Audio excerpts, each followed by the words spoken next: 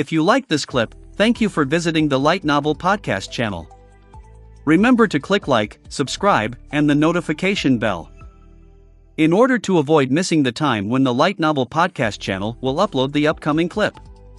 If you find this story amusing, leave a comment under the video saying so and help each other like it to get to 1,000 likes for me. Let's listen to the rest of this sentence. The ad channel has extremely few likes and followers. Chapter 351 once again. Chapter 351 once again. Once again, Sonny found himself in the endless space between dream of reality. All around him, there was nothing but a boundless black void, which was illuminated by a myriad of bright stars. Between those stars, countless strings of silver light were woven into a beautiful and inconceivably complex pattern. Once again, he felt as though he had glimpsed the inner workings of the spell. Was it just an illusion, or was he able to see more now? It was almost as if his eyes were now able to discern a hint of meaning behind the unimaginable, titanic brilliance of the ethereal weave. He had the eyes of Weaver now, after all.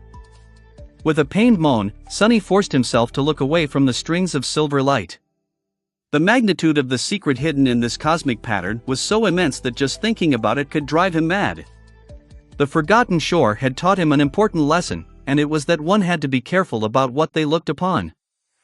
Some things were not meant to be seen by humans. Not to mention that he had other things to think about. Curse it. Curse it all. Curse all of you.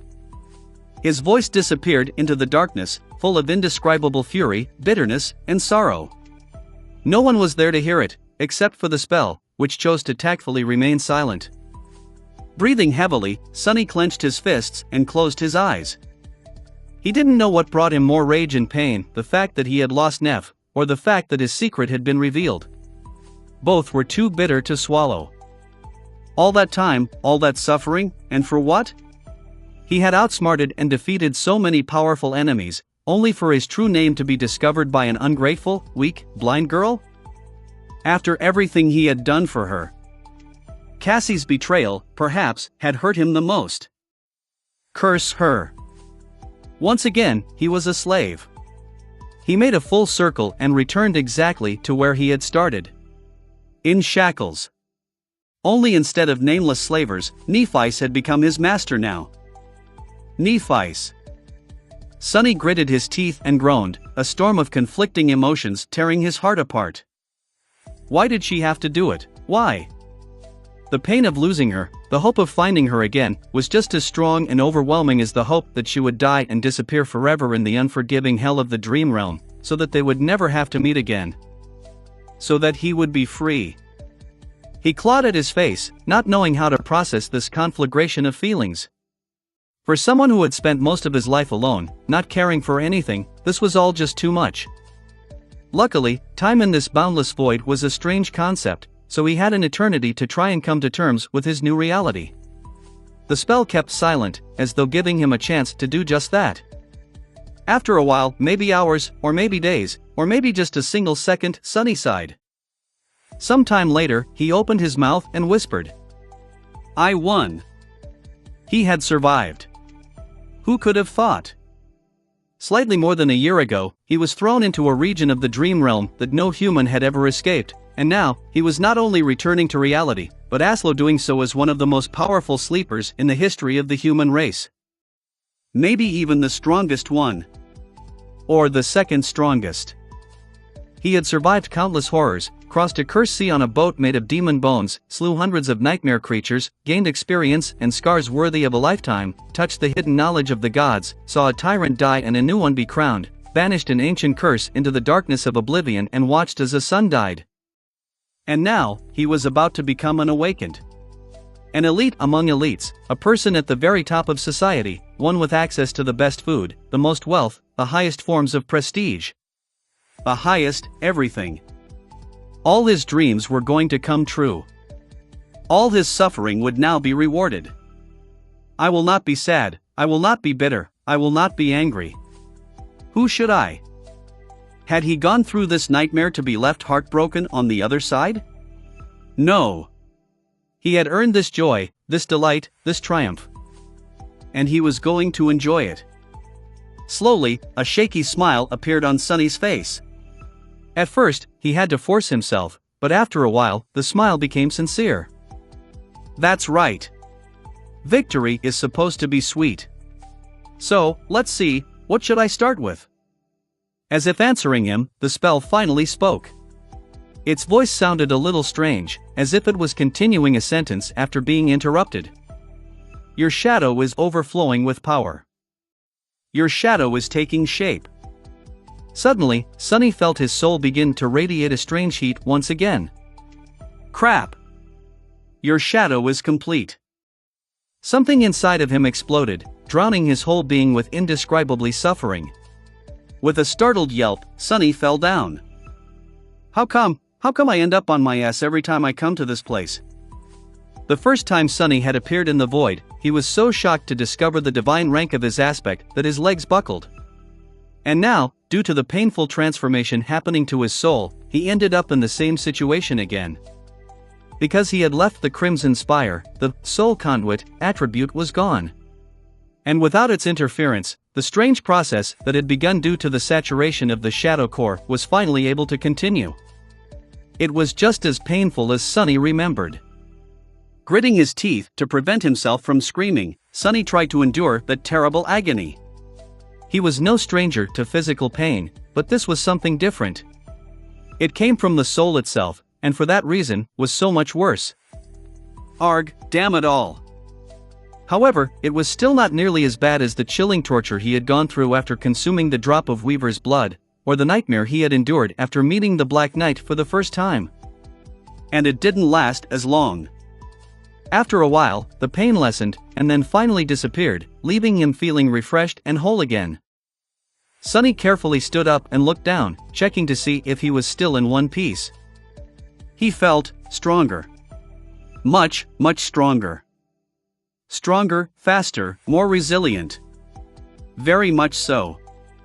He felt so powerful, in fact, that for a moment Sunny even entertained the idea that he had subconsciously commanded his shadow to wrap itself around his body, and was now enjoying the effect of its augmentation.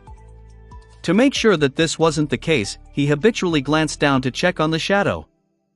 And froze. What the hell? The shadow was not wrapped around his body. It was where it was supposed to be, on the unseen surface Sunny was standing on, somehow visible despite the darkness of the black void. But it wasn't alone. Two identical shadows were currently staring back at Sunny. One seemed sulking and morose, and the other appeared to be joyful and friendly. Chapter 352 Monster Core. Chapter 352 Monster Core. Sunny stared at the two shadows, dumbfounded. After a while, he said in an uncertain tone. Am I seeing things, or are there two of you? The shadows, of course, did not answer. They had no vocal cords, after all. However, the sulking one looked at him with contempt and shook its head in derision. The friendly one, meanwhile, looked down shyly and slightly shrugged. What is going on? Frowning, Sunny lingered for some time, and then dove into the soul sea. With the soul conduit attribute gone, it was back to its usual, tenebrous appearance. The surface of the water was tranquil and still, and hundreds of motionless shadows stood silently in the darkness. Above him, shining spheres containing the memories were circling around the... Sunny raised his head, then flinched. Where the black sun of the shadow core had once loomed above the quiet sea, there was now two identical shadow cores hovered in the dark sky, shining with lightless black radiance. He blinked. There's two of them. A few minutes passed, or at least something that felt like a few minutes. There's two. I have two cores. Why do I have two cores? Humans only ever had one soul core. That was a fact. Only nightmare creatures had more. Sunny looked down at his hands, then made them into fists, feeling newly gained strength course through his muscles. Then, he scowled and looked up again. Your shadow is taking shape, your shadow is complete. So the spell was not speaking about the bad-tempered shadow that had accompanied him for so long. Initially, Sunny had assumed that the shadow and his core were going through a transformation due to the acquisition of the 1000th fragment, perhaps evolving or even awakening. But the spell actually meant to say that his second shadow, and thus a second shadow core, were complete. They had been assembled from the 1,000 shadow fragments he had collected. Making him a what? Sunny hesitated for a bit, then ordered the shadows to wrap themselves around his body. The sulking one seemingly rolled its eyes before obeying the command. The friendly one seemed extremely delighted to do as he asked. Both flowed up and covered his body. Immediately, Sunny felt his already considerable strength double. And then triple. His mouth hung open. Too powerful, this is too powerful. This was incredible. To experiment further, he commanded one of the shadows to return to the surface of the tranquil water. A moment later, he had a shadow once again, but still enjoyed the familiar augmentation, even if it grew weaker, returning to its previous strength. He then summoned the Midnight Shard and ordered the second shadow to wrap itself around its blade. Now, both his body and his sword were augmented. Then, he sent the sulking shadow to join the friendly one. His body was not enhanced anymore, but the austere Tachi felt much sharper, more lethal, more deadly. Finally, he commanded one shadow to leave the Midnight Shard and cover the puppeteer's shroud. Two memories were augmented at the same time. Holy hell! This was just too good. Sunny stood silently for a while, staring into the distance. So this was it, this was the most unique, most powerful side of his aspect. A divine aspect, after all, was not necessarily more powerful than a lesser one. But it had much more potential. With the second core and a second shadow, the gap between Sunny and the other awakened was going to increase. And if he was right about it, if he was right, this was only the beginning. Because if there was a second core, there would most likely be the third one, and then the fourth. Suddenly, it all made sense. Why Nephice never seemed to be able to saturate her soul core, no matter how many shards she absorbed, no matter how many nightmare creatures and humans she slew. Why she had been incapacitated after killing Gunlog. Why she was so much stronger, faster, and more powerful than him, even at his peak. It was because her aspect was divine, just like his. But she had discovered its secret much sooner than him. As a dull pain appeared in his heart, Sunny banished the image of Changing Star from his mind and summoned the runes. He had to make sure that his guess was right. Name, Sunless. True name, Lost from Light. Rank, Dreamer. Below that, new runes were shimmering in the darkness. Sunny's eyes widened. Class, Monster. Shadow Cores, 2-7. He stared at the glowing runes, his face calm, his heart engulfed by a dark fire. Monster. 2 out of 7. He was right, after all. His progression path was indeed different from all of humanity. It was harder, larger, but also so much more promising. The promise of it was as vast as it was frightening. He was reluctant to even try to imagine the pinnacle of what he would potentially be able to achieve. The possibilities were simply limitless. What would a human with 7 cores and the might of a titan be capable of? What obstacles would they be unable to conquer? Who would dare to stand in their way? Who would dare to call them their slave? Of course, the road to creating 5 more cores would be long and arduous. It would take him years, if not decades. If he even manages to live that long. In fact, the magnitude and scale of such an ambition were nothing short of insane. After all, the stronger he grows, the stronger enemies he would have to face to collect their shadow fragments. It seemed all but impossible. Almost. Was he really going to try? After some time, Sunny lowered his gaze and continued to read the runes. His face looked like that of a madman. There were simultaneously a deep frown and a wide smile somehow coexisting on it, making for a strange sight. But then, the wide smile disappeared, leaving only the frown behind. There was something even more important waiting for him in the glow of ethereal runes. Something even more frightening. Reaching the lowest part of the field of runes, he read. Aspect, Shadow Slave. Aspect rank, Divine. Aspect description, you are a miraculous shadow left behind by a dead god. As a divine shadow, you possess plenty of strange and wondrous powers. However, your existence is empty and lonesome. You mourn the passing of your former master and long to find a new one. Right beneath it was the description of the part of the aspect that had cursed his life, turning it into a nightmare. Innate ability, Shadow Bond. Ability description: find a worthy master and let them know your true name. Once they recite it out loud, you will be bound to their will, unable to disobey any command. It is improper for a shadow, let alone a divine one, to walk around without a master. However, the runes describing Shadow Bond were gray and lifeless, as though the ability was now inactive. Makes sense. He had a master now, after all. He wasn't free to walk around without one anymore. And speaking of it, right below, new runes were now shining in the darkness. Master, Changing Star. Sunny stared at those 3 words for a long time. Who knew that just 3 words could bear such a crushing weight? Such a vast and complicated meaning. Finally, he shook his head slightly and concentrated, making the runes shine brighter, new ones appearing out of nowhere as he watched. Name, Nephice. True name, Changing Star. Rank, Dreamer. Class, Demon, Chapter 353, Lightbringer. Chapter 353, Lightbringer. The runes shimmered in the tranquil darkness of the silent sea. Name, Nephice. True name, Changing Star. Just as Sunny had suspected, that true name hid many meanings. It didn't describe a star that was always changing, but instead a star that caused change. However, there were a lot of words for change in the runic language, each hiding a unique meaning. The one used here meant a cataclysmic change that brought ruin and disaster, sometimes bad and sometimes good, but always cruel and calamitous, wreathed in misfortune. So, in a sense, Nephice was neither a star of change nor a star of ruin, but both. The two went hand in hand, inseparable, destined to bring both salvation and damnation to those touched by her light. Just like what had happened to the doomed dreamers of the Dark City. The spell was really good at giving names, it seemed. Thinking of his own true name somberly, Sunny read further. Rank, Dreamer. Class, Demon.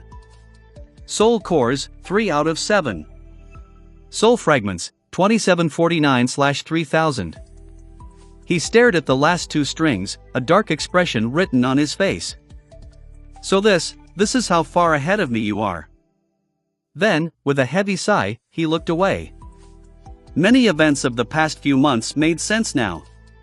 During the fight against Gunlog, Nephice had already been a dormant monster, just like he was right now, a dreamer in possession of 2 cores. It was because she had known that killing the Bright Lord would push her toward the 3rd that she asked him to prevent Castor from attacking her in that moment of weakness. And in the time since, Changing Star had almost reached the 4th. How was she so fast? Sunny had made a conscious choice to avoid saturating his core during the civil war in the Bright Castle. In hindsight, this decision had turned out to be a wrong one, or maybe not. If he had collected all 1,000 shadow fragments back then, he might have been dead already, killed by one of Tessai's guards or a nightmare creature while completely incapacitated by the formation of the 2nd shadow core. Hell, he would have been crushed to death by a piece of falling granite if not for the Ysoul conduit, suppressing the process at the best possible moment. Just as always, terrible misfortune had come together with incredible luck. But even if he had come to possess the monster core back then, he would have never managed to create a 3rd, let alone get this close to the 4th one. It was because Nephice had one big advantage over him in the matter of collecting essence. Like every awakened except for Sunny, she received a certain portion of the enemy's accumulated soul essence when killing a fellow human, while he received only a single shadow fragment, or a few, at best, if the enemy was of the higher rank than him. Which hadn't happened yet, but was inevitably going to, considering his luck. The war against Tessai and Gemma must have been a true feast for Changing Star. Especially when slaying those experienced members of the host that had long saturated their cores themselves. She was always on the front line, after all. Fighting, killing, leading her followers. Sunny grimly stared into the darkness for a while, then slowly turned back to the runes. His eyes slid lower. Memories, Dreamblade, Starlight Legion Armor, Dawn Shard, Dark Wing, Nameless Sun. There were a few utility memories, too, including Evertwine, the golden rope he knew so well. But Sunny did not pay them a lot of attention. His sight was attracted to the nameless sun. What was that memory and why hadn't he seen or heard of it before? Memory, nameless sun. Memory rank, ascended. Memory tier, 6. Memory type, weapon. Memory description: for a long time, the nameless sun suffered in solitude, longing for all the things that were lost. Only when she lost that longing, too, was the crimson terror of the forgotten shore finally born. His eyes narrowed. So, she received a memory after killing the vessel, after all. An ascended weapon of the 6th tier. Sunny wished that he could see its weave and learn what enchantments the terrible memory held. Whatever they were, however, the nameless sun was bound to be extremely powerful. But was it enough to help Nephi survive in the ruthless hellscape of the dream realm? He did not know. Frowning, Sunny continued to read the runes.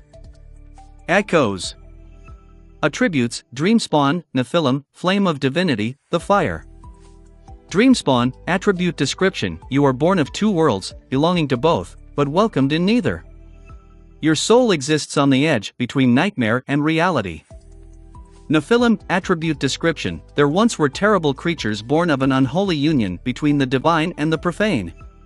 Nephilim were the most beautiful, and the most harrowing of them all. Flame of Divinity, attribute description: your soul is aflame with the light of divinity. The Fire, attribute description: you have inherited the lineage of Sun God. He hesitated for a bit, studying Neph's attributes. So that's how it is. Sunny had always wondered what was her innate attribute, the one that was at the center of all the rest, the core of her being, just like his fated trait. He often thought that it was tied to drive, battle prowess, or will. But it was not.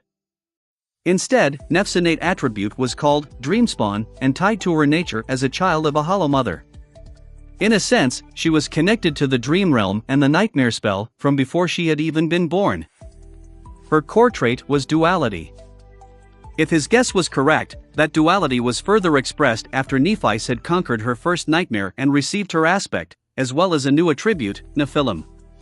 Once again, it described a half-blood creature, half-divine, half-profane. Half-deific, half unknown? Suddenly, he remembered how Changing Star had stopped and stared at the depiction of a radiant being engraved into the walls of the ancient mine below the hollow mountains. Was that creature one of the Nephilim? Or a fallen angel, from whom Nephilim were supposed to be born? After all, the similarity between that creature and her own powers was hard to deny. And then there was the last attribute, the Fire. Sunny rubbed his face. A lineage attribute, somewhat similar to his own bloodweave. Finally, the meaning behind that word became clear. Lineage memories akin to the drop of ichor were able to impart awakened with unique attributes that, unlike the usual ones, seemed to be hereditary. They could be passed down through a bloodline, and at least one of the great legacy clans, the almost destroyed Immortal Flame, possessed one. Did all great legacy clans like Song or Valor possessed one, too? Was that what allowed them to rise to the very top of humanity and claim their place as great clans in the first place? Those bastards have so many secrets. Sunny also couldn't help but notice a slight difference between Bloodweave and the Fire. While the latter was described simply as lineage, the former was described as a forbidden lineage. What exactly made Bloodweave forbidden? Was it because it didn't come from a proper deity like Sun God, but from Mysterious Weaver, who was a demon? Had no one except for gods been allowed to leave behind a lineage? The Bloodweave was also described as a partial lineage, while the Fire was not. Questions, questions. With a sigh, Sunny turned to the runes once again. Aspect, Lightbringer. Aspect rank, Divine. Aspect description: you are a creature of light that was banished and doomed to exist in the darkness. You bring radiance and warmth to wherever you go, but with it comes indescribable longing. Aspect ability, Soul Flame. Ability description: your soul burns with the purest of flames. That flame can both restore and destroy, and is both a blessing and a curse. Innate ability, Half-breed. Ability descriptions: you can directly absorb a portion of the soul essence of any nightmare creature destroyed by your flames, as well as of any human. Flaw: pristine soul. Flaw description: you must suffer to use your power. Sunny dismissed the runes and was motionless for a while, thinking. The name of the aspect, Lightbringer, could be translated in several ways. The first rune could mean both light and fire, and the second meant either to bring or to bear, depending on context. So it could have been Firebearer as well, not that it made any difference. The rest he had already known or suspected, so it didn't surprise him much. Only the strange innate ability, Halbreed, was somewhat new. Nephice had mentioned once that she was capable of doing something like that, but without sharing any details. It was also funny that the name of her flaw was Pristine Soul, while his was Clear Conscience. What a pair they were, one lost from light, the other the source of it. One a master, the other a slave. He gritted his teeth and closed his eyes for a second. What else was there to note? The soul conduit attribute was gone. It seemed that the artificial sun or the crimson spire itself had sustained too much damage and collapsed, thus removing it. He had escaped just in time. I guess there's not a lot of secrets left between us now. Sunny was sure that there was a new rune that Nephice could summon, one reading slave. Just like he now had access to all the information about her, she was going to learn everything about him. The unique nature of his cores, the shadow fragments, the true identity of the marble saint, the weaver's mask, she was going to know it all. That could potentially complicate. Before he could finish that thought, however, the spell spoke again, its voice filling the black void with melodious whispers. The second seal is broken. Awakening dormant powers. Oh, crap. I almost forgot. Sunny stared into the void with wide eyes. He was about to awaken Chapter 354 Awakening. Chapter 354 Awakening. Just like after the first nightmare, Sunny suddenly sensed something waking up within him. Back then, it felt as though this new power came from inside his soul as opposed to some external source. This time the feeling was very similar, only more intense, more defined. It was coming from his shadow cores. They were radiating an ethereal, but almost palpable heat. The energy was circulating through his entire body, changing it, making it stronger. It was somewhat similar to the strange feeling he got every time he received a shadow fragment, but so much more powerful. 1,000 times more powerful. And deeper, too. With a barely audible gasp, Sunny slowly sat down and crossed his legs, then closed his eyes, concentrating on the transformation. Every fiber of his being was soon full of the mysterious energy. The familiar euphoric feeling overwhelmed him, washing over his mind like a warm wave. However, Sunny wanted to feel more, understand more. He wanted to remember this moment in every detail. It was his triumph, after all. Beneath the physical changes that his body was undergoing to become better, stronger, more perfect, was another, subtle, but equally incredible change. It was happening to his soul. Sunny had no words to describe it, but knew that he had never experienced anything as wonderful. The transformation of his soul was not at all painful, like the creation of the second shadow core had been, and not nearly as torturous as the agony that consuming a drop of divine blood had caused him. It felt natural, right, and profound. As though he was coming one step closer to becoming complete, to what he had always been meant to be. A better being. Soon, the pulsating waves of heat retreated, replaced by a wave of soothing coldness. The dull ache in his heart that had remained there, unnoticed, ever since leaving the forgotten shore lessened a little. His mind became calm and tranquil. Sunny felt like a sword that had been tempered and fortified in a fiery crucible, a being made of cold, pure, resilient steel. He exhaled slowly and opened his eyes. His body felt stronger, faster, and more enduring, similar to how he felt when wrapped in the shadow. The change was sufficiently pronounced, and he knew that it would only grow greater if he used one or both of the shadows to actually augment him. But it wasn't the main difference. Sunny knew that the actual quality that separated Awakened from the Dreamers was not physical might, but a new innate ability. Just like dreamers gained the ability to sense and interact with soul cores, the awakened could do the same with soul essence. But knowing and feeling were two different things. Before, he could vaguely feel his shadow core. The feeling was elusive and ethereal, but unmistakable.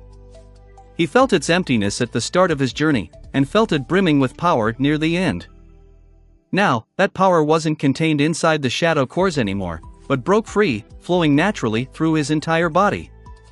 It circulated slowly, coming and going from the cores, passively saturating his bones and muscles with power. Sunny instinctually felt that, with some practice, he would be able to direct the flow of shadow essence to concentrate it in a certain area.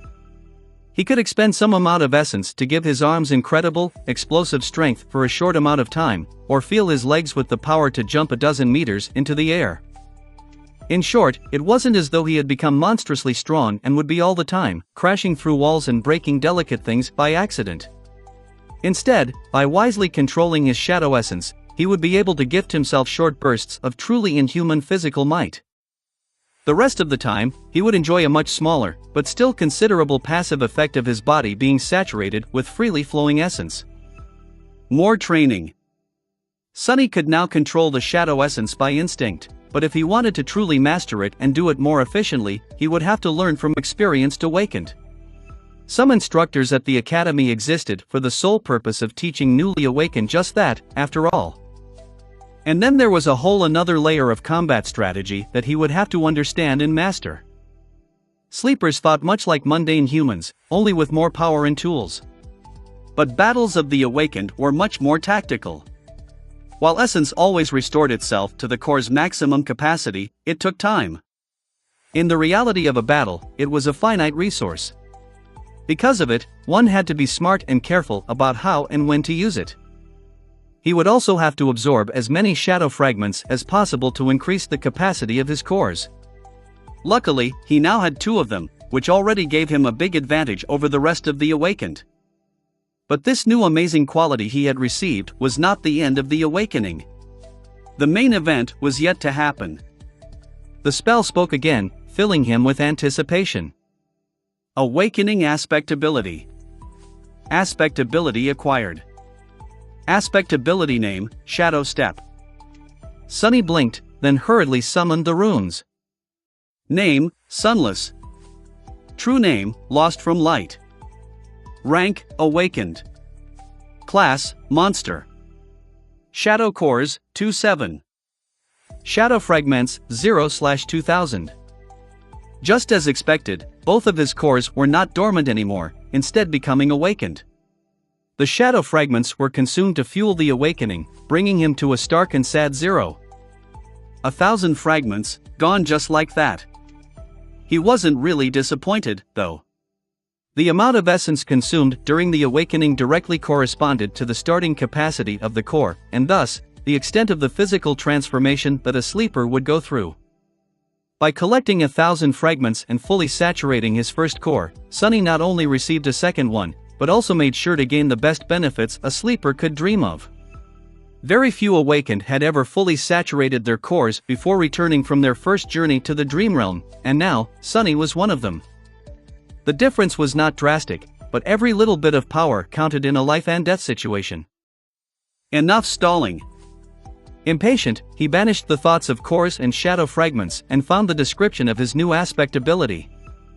Aspect ability, Shadow Step. Ability description: you can move freely between shadows, traveling from one to another in an instant. Looking at the shimmering runes, Sunny soon discovered that there was a stupid grin on his face.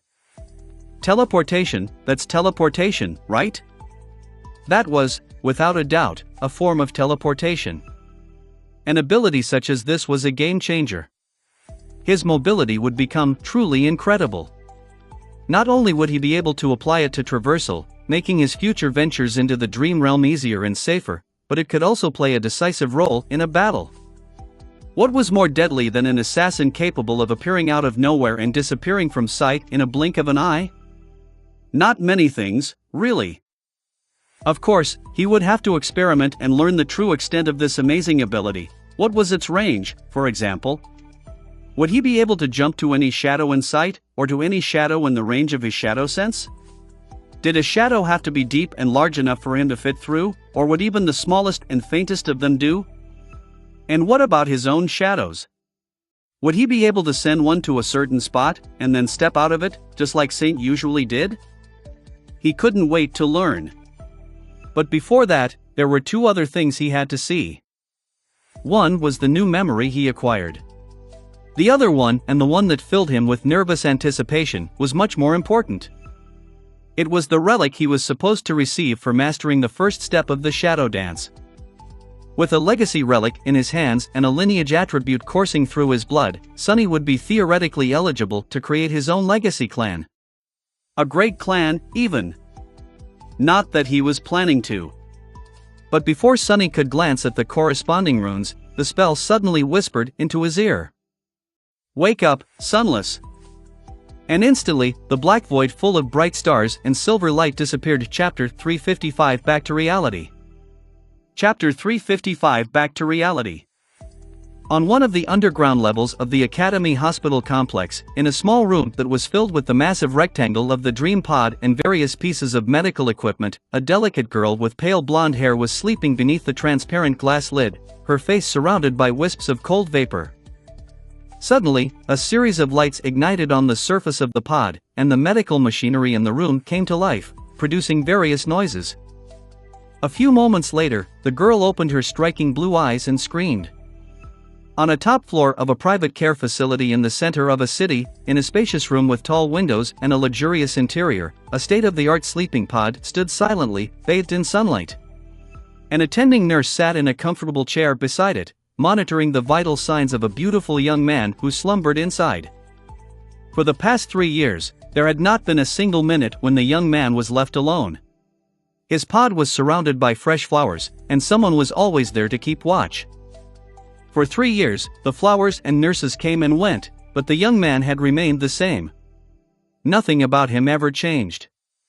Suddenly, the nurse opened her eyes wide. A second later, the sleeping pod shone with bright light. Its lid swiftly slid sideways and hid in a special housing slot. The figure inside was slowly raising in the air, as if pulled up by an invisible force. The beautiful young man was levitating. The nurse remained motionless for a few seconds, stunned. Then, she hastily ran to the panel on the wall and pressed a call button. In a small apartment in one of the less prestigious areas of the city, in a tiny room, a tall young woman was lying in an old and barely functioning pod. This one was possibly the last representative of its model, taken out of production a long time ago. Still, it seemed like the most luxurious thing in the apartment, by far. The door of the room was open, letting in the sound of a news broadcast. A pleasant and confident tone was currently saying, "Unusual number of awakenings. Dear viewers, we are currently receiving a report from our correspondents, and will be able to update you on this event shortly." The representatives of the great legacy clans, meanwhile. Suddenly, the sound of the broadcast was cut out, replaced by a heavy, hopeless silence. Soon, the sound of tentative steps could be heard, approaching the room where the pod stood. Just a second later, however, a fist slammed into the armored glass of its lid from inside, sending a net of cracks through it. Back in the academy, in a room identical to the first one, the lights suddenly blinked and then went out. It was now shrouded in absolute darkness. Something crashed down with a thunderous noise, and then, a pained human voice hissed, "Damnation!" A moment later, the lights came back, revealing the figure of a lithe young man with pale skin and dark hair standing near an overturned medical monitor. There was a disoriented, confused expression on his face. The lid of the sleeping pod was still closed. However, it was empty. And a few hundred meters away, hidden even deeper underground, there was another room. This one was slightly bigger, and much better guarded, than all the others. In it stood a simple sleeping pod. Beneath its transparent lid, a young woman with ivory skin and long silver hair slept, undisturbed by anything.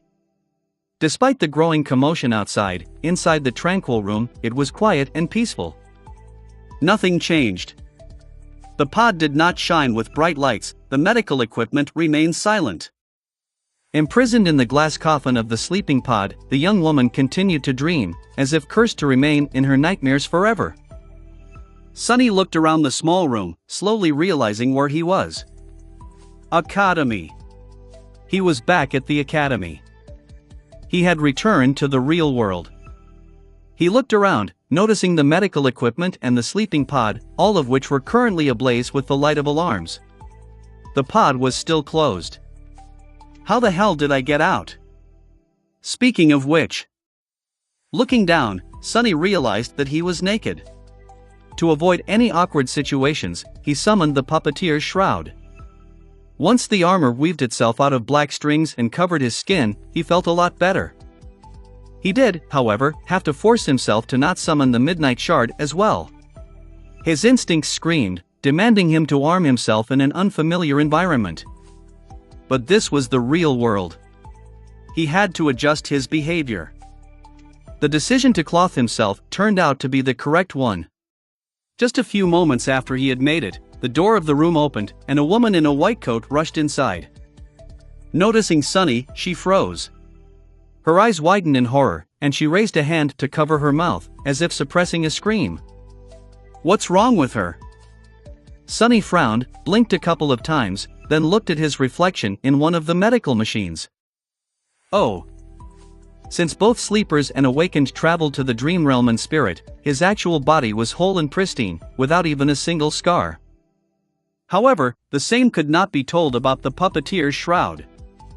The silk armor was torn and dirty, looking like rags. What's more, it was covered in so much blood that it was hard to tell that its fabric was once gray. Looking at the doctor in embarrassment, Sonny forced out a smile and said in a raspy voice of someone who had not spoken in more that year. Hi? Can I maybe get some clean clothes? The woman stared at him for a few moments, then said in a trembling voice. Slee? Awake and sunless? Sir, you are awake? Sir, did she just call me sir? Sonny grinned. I sure hope so. I've been sleeping for a year and 2 weeks, after all. The doctor finally seemed to relax and looked at him with a relieved, joyous expression in her eyes. A few moments later, she smiled slightly and said, her voice full of sincere admiration. Welcome back to the real world, sir. Chapter 356 Interview with the Shadow. Chapter 356 Interview with the Shadow. The hospital complex and the administration of the academy were in complete chaos today. Weeks following the winter solstice were always a busy time for all the people working on the periphery of the awakened society, since most of the sleepers who had ventured into the dream realm that year usually returned in a span of 1 to 2 weeks. Very rarely a month. Those who had survived, of course. The sudden awakening of so many sleepers who had been gone for years, counted as irrevocably lost, created a shockwave that spread through entire humanity. And people at the academy were at the epicenter of that storm.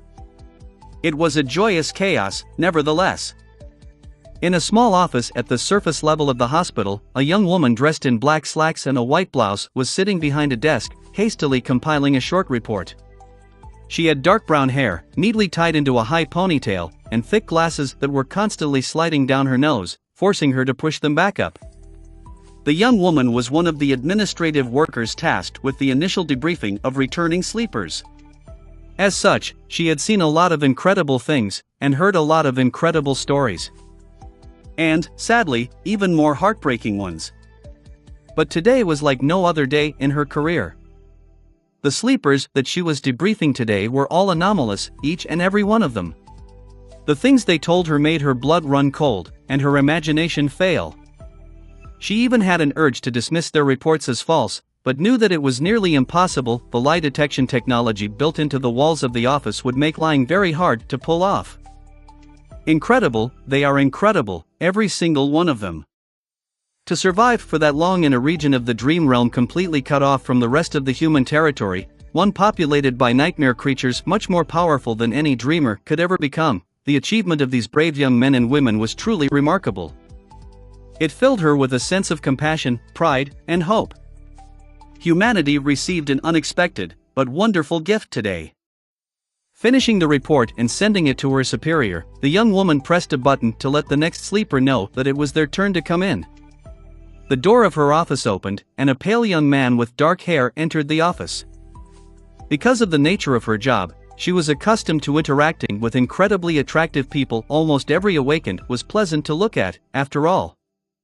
The young man in front of her was far from being the most outstanding in terms of appearance among them, and yet, for some reason, she was unable to look away for a couple of moments, a natural smile somehow finding its way onto her face. There was something elusive about the young man that attracted attention, almost demanded it. He was of small height, with a delicate, slender build and perfect white skin. His dark eyes had a humorous, slightly mischievous spark in them. The young man wasn't exactly handsome, but due to his small stature, pale complexion, and dark hair, he looked like a beautiful porcelain doll. And there was a subtle strangeness about him. The young woman couldn't quite put it into words, but it seemed as though his every move, every word was ever so slightly not exactly how they should have been. Not really wrong, but also not completely right. This quality was equally as disturbing as it was magnetic. It was the reason why she couldn't stop paying him a bit more attention than to all the other sleepers she had interviewed today. The young man smiled and sat down opposite her. In response, her own smile widened a little. "Good day. My name is Teddy, and I will be your interviewer today." Awakened, Of course, she already knew his name. His file was opened on the screen in front of her, containing all the information the Academy had on the pleasant young man. But it was important to create a friendly environment to allow the sleepers to relax. After their experiences in the dream realm, most were tense and on edge. Second to last place in the ranking, poor kid, I can't even imagine what horrors he had to survive. The young man answered in a pleasant tone. "Sunless. But people usually call me Sunny.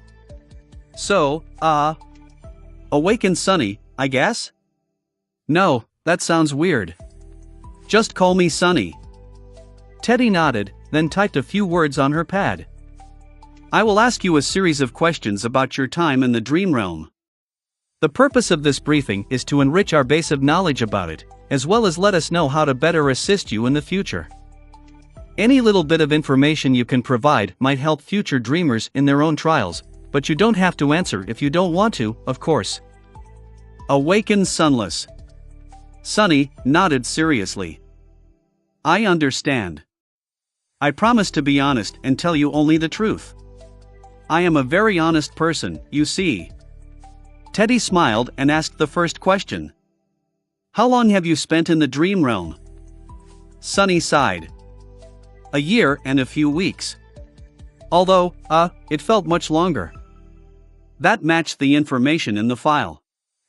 "This is so terrible. A whole year out there."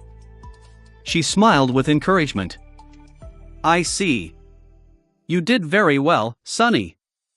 Very few dreamers had managed to survive for that long, especially in a region such as the Forgotten Shore, right? He shivered slightly before answering. "Yeah. That's what we called it."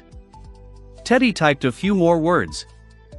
"From the interviews with the other dreamers, we have confirmed that the region of the dream realm you were sent to is populated with nightmare creatures of the awakened rank and above. Can you confirm that information?" The young man grew a little paler and nodded again. "Yeah. Awakened, fallen. Corrupted, too, although those only appeared at night." Teddy added a couple of lines to her report and asked, "Have you participated in the battles against such nightmare creatures? If so, how many have you killed?" Sunny was silent for a second, then raised his hand and began counting on his fingers with a thoughtful expression. 3 or 4. She began to type and thought. 4 awakened creatures. That poor kid looked so weak, and yet he managed to defeat 4 abominations much more powerful than him, despite being in second to last place of the ranking. Good job, Sunny. You are truly admirable. But Sunny didn't finish speaking. Hundreds. Teddy froze, staring at the monitor. Excuse me? The young man thoughtfully scratched his chin and said, "Yeah, I think that's right. Around 400. After a long and awkward silence, he asked, "I am sorry, Teddy, is everything all right?" She nodded slowly, then forced out a smile. "Everything is fine, Sonny. I am sorry. We'll have to pause the interview now." He looked at her with sincere surprise and blinked a couple of times. "Really? Why?" She cleared her throat, then answered in a small voice. "I'm afraid that I am not qualified to conduct this interview. My superior will be with you shortly, son." Awakened sunless. "Please wait for a few minutes." Sonny sighed. "Oh, well. All right. It's been nice to meet you." With that, he gave her a bright smile. Chapter 357 Risk and Reward. Chapter 357 Risk and Reward. Sonny left the office of the government agents in a strange mood. The conversation went exactly as he had planned.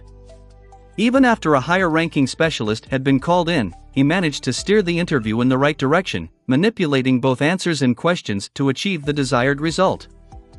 In the end, he wanted everyone to know that he was someone exceptional, but not so exceptional as to overshadow the best of the best. Someone who was in the very highest tier of young awakened, but also at the very bottom of that tier.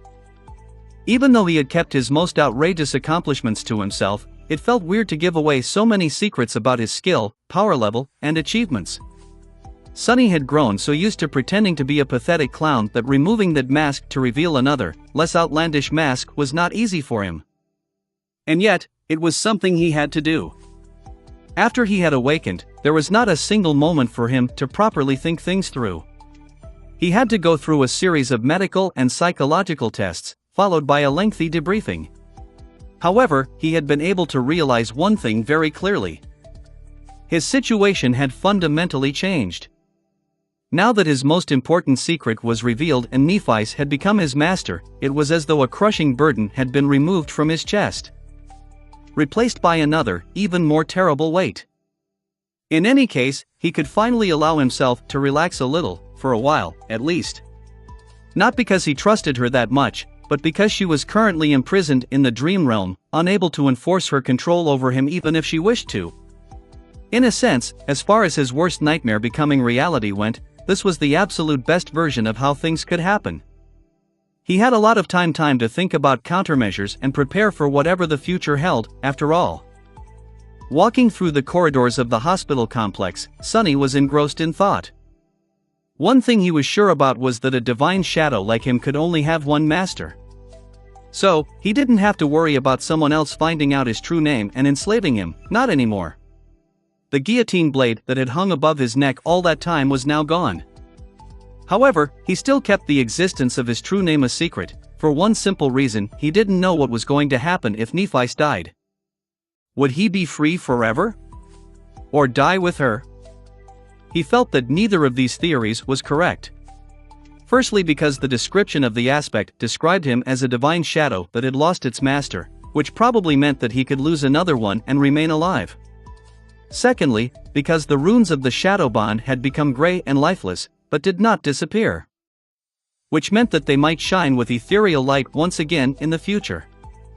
So, the most probable explanation was that he would be safe as long as Nephi remained alive, and if she was killed, anyone would be able to use the true name against him once again. A deep scowl appeared on his face. How long could anyone survive in the decimated remains of the forgotten shore? The dark sea was gone, but so was the sun. Most of the nightmare creatures were dead, but the strongest ones survived. It seemed that Changing Star had escaped the collapsing Crimson Spire, at least. What was she going to do now? Try to cross the Hollow Mountains to reach the human citadels, or try her luck in the unexplored regions to the north, west, or east? What were the chances of her making it back to the real world alive? If it was anyone else, Sonny would say that the probability was 0. But it was Nephi, after all. For some reason, he was sure that she would survive, somehow. So, yes. Even though many things remained unclear, his situation had fundamentally changed. He was an awakened now, which meant that there were countless possibilities in front of him. To get access to the best opportunities and the most advantageous treatment, he needed one thing: status. At this point, continuing to pretend to be a weakling would only be a hindrance. Sonny wanted to reap as many rewards as he could without putting himself at risk. That's why he shifted his usual pattern of behavior and gave the government agents enough information to paint himself as an exceptionally talented awakened. Not that he had a lot of choices. Sooner or later, people were going to learn at least some things about his time on the Forgotten Shore and see that a weakling simply would not have survived all that. Luckily, there was no shortage of exceptionally talented individuals who had awakened today. On any other day, Sonny's description of his prowess would have made a huge splash. But currently, he was just one of 100. Speaking of that 100. Turning a corner, Sonny suddenly found himself in the middle of a small crowd of people. Dozens and dozens of young men and women were standing in the middle of a small hall, most dressed in the simple training clothes provided by the hospital, just like he himself was. On their faces, there was an indescribable kaleidoscope of emotions: joy, sorrow, worry, anticipation. Most were looking at a small screen displaying a long list of names. These were the survivors of the Dreamer Army. Not everyone was here, of course.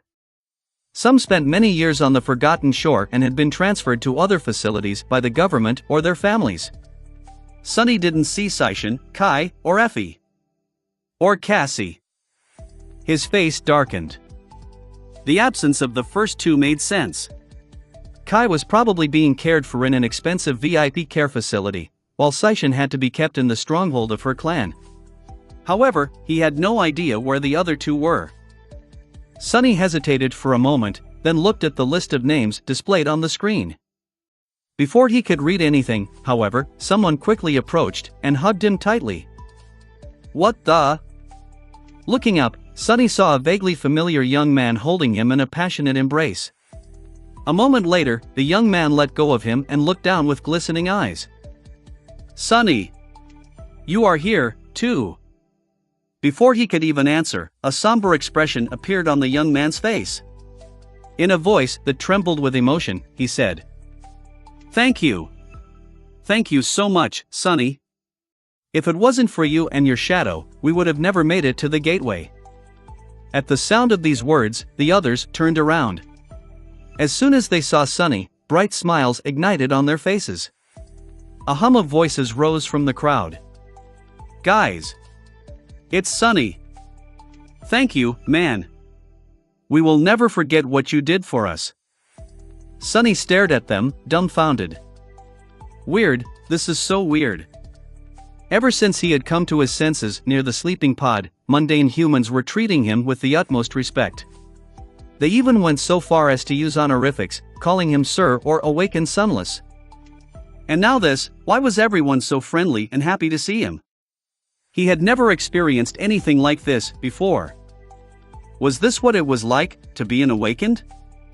After dozens of young people came closer to shake his hand or happily pat him on the shoulder, he awkwardly smiled.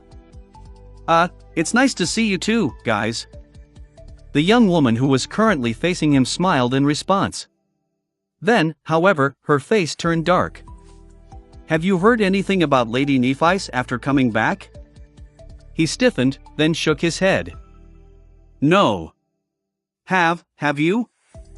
She turned back to the screen, tears appearing in her eyes. Nothing. None of us did. Out of everyone who made it to the spire, only 2 are unaccounted for. We think she is still inside. Sonny remained silent for a while, then asked. Who is the second? The young woman sighed. Sir Castor. No one had seen him near the gateway. He must have gone to help her hold back the terror, and her voice trembled.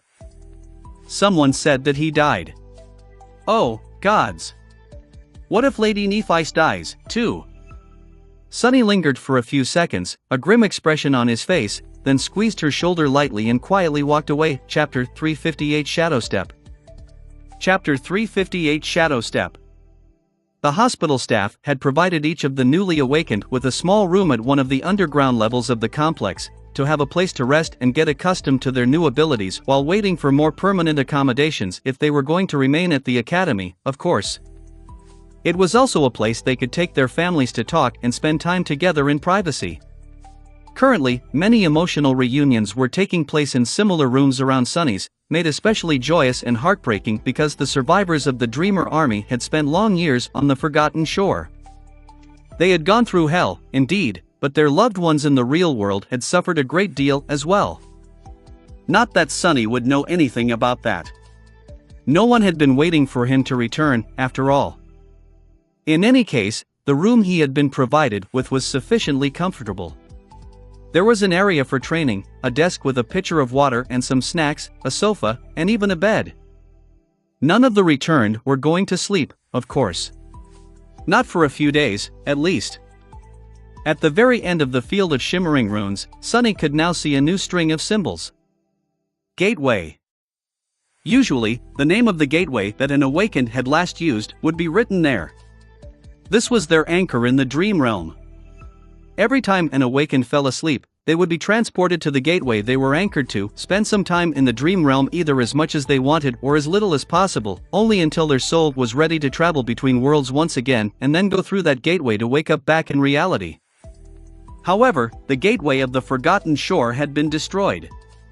For that reason, every single survivor of the Dreamer Army now had no anchor in the dream realm.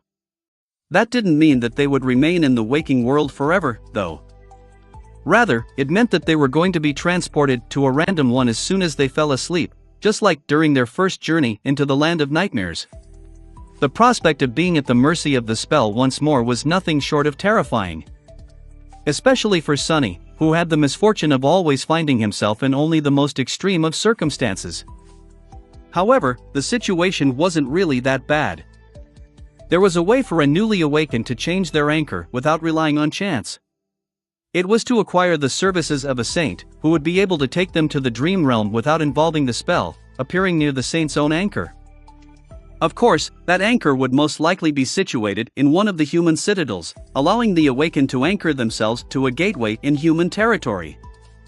There were just a few dozen saints alive across all of humanity, so for an average awakened, their help was not easy to get.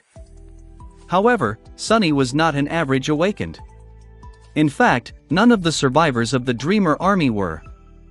Every year, the most promising of the newly awakened were recruited by powerful citadels and provided the means to anchor themselves to their gateways. Everyone profited from this arrangement. The talented awakened received a chance to change their anchor if they wished to do so, while citadels received new powerful defenders or useful craftsmen to enhance their living conditions and infrastructure. With how extraordinary the 100 survivors of the Forgotten Shore were, and how unusual their circumstances turned out to be, there was going to be a small recruitment war happening in the next few days. Prosperous citadels were going to fight for the right to add these outstanding young people to their populations, promising better and bigger rewards, as if during an auction. The government would inevitably get involved, too, helping those who for some reason failed to find a citadel to call home. The survivors of the Dreamer Army just had to remain awake long enough to make a choice and settle the details of their future anchors. Since their physique was far superior to that of mundane humans, they didn't have to sleep every day, so 2 or 3 were not going to be a problem. Sunny had a lot to do in these few days. The first thing he had turned his attention to after retreating to his personal room was test the limits of Shadow Step. The result of these tests left him pleasantly surprised. Just like he had suspected, the ability to travel between shadows was akin to a weird form of teleportation. He could enter a shadow that was large enough to encompass his body and instantly appear from another. The distance of that jump, however, was not too large. Currently, it was even smaller than the range of his shadow sense, around a dozen meters or so. However, he knew that it would increase as he absorbed more shadow fragments, just like the range of shadow control had increased back on the Forgotten Shore. There was an exclusion from that rule, too. He was able to travel between his own shadows no matter how far apart they were. By now, he could control his shadows from as much as a couple of kilometers away. That meant that, if both were sent into opposite directions and reached the limit of the shadow control range, he could potentially instantly cover about 4 kilometers of distance in less than a second. And that was just one side of Shadow Step. The other was, arguably, even more miraculous and unexpected. Before, Sonny could move through shadows as though he was one of them, becoming practically undetectable. But now, he could literally become a part of the shadows, diving into them and becoming incorporeal. Not only did it make him completely undetectable by means of sight, hearing, and smell, but it also allowed him to move with incredible speed through any uninterrupted shadow, no matter how long and vast it was. In that state, he was invulnerable to physical attacks, but also unable to perform physical attacks of his own. It also felt very strange.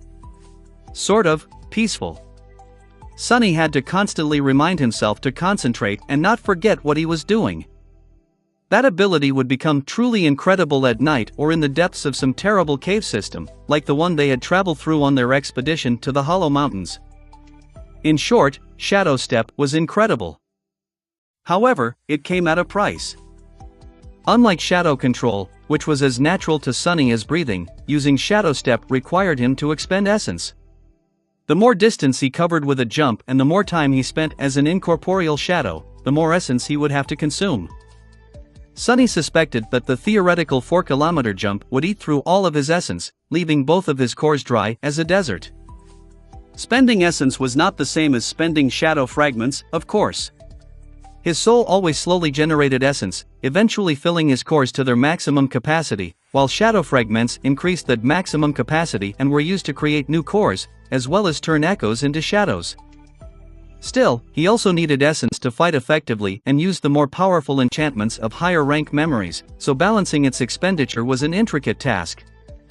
Truly, becoming an awakened had opened a whole new layer of both incredible opportunities and insidious problems. It was a lot to take in. But he was going to get there, eventually. Sitting on the floor of his temporary quarters, Sonny sighed and summoned the runes. Finally, it was time to reap his reward. He had worked so much, and done so much, to get here. First, repeating the same sword strike thousands of times, day after day, until his hands bled and his muscles screamed from the pain. Learning the basic katas and movements of Nef's flowing battle style, then gaining enough insight into it to make it his own. Almost dying to receive the gift of clarity, then fighting against the Shadow Saint and slowly incorporating her grounded technique into his. Studying the movements of his shadow to catch the slight difference in how it held itself, then spending countless hours trying to decipher the hidden meaning behind it, until his mind was ready to boil. Solving that mystery and traveling into the past to observe the birth of the nameless temple slave, and the beautiful dance of his mother. And then, torturous practice and arduous process of turning his vision of the elusive and wonderful battle art into reality. Only to finally succeed in the middle of the furious, bloody battle against Nephites. Of all his achievements, this was perhaps the one he was proud of the most. Because Shadow Dance was entirely his. It was something he created out of almost nothing, something that bore and expressed his individuality. Sonny had never received any type of inheritance, so this legacy, which was created by himself and for himself, held a special place in his heart. Looking at the shimmering runes, he read: Aspect Legacy, Shadow Dance. Shadow Dance Mastery Level, 1 out of 7. First Relic, Claim. Second Relic, Unearned. Third Relic, Unearned. Holding his breath, he concentrated on the runes describing the first relic and whispered, Claim. As Sonny watched, the runes glowed brightly for a few seconds, and then changed. First Relic, Claimed. And a moment later, the spell spoke softly into his ear. You have received an Aspect Legacy Relic. You have received a Shadow, Soul Serpent. Chapter 359 Soul Serpent. Chapter 359 Soul Serpent. Sonny stared at the runes for a while, then slightly tilted his head. A shadow. What an unexpected boon. Usually, a legacy relic came in the form of a memory, or very rarely an echo. Perhaps there were some other types of relics out there, but he had never heard of them. That didn't mean much, though. By now, Sonny was reasonably certain that there were a lot of things that he, as well as the rest of mundane humans, had never heard about. Awakened kept a lot of secrets. Nevertheless, receiving a shadow pleasantly surprised him. Looking up, he saw new runes appearing out of thin air. Shadows, Marble Saint, Soul Serpent. Sunny hesitated for a few moments, then furtively looked around. The small room was empty and quiet. Feeling a little bit stupid, Sunny shook his head and summoned his new shadow to take a good look at it. A slight breeze moved his hair, and in the next second, nothing happened. Ha! Sunny frowned and looked around the room, then scratched the back of his head. What the hell? Where is the damn snake? He had hoped to see a giant serpent made out of shadows appear in front of him, with black scales as thick as plate armor and a mouth wide enough to swallow his enemies whole. Or an average-sized snake, at least. But there was nothing. He even checked to see if a new shadow joined his two invaluable helpers, but no. Both rested on the floor, one seemingly content, the other bored and in a perpetually bad mood. Weird. He raised a hand to rub his eyes, but froze at the last moment. What is that? There was something dark on the skin of his wrist, peeking out slightly from beneath the sleeve. Following intuition, Sunny hastily stood up and took off the top of the training suit provided to him by the staff of the hospital complex. Left naked to the waist, he then looked at himself through the eyes of the shadow. Ha! Out there on his pale skin, an intricate image of a black serpent was tattooed, so detailed that it almost seemed alive. The serpent coiled around his arms and his torso, its tail resting just above his right hand, its head just above his left. What? I have a tattoo now? In the darkness of the small room, the serpent almost seemed to move under his skin, two curved fangs threatening to break its surface. It was striking, beautiful, and disturbing. Of course, Sunny recognized the serpent immediately. Both the nameless temple slave and his mother had a very similar image marking their skin, after all. It was the shadow god's mark. But why did his new shadow turn into a tattoo? Confused, Sunny listened to his body and soul, trying to feel if something had changed about them. And soon, he did notice a small difference. The flow of the shadow essence through his body had changed.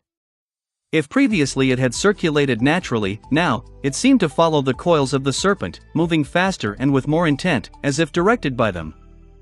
Soul Serpent, does that thing enhance my shadow essence control? To experiment, Sunny poured essence into his limbs and then performed several movements of shadow dance. After that, he jumped from one shadow to another a few times, expending even more essence.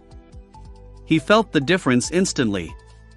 Not only was he able to control the essence better, but it also seemed to be consumed at a slightly slower pace, and restore at a faster one.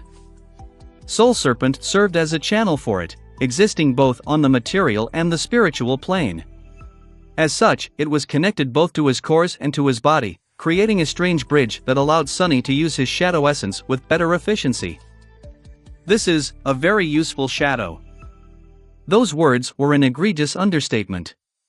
Sunny had already understood how important and vital managing essence was for the awakened. Any tool that could enhance that aspect of their power was truly precious. And he got such a marvelous one, practically for free. He was also sure that the serpent would only get more powerful in the future, provided he kept it well fed, of course. But how was he supposed to feed memories to a tattoo? Perplexed, Sunny thought for a bit, then finally concentrated on the runes once again. Shadow, Soul Serpent. Shadow rank, Dormant. Shadow class, Monster. Shadow attributes, Shadow guide, Soul weapon. Shadow description, when the end came, Shadow was the last of the gods to be destroyed. Many have resented him for creating death, but in the end, death embraced all. Noting the interesting detail of a connection between Shadow God and death, Sunny lowered his gaze. However, the last string, the one he had been accustomed to paying the most attention to when it came to Saint, was missing. There was no indication of how many shadow fragments it would take to make the serpent evolve.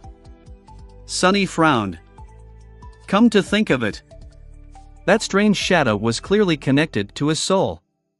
Perhaps it wasn't a coincidence that it was a monster. Sunny was a monster himself, after all. So, maybe, the serpent would not evolve its class like Saint had, by consuming the soul core of a suitable nightmare creature. Most likely, it would grow alongside Sunny himself. But why was it of the dormant rank, while Sunny had already become an awakened? Maybe its rank was not tied to Sunny's soul, but to his comprehension of the shadow dance? Currently, he had mastered only the first of the 7 steps of the battle art, and the serpent belonged to the first of the 7 ranks. Would it evolve to a higher rank if he mastered more steps? Full of thoughts, Sunny sighed and turned his attention to the shadow's attributes.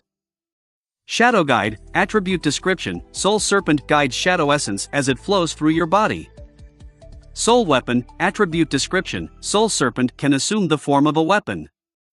The form of a wait, what?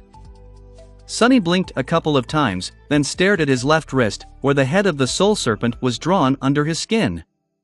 Its scales were so intricate that it almost seemed as if the creature was moving.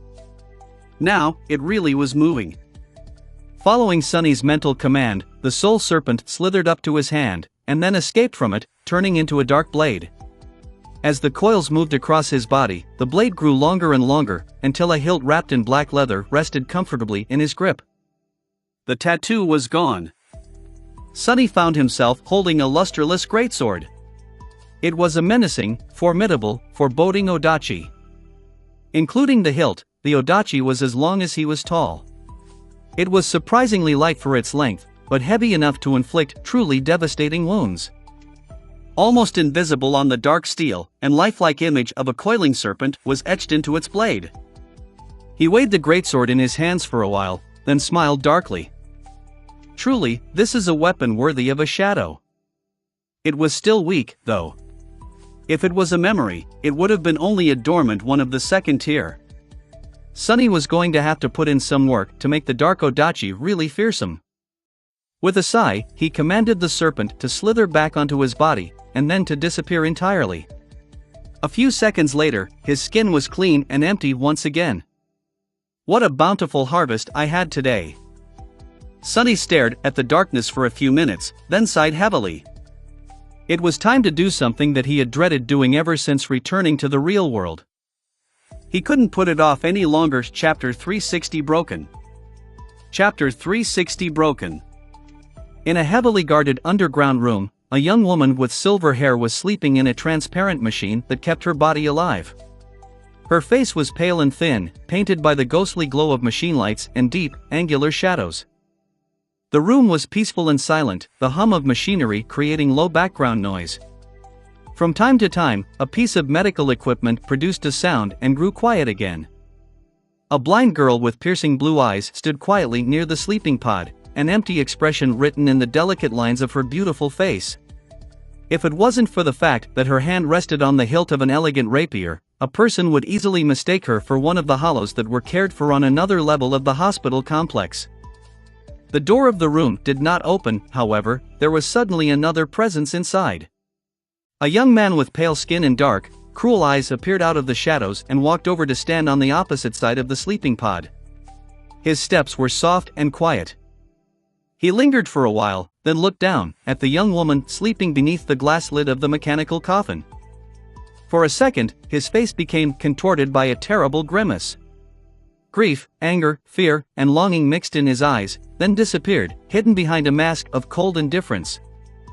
Sunny stared at Nephice for a long time, trying to get his emotions under control. He knew that seeing her like this, weak and helpless, would affect him. But he didn't know just how much it was going to hurt him. He also had not anticipated how dark the thoughts entering his mind would be. I can kill her right now. One strike of the moonlight shard, and I'll be free again.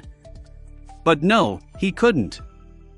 Firstly, because there was no guarantee that Nephice would die if her body was destroyed. Just like there were hollows, people whose souls had been destroyed while leaving an empty body behind, there were lost people whose bodies in the real world had died, leaving their souls wandering the dream realm.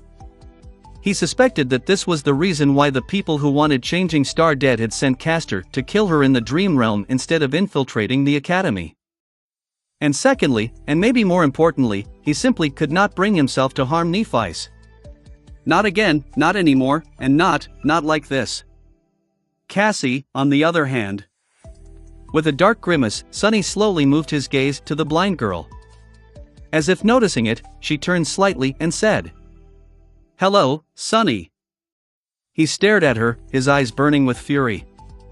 What, you can see now? Cassie lingered for a moment, then shook her head. No. But, something like that. A wild grin appeared on his face. Congratulations. Really, good for you. You won't be useless anymore, at least. He knew that his words were going to hurt her, and was glad to say them for that reason. The blind girl didn't react, and just continued staring into the emptiness, her eyes cold and distant. But he wasn't fooled.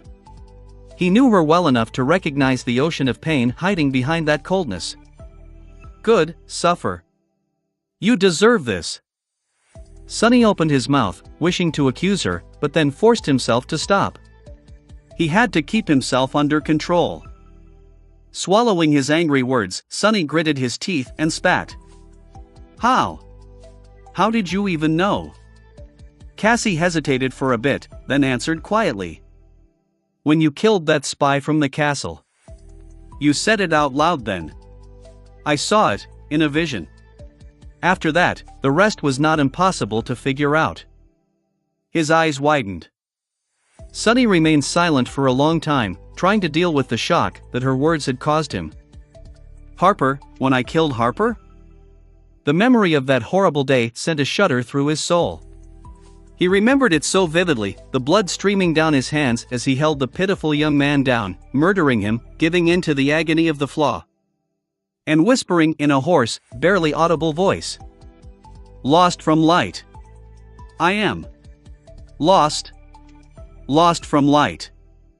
Standing in the underground room of the hospital complex, Sonny wanted to both laugh and cry. So this is it, this was what did me in, one mistake, I only made one mistake, and it was all it took to undo me. It was almost as if Harper had managed to avenge himself from beyond the grave. Well, he had never gotten a grave, really. Sonny just dumped his body in the ruins, for the nightmare creatures to feast on. A lot of good it did him, in the end. Piercing the blind girl with a burning look, he said through gritted teeth. So that was why you were waiting for me back then, why you gave me the eternal spring?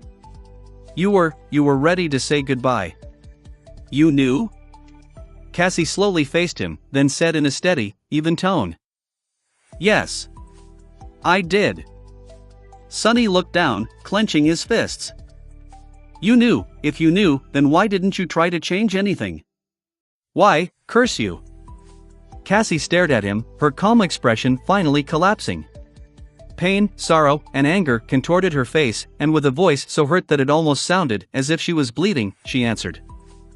Didn't try? Of course, I tried. I tried everything I could to make the future I saw change. But no matter how much I tried, it never did. It always remained the same. Even worse, my attempts only made it appear even more inevitable. Turning away, she gritted her teeth and remained silent for a while, her hands trembling. I was the first one to understand what my vision of the Crimson Spire meant. Shadows devouring a dying angel. I understood it on that very day. Cassie closed her eyes for a moment, then spoke again, her voice quiet. Don't you remember? I even asked you to promise to always protect her. And what did you say? Sonny stared at her, remembering. Yes, at the very start, there had been a conversation like that. No. I said no. A fragile smile appeared on Cassie's face. Yes. You said no. And on that day, I knew that I had to make a choice. And I made it. I chose Neff. She shivered and hugged herself, as if dying of cold. I had to betray one of my best friends to save the other. And I did. I chose to sacrifice you to save Neff. Of course, I fooled myself for a while, telling myself that nothing bad would happen. That if I helped Neff, maybe both of you would survive. But deep down, I knew that it was just one of the possible outcomes, so what was the difference? I betrayed you. And you know what? A small, bitter laugh escaped from her lips. It was for nothing. I betrayed my best friend, and nothing still changed. I sacrificed you, but couldn't save anyone. Despite it all, I couldn't change fate. Sunny stared at her for a while, then snarled. That's it? That's your speech? That's what you have to say for yourself? What do you want me to do, pity you? A furious gleam appeared in his eyes. After everything I have done for you, after I saved your life countless times, took care of you as if you were my sister, this is how you chose to repay me? By giving my biggest secret to Neff, so that she could use it against me when the time came? Cassie remained silent, not saying anything. Do you even know what you've done? Do you even know what you've taken from me? She hesitated for a bit, then answered quietly. I didn't know why, or how my vision would come true. I only knew that it would happen in the spire. So I gave your secret to Nephice, hoping that she would survive thanks to it. Sunny laughed, then grew quiet. An oppressive silence settled between them, and remained unbroken for several minutes. After a while, he finally said, I can understand. Rationally, I do. You were forced to make a terrible decision, with both choices being a betrayal. And you chose to help Neff, who was with you first. Who saved you when I would have just left you to die. But then, a cold gleam appeared in his eyes. But that doesn't mean that I can forgive it. You go to hell, Cassie. Go to hell and die there, for all I care. I hope that I will never see you again. With that, Sunny turned around to leave, but then stopped. He couldn't help but be cruel to her one last time. Oh, and that secret? It was the reason why she got stuck there all alone. So, in a sense, you have doomed both of your friends. As he spoke those words, Cassie flinched. A satisfied, vindictive smile appeared on Sunny's face. But why did it hurt him so much to say those words? So, congratulations. You've made it back, Cassie. Go back home, spend time with your family. Didn't you tell me that your mother makes the best eggs? Eat your fill. Try to enjoy them, knowing what you did. As the blind girl paled and turned away with a broken expression on his face, he smiled bitterly and dissolved into the shadows. Bonds of friendship were such a fragile thing. They were so hard to create, but so easy to break. All it took was a moment. Chapter 361 The Goal. Chapter 361 The Goal. Sitting with his back against the door of his room, Sunny stared ahead, his heart empty. He had lived most of his life alone. 1 year ago, he had entered the dream realm alone. And now, he was alone once again. But not having something was very different from losing it. Now that he knew how precious true friendship and affection were, existing without them felt like torture. It felt like there was a bleeding wound on his soul, left there after he had so cruelly severed the tether connecting him to Cassie. One of the very few people he cared for in this world. Hurting her felt good and justified, but instead of relief, it only brought him more pain. Nevertheless, he did not regret what he had done. Sometimes one had to endure suffering. Sometimes, pain was necessary. Now, Sunny was completely alone. So was Cassie.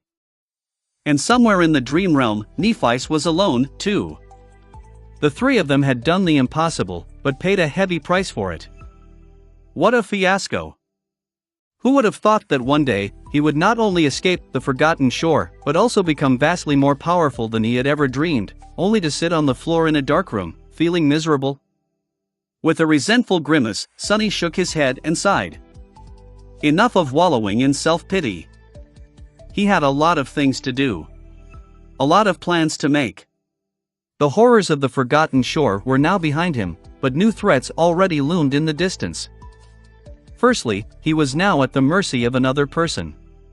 Despite the fact that his master was lost in another world with very low chances of ever making it back, Sunny felt that they were fated to meet again. He didn't know how to feel about that. Or rather, he both desperately longed for Nephice to return and wished that she died. His emotions for her were intense, overwhelming, and an absolute mess. Despite all that, Sunny didn't think that she would die. Somehow, he was sure that Nephice would not perish in the dream realm and eventually make it back. Maybe in a few months, maybe in a few years, but she would achieve the impossible once again and return to the real world. The question was, how? Would she travel to the human territory through the Hollow Mountains, or head in another direction? They didn't know much about what surrounded the Forgotten Shore from the east, west, and north. He doubted that those places were better than the horrifying, misty mountains, though. That doubt was based on one simple fact: there was no information about them, which meant that no human had ever returned from those regions of the dream realm to tell the tale. Although deadly, Hollow Mountains were at least known to mankind. Chances were, Changing Star would choose to try her luck there instead of venturing into the unknown. Nothing was more dangerous than that you knew nothing about, after all. Unknown. Sunny frowned. That was another problem he had to face, or rather, an opportunity he would potentially be able to exploit. Due to his fated attribute, Sunny had stumbled onto the legacy of a creature named Weaver and got a glimpse into the secrets of the gods. What he saw there left him both terrified and breathless. There was a boundless mystery hiding in the ruined land of dreams and nightmares, a tapestry that connected the dead gods, the unknown, the demons, and the nightmare spell together. The former rulers of the dream realm were gone, but the spell remained, and humanity, including Sunny himself, had now become an unwilling part of that tapestry through it. Sunny's most ardent desire was to control his own fate, and he couldn't achieve it without knowledge. Now that he knew what to look for, he had to deepen his understanding of the fate of the gods and the origins of the spell. Who knew, maybe that was where the keys to his freedom were hidden. And then, there were the sovereigns. His face grew dark. Honestly, why is everything so complicated? Why couldn't he just open a memory store, become wealthy and fat, and live peacefully ever after? That was his plan all along. However, the recent revelations made Sunny doubt the validity of such plans. Judging from what Castor had said, there were some figures hiding in the shadows, ruling over the human world. And not only were they there, but Sunny was also, apparently, unwillingly doing their bidding. He still remembered the warning Nephi's had given him once. She told them that there were words that could get him killed simply if he learned of their existence. Well, now he knew a lot of those words. Sovereigns, domains, lineage memories. Was he going to pretend to know nothing and hope that those powerful beings would not turn their gaze to him one day, or was he going to do something to prepare for the day they do? Did he even have a choice, knowing what he did, with his fate hopelessly entangled with that of Changing Star, who was embroiled in these clandestine machinations just by virtue of her birth? So bothersome. What was he supposed to do? What was the plan of action? Sunny sighed. Well, it was simple, really. Learn as much as he can about the sovereigns, but in a way that would never lead back to him. Explore the past of the dream realm to gain insight into the demons, the gods, and the unknown. But first and foremost, grow stronger. Much, much stronger. When Nephi's returned, he had to be ready for the worst.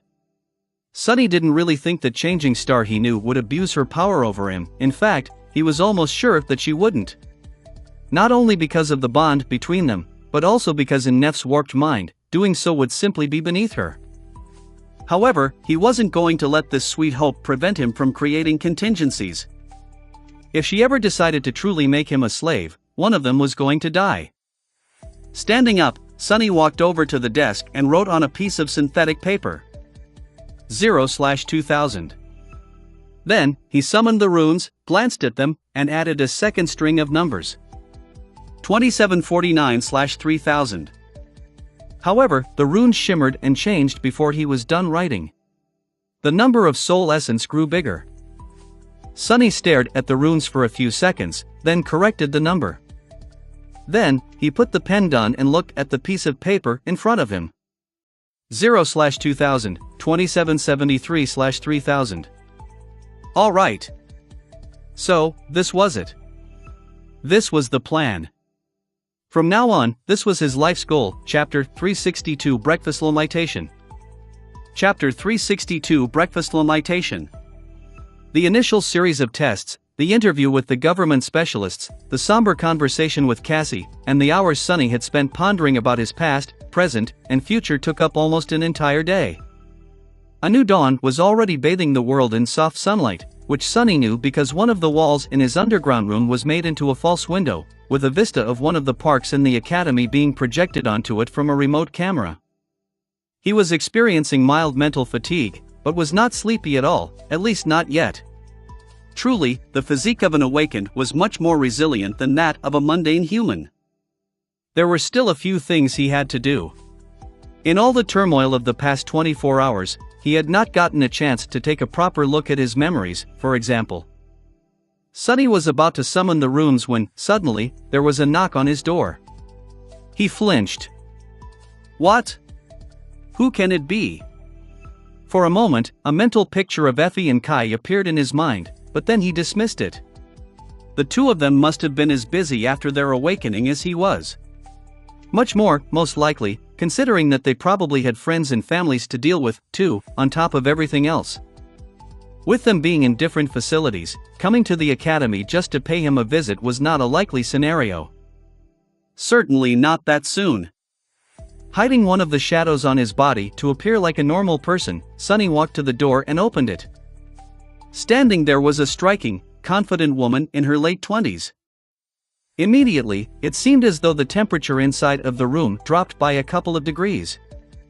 She had short, raven black hair and icy blue eyes. Her flawless skin was smooth, supple, and as white as snow. The woman was dressed in a dark blue uniform with silver epaulets and black leather boots. The jacket of the uniform was casually unbuttoned, revealing a tank top that was currently drawn taut against her full. Crap!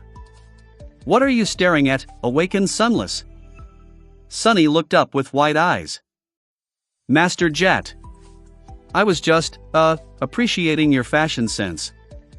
Indeed, it was Soul Reaper Jet, the Ascended, who worked for the government and had welcomed him back to the real world after the first nightmare. Sunny had sometimes thought about this beautiful woman during his journey into the dream realm. Not only because the 3 pieces of advice Master Jet had given him ended up saving his life on multiple occasions, but also because she was from the outskirts, just like him. Knowing that someone as unfortunate as that had managed to not only survive, but even thrive in the ruthless reality of the nightmare spell had given fuel to his determination, as well as providing vital perspective. But what was she doing at his door? Sunny studied Master Jet, suddenly full of doubt. She looked exactly as she had a year ago, the only difference being that her uniform had more wrinkles, and there were now dark circles under her eyes. As he watched, she grinned. My fashion sense? Why, thank you. If you want, I can introduce you to my tailors. You will have to sign a few thick contracts to receive a comfy suit such as this, though. Sunny forced out a smile. Ah, I see. Those tailors are slightly out of my price range, I'm afraid. But thanks for the offer. After a short pause, he cautiously asked. Master Jet? It is very nice to see you again, but, to what do I owe the pleasure? I am sure that you are too busy to visit every random returnee. She looked at him for a couple of seconds, then suddenly yawned and shook her head to chase away sleepiness. New novel chapters are published on allnovelfull.cm. Correct. But since there's some procedure you still have to go through and we already know each other, I thought that I'd do the honors. With that, she looked around the deserted corridor of the hospital complex with a dubious expression, lingered for a couple of seconds, and then asked, Wanna eat? Some time later, the two of them were walking through the ground level of the Academy Hospital. Sunny had thought that Master Jet would take him to the cafeteria there, but instead, she headed toward the exit. Where are we going? I thought that cafeteria was this way? She looked at him with confusion, then grimaced slightly. Hospital food? No thanks. Let me take you to the instructor's lounge. That's where they keep the really good stuff. Sunny coughed. But, Master Jet, you're not an instructor? She smiled, then pointed to the 3-star insignia on her left sleeve. Technically, I'm not. But the academy is a government facility, so I outrank most of the people here. What are they going to do? He blinked a couple of times, then shrugged. Indeed, what are they going to do? Tell a master to get out? Who would be that suicidal? As they exited the hospital complex and walked across the academy grounds, Sonny couldn't help but throw furtive glances at the confident young woman. Not because he was mesmerized by her, but because seeing her again was a strange experience. Back when they first met, he was just fresh from the first nightmare, barely accustomed to his new status as a sleeper. Being in the presence of a master was like standing in front of a legend. He remembered vividly how much fear and awe this beautiful stranger inspired in him. How acutely he felt the measure of ease with which she would be able to kill him if she wished. All it would take was a flick of her finger. Now, slightly more than a year later, so much had changed. He was still pretty sure that he had no chance of taking her in a fight, a fair one at least, but the reverent fear was gone, replaced by simple respect. Sonny knew that he had it in himself to, if not win, then at least survive a confrontation with someone like Jet. In a sense, he was now half a legend himself.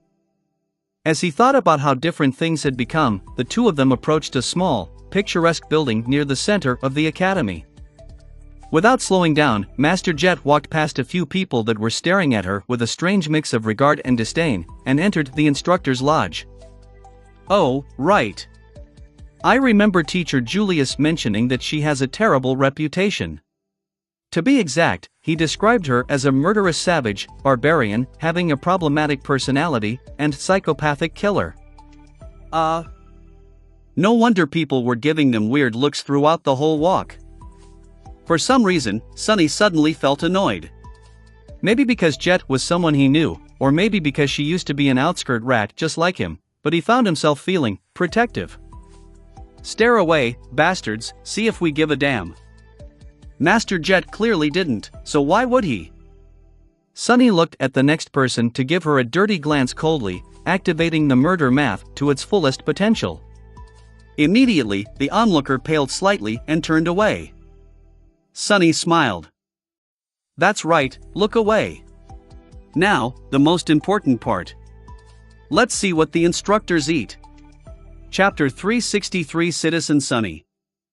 363 Citizen Sonny. At first glance, the interior of the instructor's lounge seemed simple and cozy. Most of the furniture was made out of wood, creating a warm and welcoming atmosphere. Bright sunlight streamed through the tall windows, which were opened slightly to let in the chilly winter air. However, his eyes widened slightly when Sonny realized that all the wood around him was natural, not synthetic. Extravagant. Wasteful. Noticing his expression, Master Jet smiled slightly. Let me guess, you have never seen that much real wood in one place? Sonny hesitated, then gave her a nod. Only in the dream realm. The young woman grinned, moved a chair back with her foot, and sat down at one of the tables. Where do you think all this came from? He looked around, seeing the instructor's lounge of the academy from a completely new perspective, then silently sat down, lost for words. Master Jet summoned the menu, made a selection, then leaned back and tiredly rubbed her face. Believe it or not, the chair you're sitting on is made out of a dead titan. Sonny stared at her, shocked. Suddenly, he had a strong impulse to jump out of the chair. What? She chuckled and gestured around. All of this, actually. Back when Bastion was first established, it was surrounded by a vast and very hungry forest. The whole thing was one giant nightmare creature. Clan Valor spent decades at war with it, losing many knights. In the end, the forest was destroyed, leaving behind a lot of high-quality lumber. And here we are. Sonny scratched the back of his head, then cautiously knocked on the wooden table. The thing seemed dead, but he decided to remain alert, just in case. It had once been a part of a titan, after all. Soon, their food arrived. Sonny half expected for it to be delivered by an actual echo, but luckily, it was brought by a mundane automated server. Taking his plates off the motorized tray, Sonny stared at the feast in front of him with wild eyes. There were fried potatoes, baked beans, juicy roasted meat, a salad made out of real vegetables, a bowl of fragrant soup, several pieces of oven bread, butter, jam, and even chocolate pudding for dessert. It was the most beautiful sight he had ever seen. It was also his first time seeing some of these things in real life. Suddenly, the position of a research assistant once promised to him by teacher Julius did not seem so unattractive. Please excuse me. Master Jet waved at him and concentrated on her own food. Not wasting any time on manners, Sunny assaulted his breakfast with the same level of ferocity as when battling nightmare creatures. Sometime later, with his belly on the verge to bursting open, he pushed away empty plates and leaned back with a satisfied smile on his face. Ah, this is life. Master Jet glanced at him with a dry smile. What did I tell you? This is where they hide the good stuff. Sunny looked at the empty plates with regret and sighed. Yeah. Although after a year of eating almost nothing except for monster meat, I would have been satisfied even by synth paste.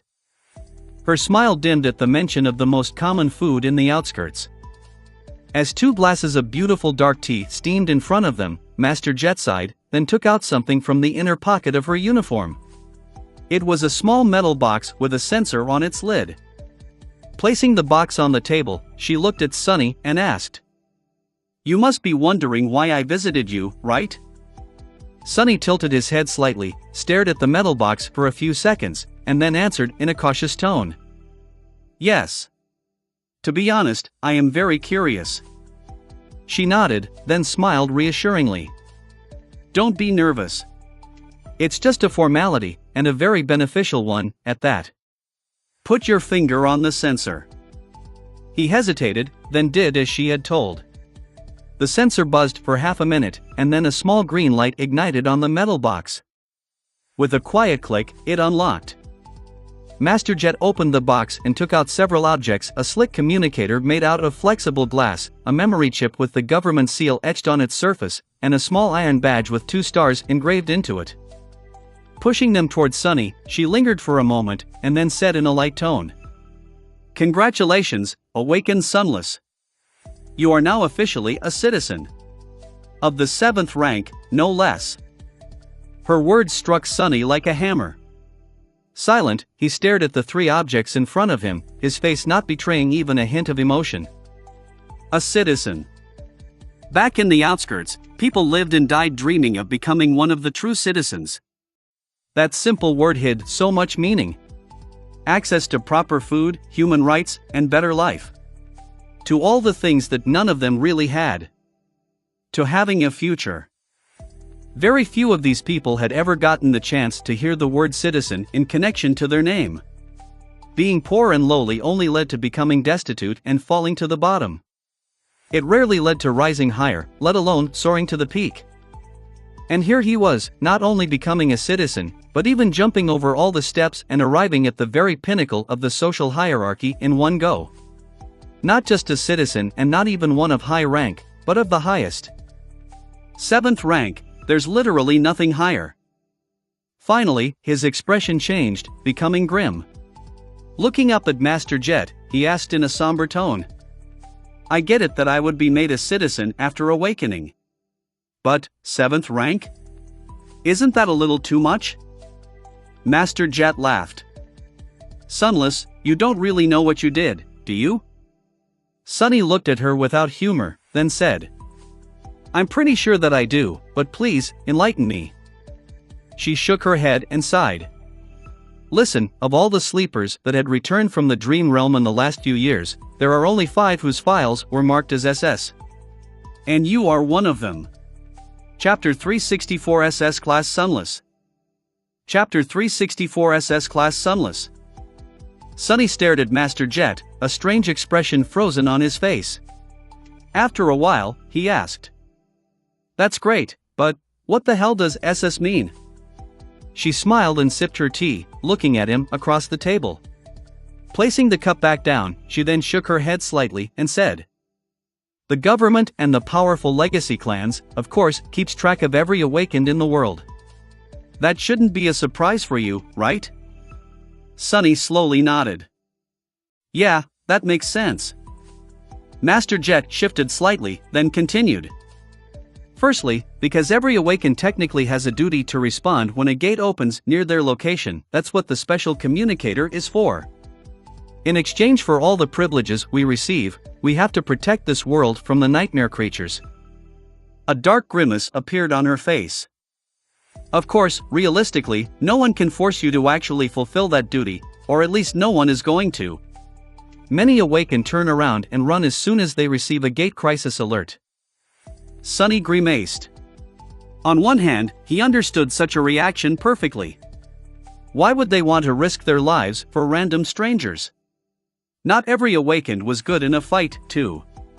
Not everyone was like the artisans of the Dark City, who had gone into battle side by side with those dreamers who possessed combat aspects. But on the other hand, the idea of running away while monsters were devouring mundane humans and wreaking havoc in the real world simply rubbed him the wrong way. It seemed as though Sunny had somehow developed a bit of pride in the past year. He didn't want to run from the nightmare creatures and capitulate to the spell. He might have even been infected with having morals. Better squish this lunacy fast. Oblivious to his thoughts, Master Jet continued. Secondly, newly awakened are monitored because everyone wants to recruit the best of them. Talents need to be nurtured, and for that, they need to be recognized first. So the most promising awakened receive a mark on their file. Usually, it's SA, or simply S. Do you know what that means? Sunny shook his head. She grinned. SA means strategic asset. There's not a lot of awakened who are considered to be important enough to be assigned that designation. Having one means that you are viewed as a person who can potentially be important to the very survival of humanity, or at least make an impact on the global scale. Simply put, it's either someone whose aspect can be extremely useful to society or someone who has a high chance of becoming a master, maybe even a saint. Master Jet took another sip of tea, then gestured lazily at herself. Like me. Not to brag, but people with the S designation are few and far between. That's why we usually receive a lot of attention and support from either the government or the legacy faction we decide to align with. But here comes the best part. She grinned. Currently, everyone is running around and foaming at their mouths because of you guys. All 100 of those who returned from the Forgotten Shore were marked as strategic assets. That is an unprecedented event in human history. A sudden appearance of 100 powerful awakened is not that important in the grand scheme of things. But if those awakened all have a very high chance of becoming masters, maybe even saint, that would be enough to completely shatter the current status quo. Sunny stared at her, thinking. Up until now, everything that he heard was in accordance with how he had imagined things to be. But I get it. However, what's that about me being marked as SS? What does SS stand for? Master Jet nodded. I was about to explain. Above those marked as strategic assets, there are those marked as special strategic assets. SSA, or SS for short. This designation is even rarer. Actually, very few people had ever gotten it. What it means is that you are considered to have a very high chance of becoming a saint. You know how rare transcendent are, right? So, of course, everyone now wants to be your friend. Including the government. Hence the 7th rank citizen status. She looked at him with an apologetic smile and added. Granted, out of the 5 people with the SS designation, you are the least outstanding. No offense. Sunny glanced at her and smiled slightly. None taken. Who are the other 4? Master Jet shrugged. 3 of them are the only ones who received true names from the spell after leaving the Forgotten Shore: Awakened Athena, Awakened Kai, and Awakened Kasha. The 4th one is Awakened Songse Shan, who is, well, from one of the great clans. To be honest, your own achievements, while still incredible, pale in comparison to theirs. But someone had noted that you went from being the second to last in the academy rating to leading 100 sleepers to the gateway during the last leg of the journey. You are seen as someone with great growth potential, in short. He nodded, somewhat satisfied by that answer. It's not as bad as I thought. Actually, it was perfect. It was exactly the result he had hoped for, to be considered one of the best, but also the worst of the best. He needed status to receive all the best opportunities in this world. He needed to have value. Looking at the beautiful ascendant in front of him, Sunny took a sip of the tea, then smiled brightly. So, that really sounds great. A great honor, and so on. But what I really want to know is what exactly can I get thanks to being the fifth most incredible person of an entire generation? Master Jet laughed and glanced at him with approval. Good. Straight to the point. Well, that depends. What is it that you want the most? Sunny didn't hesitate before answering, his tone steady and firm. To be free. The smile disappeared from her face. Looking down at her tea, Master Jet lingered for a while, and then said wistfully. Then you're out of luck. I am sorry, but freedom is just a myth, Sunless. No one is free in this world. Mundane humans have to toil and struggle to remain alive. Even if they are fortunate enough to reach the height of success and acquire great wealth, their lives still belong to the awakened who protect them from the nightmare creatures. But the awakened, we are not free, too. Our lives belong to the spell. She paused, then added with slight sadness. If we want to survive its trials, we need to tether ourselves to others, be it powerful clans, or the government, or even just the members of our cohort. We have to depend on our allies and companions, and they in turn have to depend on us. All of us are chained to one another, Sunless, and that is the only way we can survive. So, think again about what you want. Think carefully. Sunny stared at her for a long time, his eyes full of a dark, deep, heavy emotion. After a while, he sighed slowly, then said, If that is the case, then I want to be strong. Chapter 365 Young Prospect. Chapter 365 Young Prospect. Master Jet looked at him for a while, then smiled. Perfect. That is a good goal to have, especially for people like us. She took a sip of tea, then closed her eyes for a few moments. All right. There are many ways to become strong, some more straightforward than others. Ideally, you would want a powerful organization backing you up, but that is not the only way. In fact, such a partnership is a double-edged sword. You gain a lot, but also have to give a lot in return. I'll provide you with the basic information, and you can decide for yourself. Sunny straightened a little and listened to her attentively. Master Jet thought for a few seconds, and then said, In this next few days, you will have to decide what citadel to go to. That is not the same as joining a faction, but closely tied to it. Usually, young awakened have to compete for the right to join a desirable faction and therefore be taken to the citadel it operates from. Your case is different, though. Everyone wants you, and I mean everyone. So you can pick any of the human citadels in the dream realm to call home. She paused, yawned, and then continued. As you should already know, there are 3 great human citadels in the dream realm, as well as many smaller ones. The primary citadels belong to the great clans, while the smaller ones can be either ruled by a lesser clan or remain independent. Regardless, all of them are situated around the 3 main human enclaves and tied to them in one form or another. No matter where you go, you'll be in the sphere of influence of one of the great clans, it's just that you can be either in its center, close to the center, or on the periphery. Sunny scratched his head. What about the government? Doesn't the government control many citadels? Master Jet shook her head. Out there in the dream realm, the government has less influence than the great clans.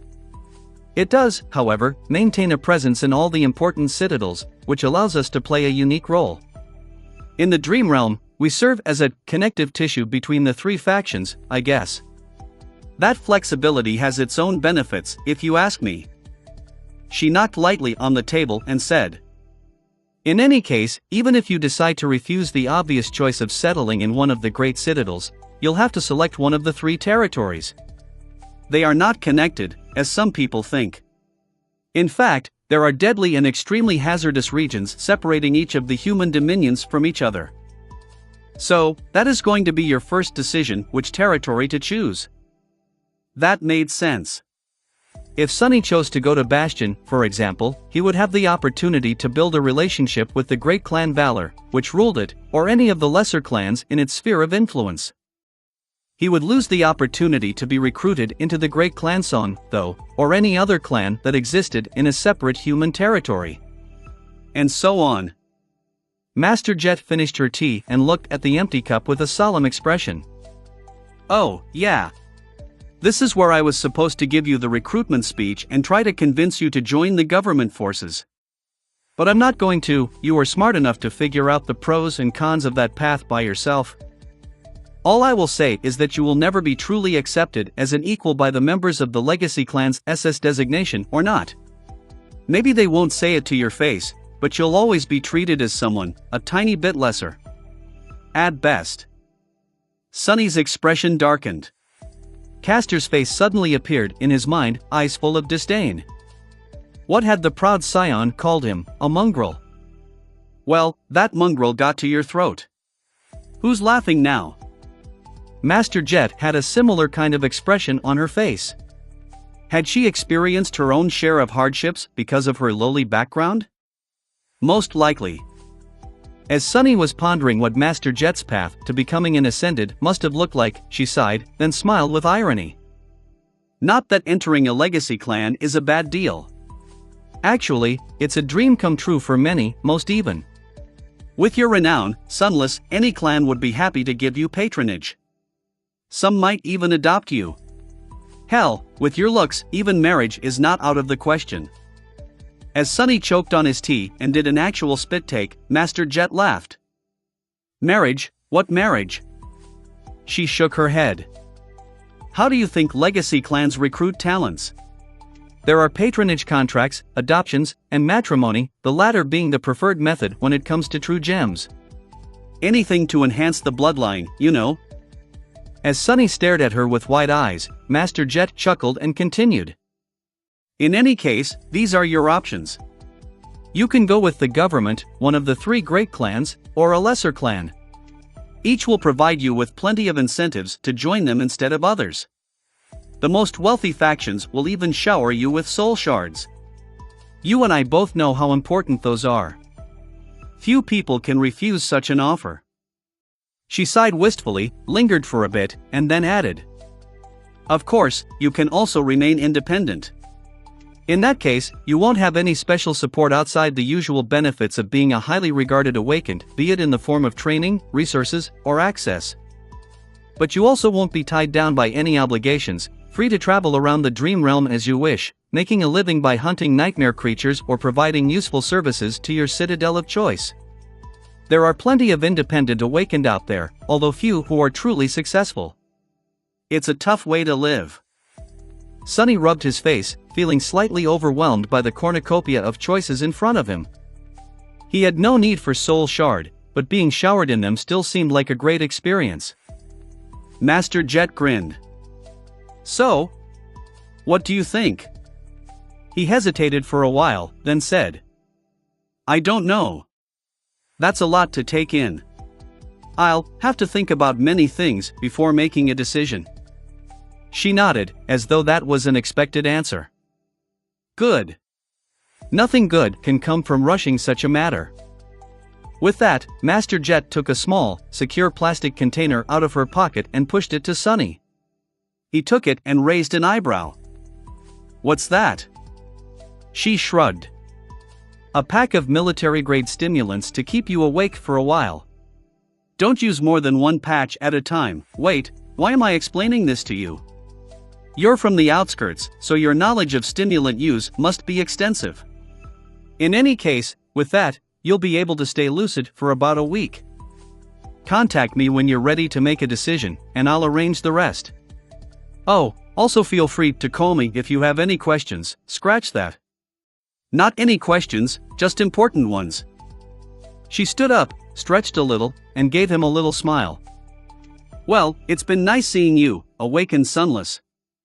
You did well, staying alive out there. Warms my heart to know that another one of us did. I'll be off, then. Time waits for no one, and all that. She turned around to walk away, but Sunny stopped her. Master Jet? She glanced at him in confusion. Yeah? Sonny hesitated for a bit, then raised his newly issued, expensive, slick communicator. I don't have your contact? Master Jet stared at him for a while, then grinned. Want to get my number, huh? Feeling his ears turning slightly red, Sonny coughed, but then took hold of himself and said with an easy smile. Yes. How else am I going to call you when I've made a decision? The beautiful woman shook her head, then took his communicator and entered her contact information into it. Returning the communicator to Sonny, she looked at him and said, Can't wait to hear from you, awakened sunless. See you later, then. With that, Master Jet walked away, leaving Sonny alone at the table.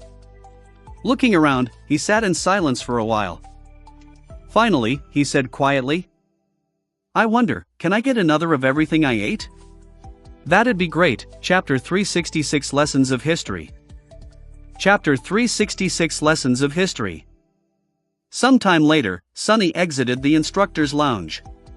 The clear winter day welcomed him with chilly wind and tiny snowflakes dancing in the sunlight. Despite being dressed very lightly, his skin was covered only by the soft fabric of the simple training suit provided to him by the staff of the Academy Hospital complex. Sonny did not feel too cold. That's being awakened for you, I guess. If it had been a year and a few months ago, he would have been desperately searching for shelter, hoping that he would not freeze to death overnight or, even worse, get sick. But now, Sonny felt great. He wasn't even uncomfortable. Pulling down his sleeves to hide the serpent tattoo, he inhaled the cool, perfectly filtered air, smiled, and started walking. Decisions. The conversation with Master Jet had been useful, but left him with more questions than answers. Each of the choices presented to him had alluring benefits, but also very serious drawbacks. Great clans, lesser clans, government, or independent? Sonny tried to imagine himself as a legacy and silently shook his head. All that prestige, all that wealth, the admiration of the masses, being a legacy meant being a part of the nobility, the elite above all elites. It was the exact opposite of what Sonny had been all his life. But who said that he had to remain the same in the future? From a pauper to a prince, that would be a nice transformation. Lord Sunless, that had a nice ring to it, didn't it? There were serious disadvantages to making such a choice, of course. Working for the government offered its own advantages, but at the cost of not receiving as much funds and resources, while being tied down by too many obligations. Both times Sonny had met Master Jet, she seemed busy and overworked. He couldn't imagine pursuing his goals with such a schedule. One of the functions of the awakened forces in service to the government was hunting down rogue members of their own kind. Awakened were people, after all, and there were criminals among them, too. Especially because many were traumatized and driven to the edge of madness by their experiences in the nightmares and the dream realm. If Sonny could absorb the essence of those humans he killed like all the other awakened, that path could have offered him a faster track to saturating his cores. But as it was, he didn't see himself putting on the uniform, unless there were new gates opening every day, thus providing him with the endless supply of nightmare creatures to hunt. By the way, how many gates were opening in a given year, on average? Suddenly, Sonny realized that he had no idea. The propaganda never mentioned concrete numbers, only the fact that Valiant Awakened had the situation under control. Did they, really? The last option was to remain independent. That choice was seemingly in contradiction to his desire to acquire status and as many benefits as possible, but only on the surface.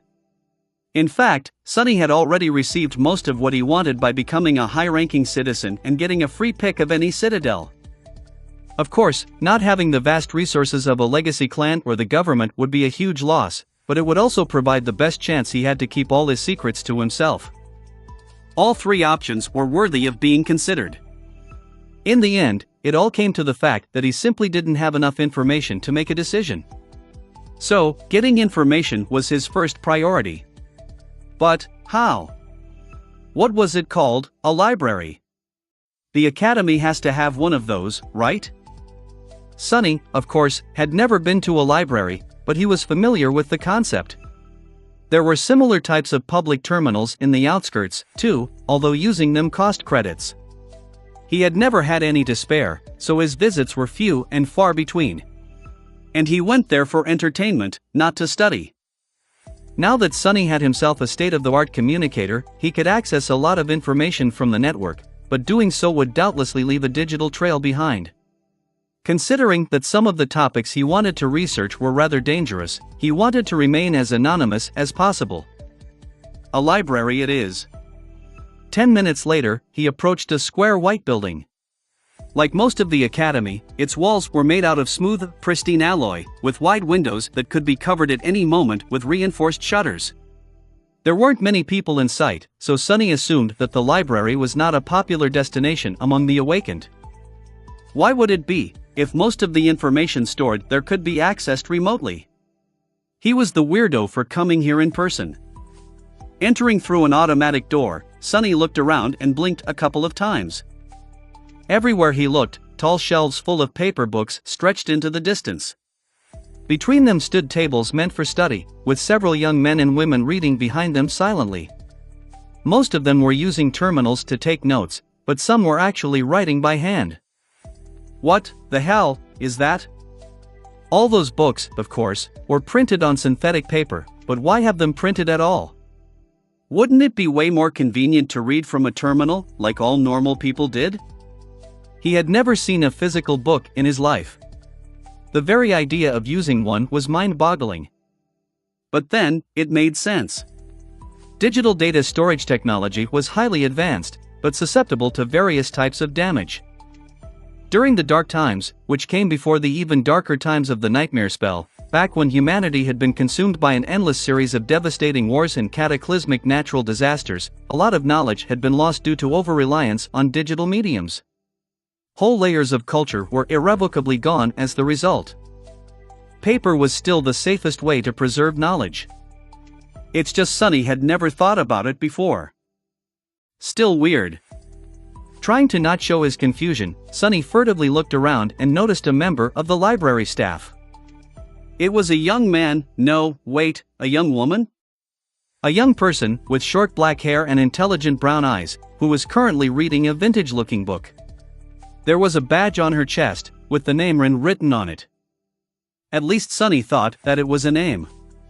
Maybe it was some weird title among the librarians. Who knew what kind of strange customs they had here? Approaching the young librarian, he stopped a couple of meters away and waited patiently to be noticed. However, Rin continued to read, fully engrossed in whatever story the book told, eyes full of deep emotion. Curious, Sonny looked at the title on the cover. Free Fall sounds familiar. Must be a really great book. Maybe I should read it someday. Hey? Can I get some directions? Ren lingered for a couple of seconds, then reluctantly put down the novel and looked at him with a neutral smile. Of course. How can I help you? He lingered for a bit, then said with uncertainty. How can I read about the dream realm and the current state of human expansion into its various regions? Ren blinked a couple of times, then asked politely. Can you be more specific? Sonny sighed. I want to see a map and a list of all the citadels out there, as well as learn who owns what and why. I guess. The librarian smiled brightly. You are a lover of history as well. Of course. You have come to the right place. We have all the records you'll ever need here. Nickel. Sonny flinched. Nickel? What does nickel mean? What is happening? Suddenly, another young librarian appeared out of nowhere. This one was definitely a guy, wearing a wrinkled white shirt and a brown vest. He was tall and handsome, with slightly disheveled red hair, scruffy bristle on his chin, and a friendly face. There was a badge on his vest, too, with the word Nickel written on it. The two were a strange pair. Nickel, could you please escort this young man to the Dream Realm History section? The tall librarian glanced at Sonny and gave him a wide smile. Sure. Please, follow me. They headed into the depths of the library, leaving Ren behind. A few moments later, Sonny heard the rustle of paper pages coming from behind. The smaller librarian was once again engrossed in the book. Yeah, I should definitely check that novel out. A citizen of the 7th rank should be well read, right? Nickel led him through the library, asking a few questions to narrow down the search. Soon, they arrived in front of a particular set of shelves, full of books having to do with the dream realm and the history of humanity's slow exploration of it. The young man helped Sonny select a few, wished him luck, and disappeared as quietly and swiftly as he had appeared. Sonny looked at the spot where Nickel had been just a few moments ago, then slowly shook his head. A librarian, that guy could have been an assassin instead. Well, maybe he was. Come to think about it, working in a library could be a perfect cover for clandestine operators. Maybe I should become a librarian, too. Making sure that no one was watching him, Sonny put his books on a nearby table and walked back to the shelves. There, he stared at a certain book that he had noticed a few minutes ago. Its title was simple: The Immortal Flame. Sonny hesitated for a bit, and then took the book off the shelf. He was pretty sure that the sovereigns were at least partially responsible for the fall of Nef's clan. If so, there had to be some hints of their identity in the history of the Immortal Flame. This has to be a good place to start looking for some answers, right? Chapter 367 Fog of Time. Chapter 367 Fog of Time. Sonny brought the book back to the table and sat down, looking at the plain cover with a complicated expression. Of course, he knew a few things about the Immortal Flame clan. Everybody did, considering how prominent the achievements of its members were. Even though Sonny missed out on receiving a proper education, the legendary figures of Changing Star's father and grandfather had long ago found their way from the pages of history into the popular culture. Their names were pretty much synonymous with heroism and the indomitable nature of the human spirit, famously painted with a tinge of tragedy. Immortal Flame was the first awakened to become a master, and Broken Sword, his son-in-law, was the first master to become a saint. Of course, they had not done so alone. Each had a group of powerful companions to share the burden of challenging the spell. So, a more proper statement would have been that they were the leaders of the first cohorts to conquer the second and third nightmares.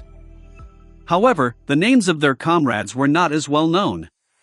Sonny was sure that kids learned about them in school, but a street rat like him only had a general impression of who they were. Mostly, he just remembered that some of them would go on to establish the great clans. But that was the thing about heroes.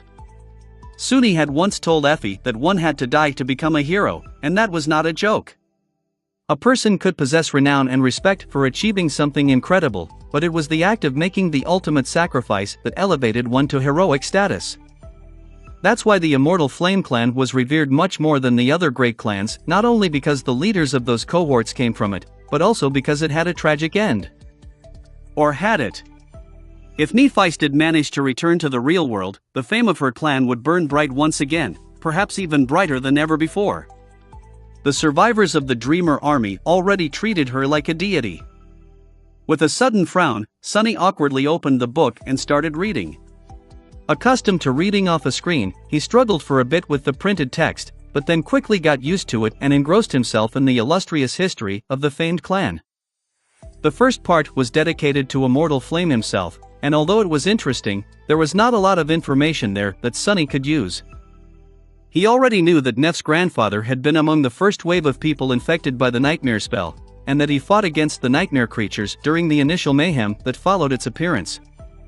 Back then, millions of people were suddenly thrust into the first nightmares and died, resulting in millions of nightmare creatures entering the real world. Of course, almost all of them were only of the dormant rank, but even that turned out to be too much for the armies of the already reeling humanity to handle. Whole nations were destroyed, and for a while, the planet was submerged into absolute chaos. It was only thanks to people like Immortal Flame, who had not earned his true name yet back then, of course, that the situation changed. There were those who had survived the first nightmare, then entered the dream realm and carved their path to gateways. After returning to the real world, they united and fought back against the tide of nightmare creatures, eventually establishing a new world order. The one that existed to this day. They were tough people. Becoming an awakened was hard enough even today, with all the accumulated knowledge about the spell being freely accessible to everyone. Back when it first appeared, people like Immortal Flame didn't know anything. They didn't know what an aspect was, how many ranks and classes of the nightmare creatures were there, what they meant, what the memories and echoes were, what a gateway was. Most important of all, they didn't even know if saving humanity was even possible. And yet, somehow, they learned and fought back. Sunny couldn't imagine how dark and hellish that time must have been. Truly, they deserved his respect. But, sadly, they didn't deserve his time. At least not now. He had much more pressing things on his plate, so Sunny just skimmed through the pages describing Immortal Flame's life, his eventual triumph over the second nightmare, and heroic death. The legendary master died defending the evacuating cities from the onslaught of terrible creatures that entered the real world through a Category 5 gate. That happened just a year or so before Sunny was born, and had cost humanity an entire continent. It was also the event that led to Nef's mother becoming hollow, although that tragedy was not described in the book in great detail. All that was said about it was that Smile of Heaven died during the disaster while protecting civilians. Sunny sighed, then concentrated on reading about Broken Sword. Nef's father was not a legacy by birth. In fact, he came from a very humble background, and rose from absolute obscurity to the very pinnacle of prominence thanks only to his talent and battle genius. He was a pauper who had won the heart of a princess and became the heir of the most venerated clan in human history. The narrative of the book framed the history in a way that suggested that Broken Sword had been heartbroken by the death of his wife, and that it was this loss that drove him to rise even higher and challenge the third nightmare. Miraculously, Broken Sword succeeded, becoming the first saint. There was no happy end to his story, though. Just a few years later, he perished in the Dream Realm while exploring a region that would later be categorized as a death zone. The book ended with a long-winded tribute to the two legendary heroes and an explanation of how important their contributions were to the survival and future prosperity of the human race. Sunny closed the book and shook his head. What a load of crap. He might not have been educated, but like most people in the outskirts, Sunny had the instinctive skill of recognizing propaganda and reading between the lines of official statements. And this was what the book was, an embellished, partially fictional version of events that the government liked to feed to people. The truth was hard to come by. There were several things about the supposed history of the Immortal Flame clan that didn't make a lot of sense to Sunny. The first one was the circumstances of Smile of Heaven's tragic death. On paper, everything seemed fine, but Sunny knew that she was not, in fact, dead, not in the traditional sense of the word, at least. She was hollow. But how could she become hollow? According to the book, at that point in time, Broken Sword had already become a master. The two of them were partners both in life and in battle, leading their cohort together. That would suggest that Smile of Heaven was a master, too. But masters travel to the dream realm physically as opposed to in spirit, like sleepers and awakened did. There would have been no soulless body left behind if she had died there, so how is it possible? The timeline doesn't add up. The second questionable point was Broken Sword's own death. Saints were extremely powerful beings, and killing one was not an easy task. Even when met with an overwhelming foe, a saint should have been able to at least escape. Saints simply did not die unless they had a reason to stand their ground and fight to the last breath. The only creatures that could kill them instantly were too powerful and rare to stumble on one randomly, even when exploring an unknown region of the dream realm. Would Broken Sword have been so reckless and stubborn, knowing that he had a daughter who needed his care and protection? The legendary swordsman didn't strike Sunny as someone who would allow himself to die easily, unless some other forces were involved. And finally, there were the other members of his cohort. Sunny whispered their names. Broken Sword, Smile of Heaven, Astarion, Kisan, Anvil of the Valor clan. Astarion, Kisan, Anvil of Valor.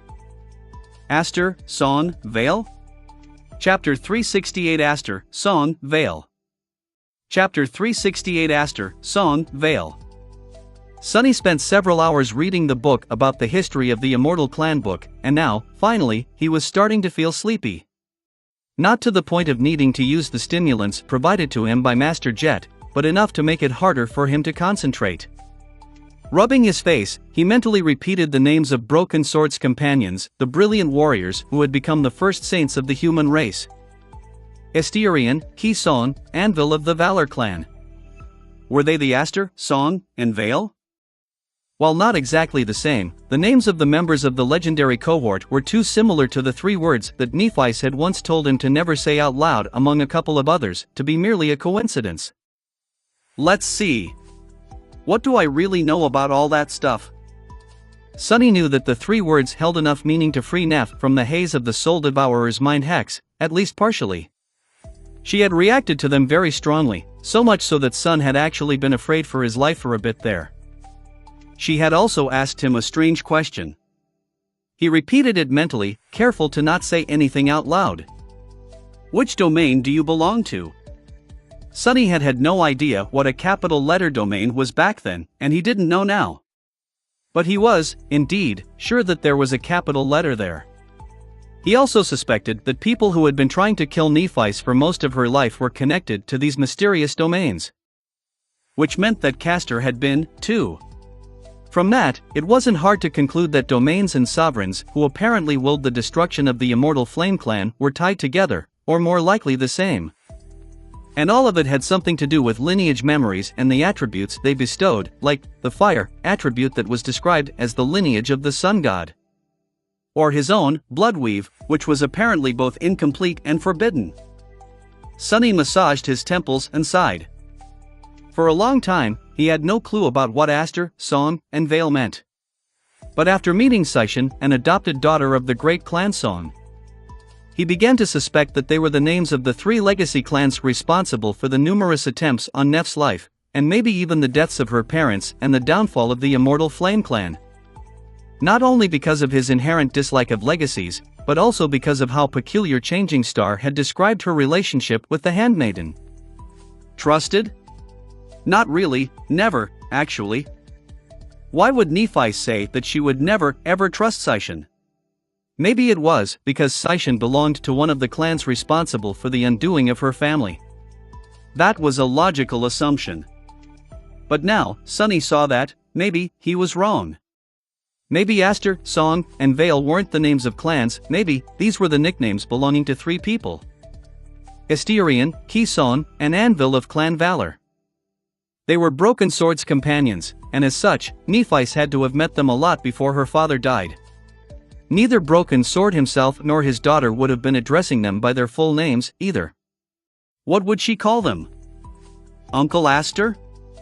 Auntie Song? Sunny looked down, a dark expression appearing on his face. If these were really the people that had later sent numerous assassins to hunt down the little girl who trusted them, then the hatred Nephi had for them would be easy to explain. It would also be easy to explain how a saint of Broken Sword's talent and might had died. Maybe he had been stabbed in the back by the people he trusted the most. Even though there was no proof, it all made too much sense. Sunny felt that he was on the right track. But how were Astarion, Ki-Son, and Anvil of Clan Valor connected to the mysterious sovereigns? Did they serve them, or? His eyes widened. A terrible suspicion entered his mind, not a suspicion. A certainty. It's them. They are the sovereigns. The revelation hit him like a hurricane squall, too vast to comprehend all at once. And the key to it was a simple sentence that Nephi had once told him while overwhelmed by intense emotions. How did he miss it? Back when they had their falling out in a deserted alley of the outer settlement, Neph said, "You think Gunlog can stop me?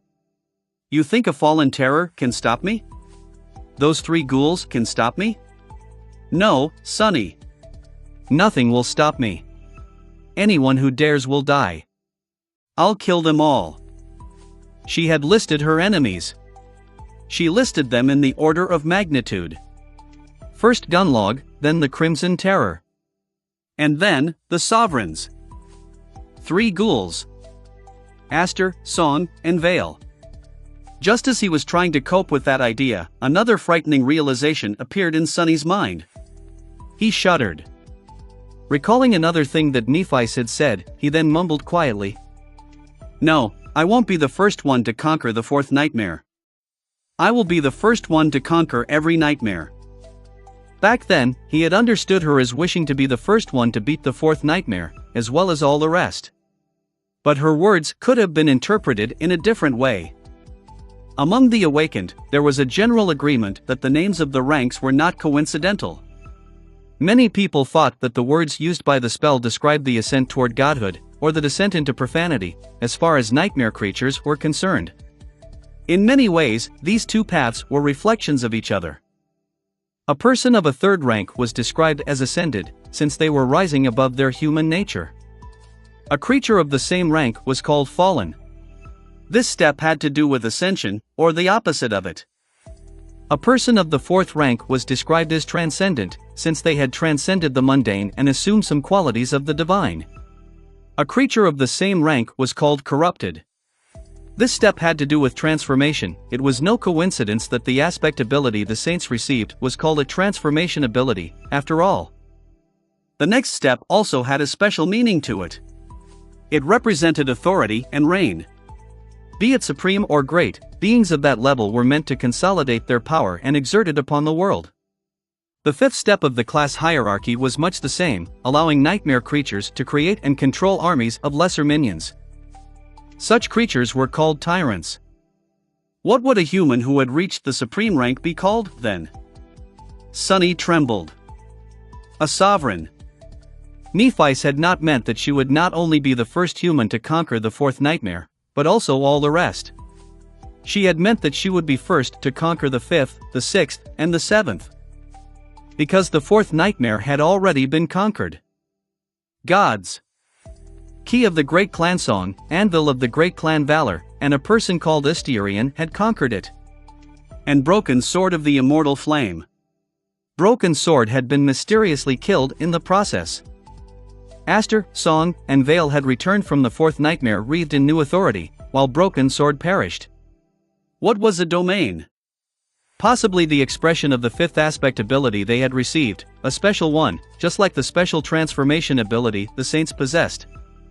And, for some reason, they had chosen to keep their accomplishment a secret, instead exerting their influence on humanity from the shadows. Wasn't it strange that their names seemed to practically disappear from the pages of history after Broken Sword died? They, too, were the first to become saints, after all. Not if they had chosen to keep them hidden. Wasn't it strange that Castor of Hanley clan seemed so loyal to the mysterious sovereigns who had ordered him to kill the last daughter of the Immortal Flame clan? Not if they were the real power behind the great legacy clans, to which his own lesser clan was beholden. Wasn't it hard to believe that there were words that could kill just by becoming known to a person? Not if those words were the names of the three supreme rulers that preferred to remain nameless. Sunny moaned slightly, then covered his face his hands. Crap. Crap. Crap. Why did I have to go and get myself involved in all this crap? He had a feeling that his life had just become much more complicated. Chapter 369 Hidden Forces. Chapter 369 Hidden Forces. Sunny spent some time staring at the pile of books in front of him with a dark expression. After a while, he sighed heavily. So, there were hidden forces out there that exerted influence over the entire human race. The authority was as invisible as it was frightening. And now, he knew their names. The sovereigns were at least as powerful as the government, or maybe even more so. The exact relationship between these two hegemonic powers, one official, the other secretive, was not clear, but for now, knowing the full extent of the authority resting in the hands of the sovereigns was not that important. However, it was important to know that the world was not at all as he had imagined. It was much more dangerous. Why? Because if there was one thing that all wielders of authority shared, it was the animosity toward others encroaching on their power. That was just human nature among the strong. Only one entity could be the strongest. And so, that entity was always apprehensive of others growing stronger. Bosses of criminal gangs in the outskirts were always paranoid of their lieutenants usurping them, and tended to violently get rid of those who were too successful. In the Dark City, Dunlog reigned with an iron fist, destroying anyone who dared to be strong without submitting to his rule. And sovereigns would be much the same. Since Sonny was already powerful beyond reason, for a person of his age at least, and had an even more frightening potential, the sovereigns would never allow him to exist outside their control. Luckily, they did not know the true extent of his strength yet. But since his main goal was to become stronger, as strong as he possibly could, as fast as he possibly could, to not fall behind Nephites, that was going to be a problem. Suddenly, some things about the awakened society became more clear. A long time ago, Sonny had learned that Master Jet had no chance of ever becoming a saint. Apparently, one had to have a team of outstanding companions and a lot of support to attempt conquering the third nightmare, and she lacked both due to her problematic personality. Would sovereigns allow someone outside their grasp to become a saint? Most resources and knowledge about the Dream Realm belonged to the legacy clans, especially when it came to anything having to do with higher ranks. And the clans were controlled by the sovereigns, which basically meant that they could prevent anyone from becoming a saint simply by refusing their support. How many talented masters like Jet were being suppressed from growing more powerful because they didn't serve one of the Supremes? There were a couple of saints serving the government, at least. Whom were they really loyal to? Hate it. I hate it so much. Of course, Sonny knew that all of this was just his conjecture. And yet, one thing was certain: the choice presented to him by Master Jet was not as straightforward as he had thought. In truth, he wasn't deciding between the great clans, the lesser clans, the government, and independence. He was deciding between entering into the service to the sovereigns or refusing it. And that choice was strained even further by his connection to Changing Star. Damnation! With a sigh, Sonny stared at the bookshelves surrounding him and then stood up. He had to get a few more books to read. Many hours later, he tiredly put the last one away and rubbed his face. Now that he had absorbed a lot of knowledge about the current geography and situation of the Dream Realm, a seed of a plan began to form in his mind. However, he still needed more information. He wouldn't be able to find it here, however.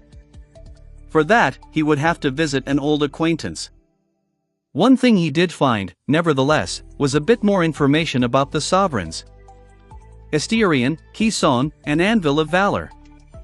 The last one was possibly the most renowned. An heir of the Great Clan, he was mentioned many times in the texts describing the human expansion into the northern territories of the Dream Realm, as well as the history of Bastion, one of the 3 central human citadels in the Dream Realm. In fact, he had apparently been responsible for slaying the Titan whose remains were then used to create the chair Sonny was currently sitting on. Strong. Later, though, the traces of Saint Anvil disappeared. There was no mention of his death, but the reins of clan valor were now in the hands of his cousins, at least officially. Kison was only slightly less famous. Unlike Anvil of Vale, she had come from one of the lesser legacy clans, and it was by her hand that it was elevated to the status of a great one. The stronghold of Clan Song, Ravenheart, was the second major human settlement in the Dream Realm. Its sphere of influence was separated from the other 2 territories by especially dreadful regions. The border with the Valor clan was especially deadly, but also rather thin. From what Sonny was able to learn, Kison was still the ruler of her clan, although she rarely appeared in public. She was known as a benevolent and charitable person, but that was pretty much all the information he could find. It seemed that it was her adoptive daughters who mostly acted on her behalf. Seishin was one of them, although she was trapped on the Forgotten Shore for too long to be mentioned anywhere. And lastly, there was a man named Asterion. He was the most mysterious of the 3. No one seemed to know where he came from and where he went after the Broken Swords cohort was disbanded. In fact, there was barely any mention of him at all. Asterion was not connected to the 3rd Great Legacy clan, at least from the looks of it. Or any lesser clan, for that matter. Sonny couldn't even find out when and where he had been born, let alone if he was still alive. Even in the texts describing the deeds of Broken Sword and his companions, the name Asterion was only mentioned in passing, as though he had never made any important contributions. Sonny shook his head and scowled. Let me guess, he's the most terrifying of the 3. That was an easy conclusion to make, because it took one to know one. Sonny himself was barely mentioned and tended to hide his contributions. Ugh, my head hurts. The worst part was that this was only half of all the research he had to do. He had learned enough about the human position in the dream realm and the sovereigns. Now, he had to learn as much as he could about the gods, the demons, and the unknown. It was time to pay teacher Julius a visit. Of course, Sonny couldn't visit his old instructor with empty hands. Pushing the books aside, he activated the terminal embedded into the table, lingered for a few moments, and then typed. All of the Forgotten Shore is separated into 3 parts, one of which, Chapter 370 Exploration Report. Chapter 370 Exploration Report. It took Sonny the rest of the night to compile all of the information he had gathered about the Forgotten Shore into a succinct, comprehensive report. Knowing how passionate teacher Julius was about researching the dream realm, Sonny tried not to miss any important detail. He had described the geography and environment of the region to the best of his ability, including all the notable landmarks he visited or heard about, as well as the peculiar nature of the Dark Sea and the Labyrinth. He also described most of the nightmare creatures he had seen, met, or fought, writing down everything he knew about their powers, behavior, and weaknesses, writing through the lens of his own experience where he could. When possible, he included the information received directly from the spell, complete with the descriptions of memories and echoes he knew about. Of course, he provided those texts both in the human tongue and in the runic language. Lastly, he had written down the results of his exploration and studies into the history of the Forgotten Shore, describing in detail every engraving, every mosaic, and every mural he had seen. He also added his theories about what had happened to the ancient civilization, as well as his observations on how the ancient people of the Forgotten Shore had lived before the fall. Of course, there were things that he had kept to himself. Sonny omitted anything having to do with the nest of the vile thieving bird, the weaver, and the underground chamber beneath the ruined cathedral. He did not mention the stone saint, firstly because he wanted to keep her existence a secret, and secondly because she was connected to the unknown. He also avoided mentioning his battle against the coral golems and the banishment of the Cursed Sea, as well as the eventual fate of the Crimson Terror and the destruction of both the artificial sun and the spire itself. As far as everyone was concerned, Sonny had left through the gateway with the rest of the dreamers. No one had paid attention to his whereabouts in those last minutes, and he wanted to keep it that way. Well, no one except for Effie and Cassie, but he was reasonably sure that they would be discreet about certain things. And even if they failed to keep their lips sealed, Sonny had ways to explain his actions without revealing the truth. Finishing the report, Sonny leaned tiredly on the back of his chair and glanced at the screen. There, a long title was shown. Exploration Report on the Forgotten Shore, by Awakened Sunless. I think that's good enough. Sonny had no idea how to write an academic paper, or a proper field report, for that matter. So he had written and structured this document in a way that would have been the most helpful for his younger self a year ago, when he had entered the Forgotten Shore without knowing anything about it. A manual such as this would have made so many things easier. With a sigh, Sonny sent the report to his communicator, then turned off the terminal and stood up. Stretching his tired body, he swayed a little and yawned.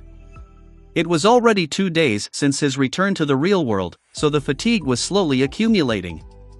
Soon, he would have to start using the stimulants provided to him by Master Jet, but that moment had not come yet.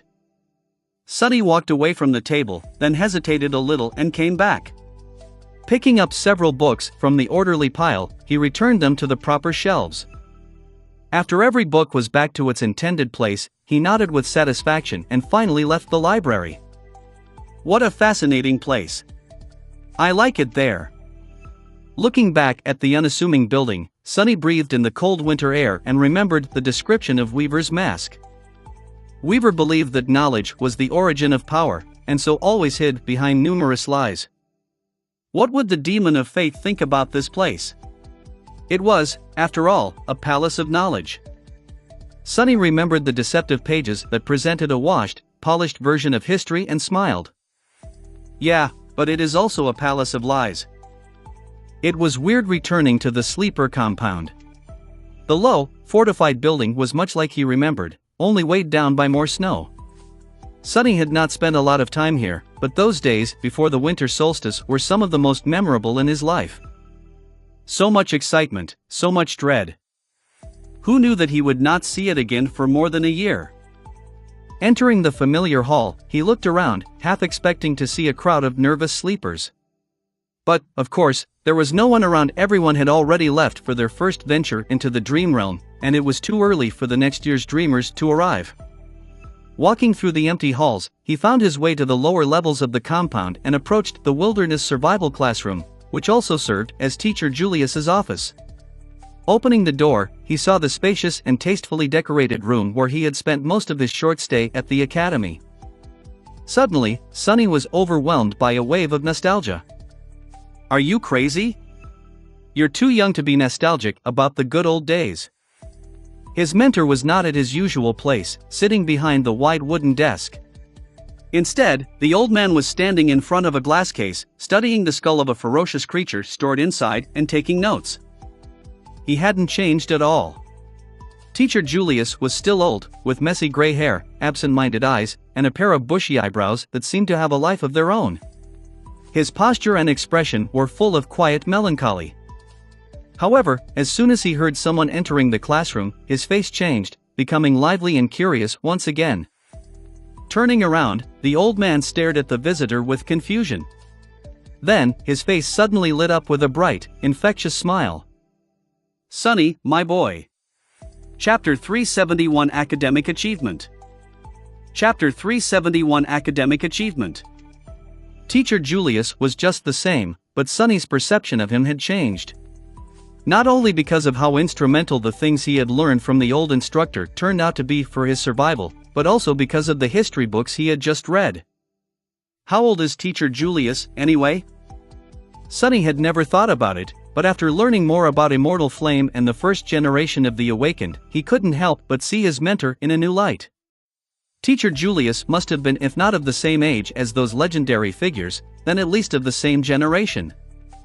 Those people had lived through much darker, much more violent times. They had survived the end of the world, and built a new one from the ruins. Sonny, my boy. Before Sonny could react properly, he was subjected to a passionate hug. Then, Teacher Julius unceremoniously pushed him to the nearest chair. Finally, you're back. I never doubted that you would return, not even for a moment. No student of mine would allow himself to die easily, you know. Wait, what am I talking about? Of course, you know. You're one of my students yourself, after all. Sonny couldn't help but smile while listening to the excitement in the old man's voice. Before coming here, he was slightly worried that Teacher Julius would not even remember him. Despite the fact that his course was not the most popular at the academy, the eccentric instructor must have mentored thousands of sleepers throughout his career. What was one more? But, luckily, Sonny had been wrong. But, my boy, a whole year. Did you like it in the dream realm so much that you didn't want to return? Did you not think that your old teacher would be worried sick? In the name of the gods, what happened? Sonny hesitated a little, then said apologetically. Well, Teacher Julius, you see. I ended up in an unexplored region of the dream realm. And the only gateway there was guarded by a fallen terror. The old man blinked. Heavens! How horrible. So what did you do? Sonny shrugged. Well. In short, I met two beautiful girls, escorted them to an ancient castle, spent a few months exploring a cursed city, went on a long and arduous quest to find a magic crown, killed a devil, helped a princess become a queen, participated in a war or two, climbed an evil tower, and finally ended up near the gateway. Basically, I survived. Just how you taught me to. Teacher Julius listened to him very carefully, then nodded a few times. Great. You did great. Just as expected from one of my students. But, Sonny. The old man's eyes suddenly shone brightly, full of excitement. Did you say something about an unexplored region? Sonny smiled, then activated his communicator. I did. In fact, I have compiled a lengthy report about things I have seen, fought, and discovered there. Would you like to take a look? I can send it to you. Teacher Julius looked down with embarrassment. A report? Oh, you shouldn't have, you must be so terribly busy right now. However, even while he was saying that, the old man was already opening the file. As soon as he started reading, his eyes widened, and a delighted smile appeared on his face. Brilliant! This is brilliant! Wait, what's that? You even remembered to include citations in the original runic. That's my boy. Marvelous! Huh, well-preserved ruins? A whole city? There is. Oh, my! It took teacher Julius some time to skim through the report. Throughout the whole process, he continued to mumble under his nose in an increasingly excited tone. Some remarks Sonny understand, while some went completely over his head. Like, Greystone architecture, possible connections to the third wandering archon? Or, which era of the Babel script would that correspond to? Or, rats. That'll show that smug bastard Sando how wrong his universal origin of rituals ramblings were. The old man's eyes gradually grew wider and wider. Finally, he deactivated his communicator and looked at Sonny with an expression of profound exhilaration. You've done exceptionally well, Sonny. Of course, your report is rough around the edges and needs a lot of work to be published, but this is going to make so many people happy. I can name at least a dozen theories that can be expanded, confirmed, or refuted thanks to all the new data you provided. And that's just off the top of my head. Not to mention all the good that will come from the detailed descriptions of so many new types of nightmare creatures you included. Teacher Julius smiled proudly. You truly have a heart of an explorer, my boy. Very few people do, and out of those, even less have a keen mind such as yours. Not to mention the ability to venture into the deadly expanse of the dream realm and not only come back alive, but also remember to look at more than just what's in front of them. But it is thanks to such people that we can deepen out knowledge of the spell. He sighed. Most of the awakened only know how to hack and slash. They tend to look at us with very little regard, but it is only because of us that they know how to hack and where to slash. Luckily, there are few bright minds here and there. Sonny stared at his mentor with a bit of surprise. He had not expected such an intense reaction. He just wrote down his findings about the Forgotten Shore to please the old man, considering they shared a hobby. I'm sorry? Published? What do you mean by that, exactly? Teacher Julius glanced at him with a humorous spark in his eyes. Oh, don't worry. This old man is not going to rob his own student of the reward. I'll help you bring this paper to a proper state free of charge. I don't even need to be put down as a Kother, although it would make me happy if you did. What do I need money for? I have more money than I could ever spend already. Sonny tilted his head, then blinked a couple of times. His heart was suddenly grasped by burning emotions. Excuse me, Teacher Julius. But... Did you say something about money? The old man stared at him with confusion. Yes, I did. Isn't it why you have compiled this marvelous report? To receive the contribution points from the government? Sonny lingered for a bit, then slowly shook his head. No. I just thought you would like to read it? I don't even know what these contribution points you mentioned are. Teacher Julius looked at him for a while, then burst out laughing. Oh my.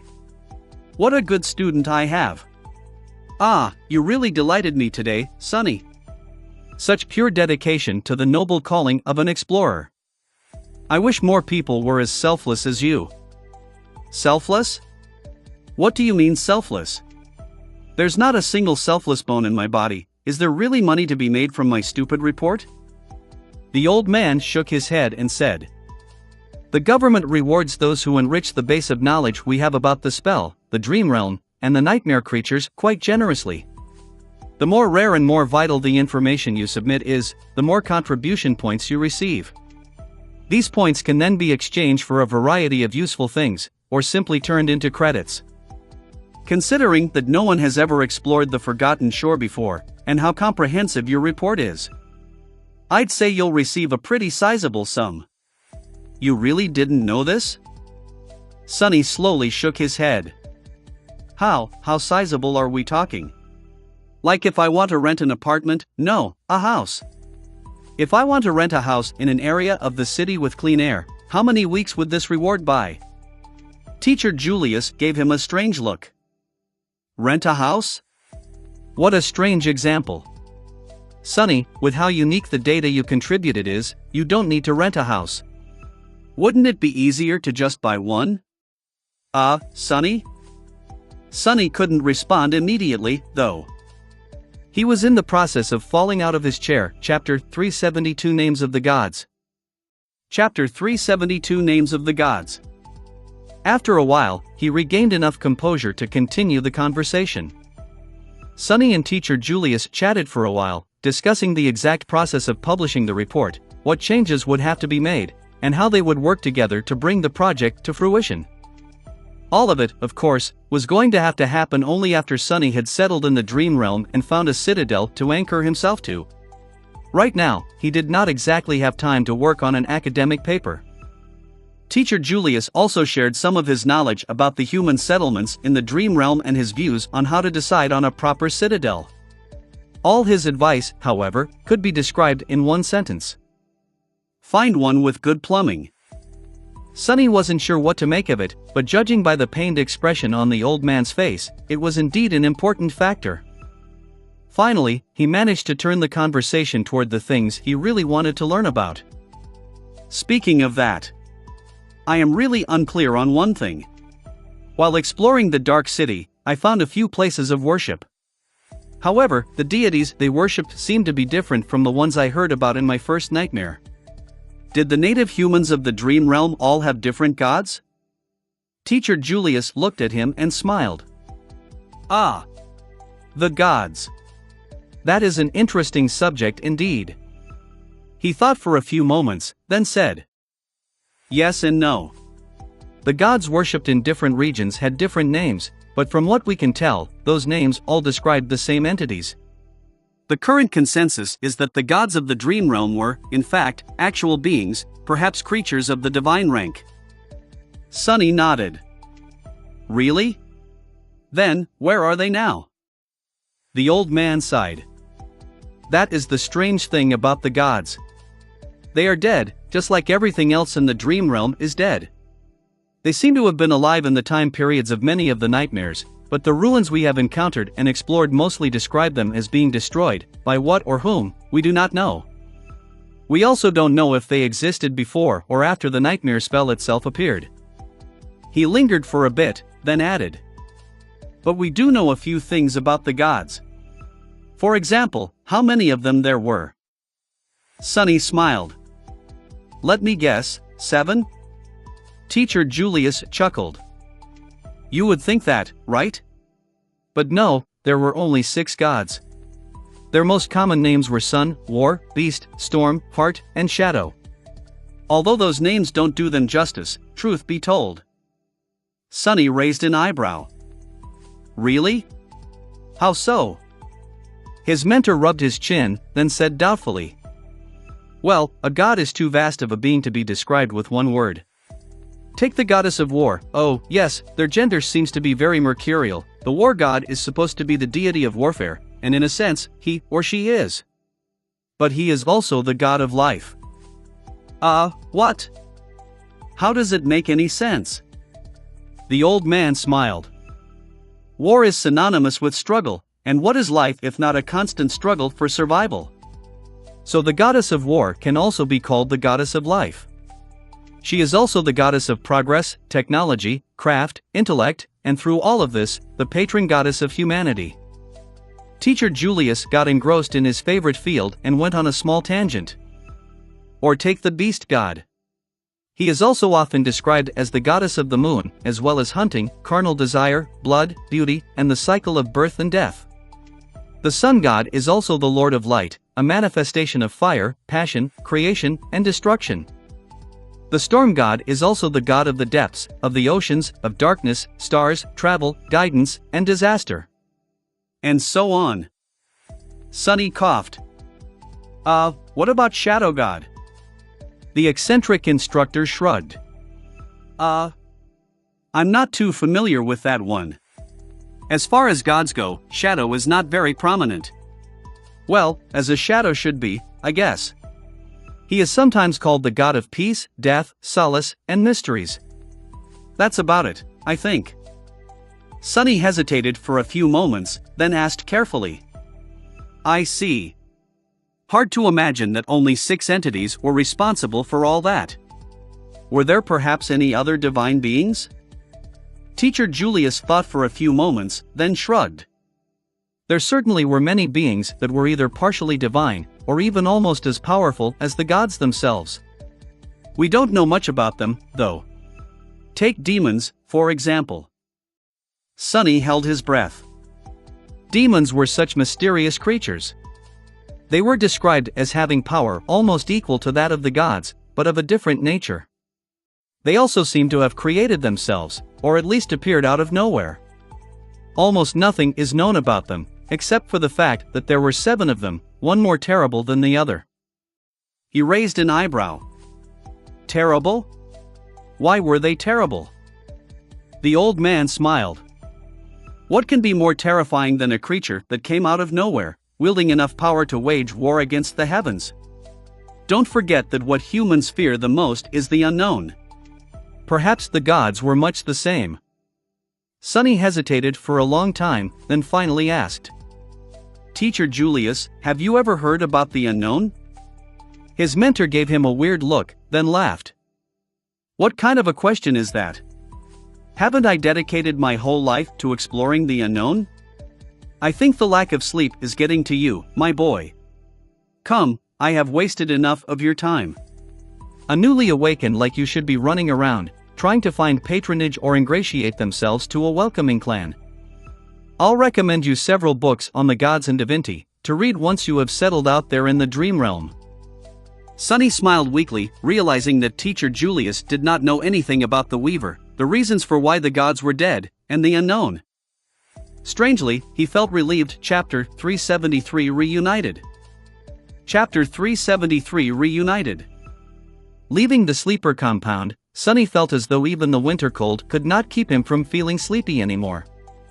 Wondering what time it was, he looked up out of habit and glanced at the sun. The sun was all wrong.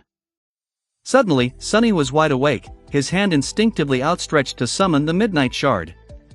It took him a few moments to recognize his error. Oh. The sun is normal. It's just not the same as on the forgotten shore. He also didn't have to measure time by observing the sky anymore. He had a communicator that could show him what time of day it was, up to the exact nanosecond. Shaking his head, Sunny headed back toward the hospital complex. He was late for a memorial. Of sorts. The survivors of the Dreamer Army were supposed to gather today to celebrate those who remained alive and remember those who had fallen. Entering the medical center, he headed toward the conference hall, but then lingered for a moment in front of a monitor attached to the wall. There, 100 names were shown, listing everyone who had made it back. And on the very top of it, there were 3 very special ones. Raised by Wolves. Nightingale. Song of the Fallen. Effie, Kai, and Cassie. Sunny stared at the 3 true names for some time, then slowly lowered his gaze. Right beneath was his own name.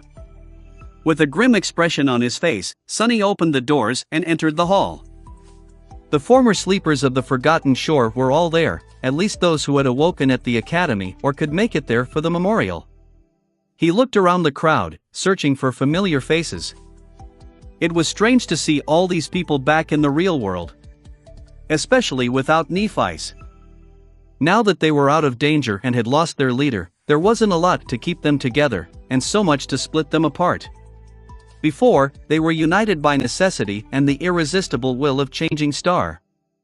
Now, nothing remained to prevent the old grievances from pulling them apart. And yet, the 100 survivors seemed strangely united. Perhaps it was the shared trauma of their harrowing experience in the dream realm, or something else that Sunny couldn't quite understand, but there was no division between them. On the contrary, every awakened gathered in the hall seemed to share an invisible bond with all the others. Weird. Many people welcomed his arrival with warm greetings. Sunny smiled awkwardly and did his best to reciprocate their goodwill. After a few such encounters, he finally noticed Kai at the back of the crowd. Sunny stumbled and stared at his friend for a couple of seconds. I'll be damned. How could that guy become even more gorgeous? The awakening made Kai's slender figure even more graceful, his perfect face even more handsome, and his electric green eyes even more mesmerizing. His luscious dark auburn hair was now neatly cut and styled, his clothes were simple and exquisitely fashionable, and the several pieces of jewelry he wore somehow managed to enhance every one of those features by bringing it just the right amount of attention. Such injustice. With a resentful sigh, Sunny made his way through the crowd and approached his friend. Kai noticed him from afar, and then, the conference hall suddenly seemed to become much brighter due to his brilliant smile. Sunny! You are finally here! Sunny wanted to answer, but then froze for a second, noticing a stranger next to the charming young man. A sickly, terribly gaunt young woman was sitting in a wheelchair, staring at them with a tired expression. There was clearly something defective about her body. She was unhealthily thin, with pale skin stretching over brittle bones and a strange twist to her spine. Her legs seemed lifeless and weak, tucked awkwardly on the step of her wheelchair. Her neck was clearly struggling to support the weight of her head. It was only when the young woman smiled mischievously did he finally recognize her. What's the matter, doofus? You've been struck dumb by my beauty? With a giggle, Effie spun her wheelchair, as though giving him the chance to take a good look. Effie, that's Effie? Sunny stared at her for a couple of moments, trying to connect the image of the mighty huntress he knew tall, strong, beautiful, and full of vigor, to this weak, gaunt young woman. He only spoke when the pain of the flaw pierced his mind. Not really. What the hell happened to you? Effie smiled and shrugged. Nothing. That's how I've always been, in the real world. Something moved in Sunny's memory. He remembered how the two of them sat on the support beam of the ruined cathedral, talking in whispers. For some of us, the real world was more of a hell than the dream realm. That was what Effie had said, back then. Noticing the strange expression on his face, she grinned. Ah, don't worry about it. At least now that I'm awakened, I can move my hands. Look at this. She grabbed the handles of the wheels, then balanced her chair at an angle and spun it around again. See? Ain't that the coolest thing you've ever seen? Sunny hesitated for a bit, then said quietly. Yes. One of the coolest, by far. Effie gave him a smile, then glanced at Kai. See, Knight? Your celebrity aura got nothing on my burning charisma. The young man looked at her, but didn't say anything. Instead, he suddenly took a step forward and gave Sunny a big hug. Sunny! Thank gods you're alive. Sunny squirmed a little, but then surrendered to being embraced. With a resigned expression, he endured for as long as he could and then said through gritted teeth. Why shouldn't I be alive, fool? I wasn't the one whose unconscious, lanky body had to be dragged all the way to the gateway. Kai squeezed him even tighter, then finally released his hold on him. Taking a step back, the charming young man hesitated for a couple of seconds and sighed. Still. With your luck, I am surprised that the whole spire didn't just fall on your head. Sunny froze, then forced out a smile. Yeah. That would have been terrible, wouldn't it? Chapter 374 Dinner with Friends. Chapter 374 Dinner with Friends. Soon, several instructors appeared. In a solemn and sonorous atmosphere, each of them gave a small speech, congratulating the survivors of the Dreamer Army on overcoming the immeasurable hardships and returning to the real world alive. They also spoke about those who had fallen, and offered words of solace, saying that their sacrifice would not be forgotten by mankind. After all, mankind only continued to exist because of young men and women like them. To Sunny, those words rang hollow and empty, but they affected many people in the crowd. He saw a few people crying, the others trying to keep a brave face. Everyone had lost a friend, a companion, or a loved one during the tumultuous last days on the forgotten shore. Finally, Instructor Rock took the stage and spoke in length about the meaning of being an awakened, their duty to safeguard humanity, and what they should do and expect in the next few days. However, at some point, he was interrupted. "Lady Nephice, tell us what happened to her." A hum of voices rose above the crowd, everyone joining in that plea. Instructor Rock sighed. "Calm down, Awakened. I'll tell you everything we know." The survivors of the Dreamer army grew silent, staring at him with piercing intensity. The mighty man hesitated for a few seconds, then said, "As all of you know by now, the gateway of the Forgotten Shore seemed to have been destroyed. Changing Star, who took it upon herself to distract the fallen terror to allow her people to escape, did not make it through in time." A heavy, tortured tension hung in the air. The young men and women gathered in the hall kept silent, but their faces betrayed the storm of painful emotions raging in their hearts. Instructor Rock continued. "However, she is still alive out there, in the dream realm. Her vital signs and brain activity readings are all stable. It seems that Lady Nephice managed to escape the terror, at least." He didn't need to say the rest. Everyone understood what it meant. She was trapped in the dream realm, with no way to come back. Sunny glanced at the newly awakened around him, wondering what their reaction would be. Guilt? Sorrow? Fury? However, he was surprised by what he saw. A few moments later, a voice resounded from the crowd, full of adamant belief. "She will return. If anything can do it, it's Lady Nephice." A wave of voices then joined that first one, all expressing their agreement. "That's right. She is Changing Star of the immortal flame. She won't die. Who says that she escaped from the terror? I bet that Lady Nephice is currently roasting its meat, looking at a map and thinking where to find another gateway." Exactly. Immortal flame cannot be extinguished. There was no guilt, sorrow, or fury. Only hope. Only faith. Uncomfortable, Sunny turned to Effie and Kai. Both seemed to be a little bit sad, but strangely calm. What do you guys think?" Effie hesitated for a few seconds, then shrugged. "I sort of agree. If anyone can make it out alive from there, it's Princess. It sounds impossible, but I mean, it's her. You know how she is." Kai remained silent for a bit, then nodded. "That's what I believe, too. Or at least try to believe." Saying those words, he looked around with concern and said, "But Cassie must be devastated. Have you seen her?" Sunny stared at him grimly, then turned away. "I did earlier. She is." Strangely, today the blind girl was nowhere to be found. To his relief, Kai sighed, then rubbed his face. I really want to sleep. It's tough, staying awake for that long. What about you, guys?" Sunny shrugged. "I'm fine for now. I also have a pack of military-grade stimulants to keep me awake for a few more days." Effie glanced at them and grinned. "I am not sleepy at all. However, to be honest, I am dying from hunger. There has to be food here somewhere, right?" Some time later, they were in the cafeteria of the hospital complex. Sunny and Kai were already done with their dinner, and observed with dark fascination as Effie was finishing her fourth serving. There was a small mountain of empty plates in front of her. Finally, the huntress was done with the food and leaned back tiredly in her wheelchair, full of satisfaction. "Ah! That's life.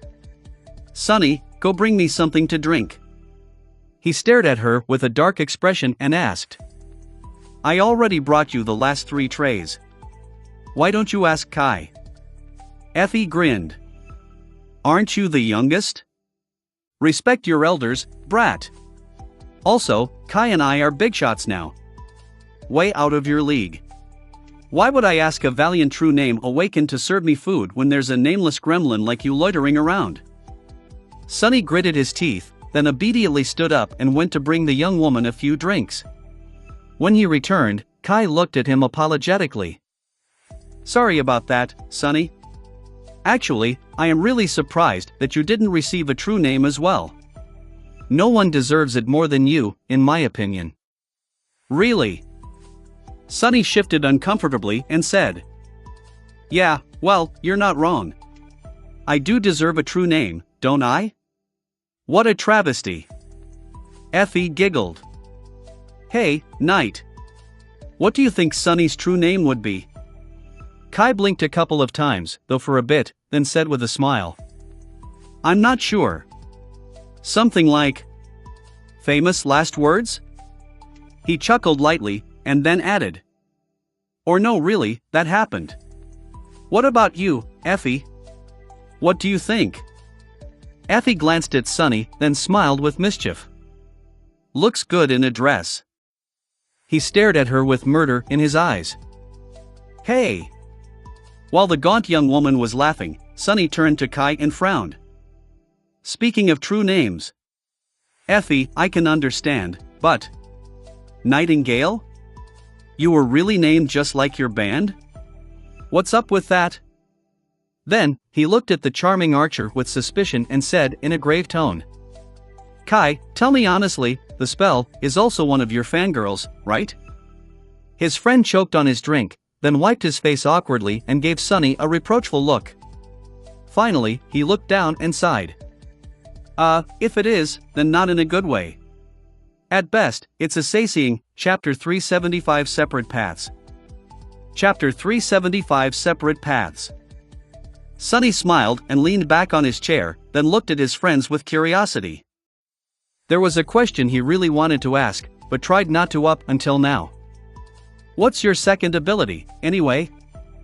His words hung in the air for a few moments. Suddenly, Kai coughed with embarrassment and looked away. After a couple of seconds, he said in a strange tone. I can see really far now, when I want to. Even when there's no light.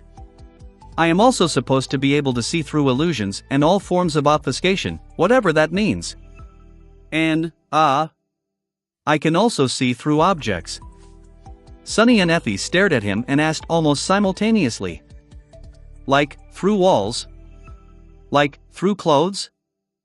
Kai hid behind his glass, lingered for a bit, and then answered in a small voice. Yes. But I would never.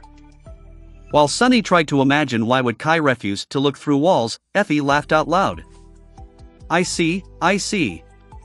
What a great ability. She shook her head, then turned to Sunny and asked. Hey, doofus. I bet you often wanted to stab me with something sharp. Wanna try? He frowned in confusion, then raised an eyebrow. No. Why would I stab you? Effie looked at him with expectation clearly written on her face, then sighed in disappointment when he didn't move. That's a shame. I wanted to demonstrate my second ability to you. Basically, it makes my whole body invulnerable. Well, comparatively, of course. Skin of steel, that sort of deal. A very sweet comprehensive defense boost, if I do say so myself. Sunny blinked and looked at the gaunt young woman with a bit of awe. Indeed, that was a very powerful ability.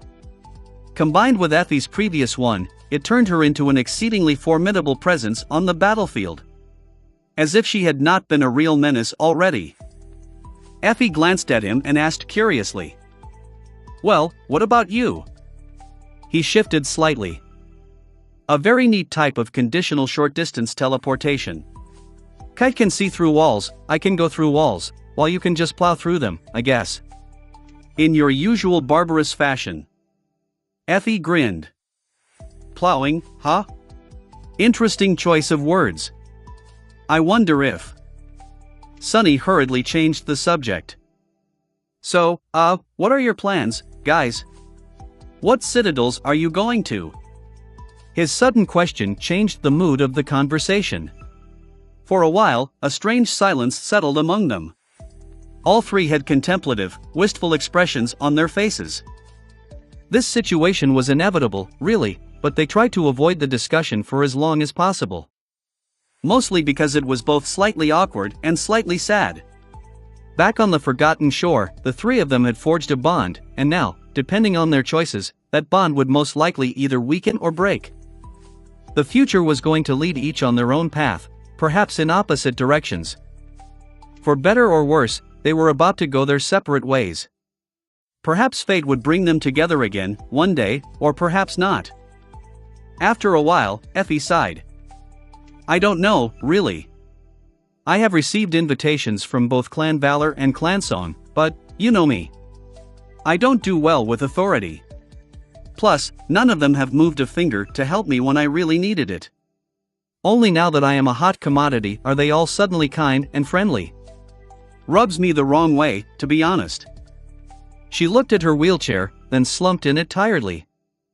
Anyway, I might take them up on the offer, or I might not. It depends on what the fastest way to get ready for the second nightmare would be.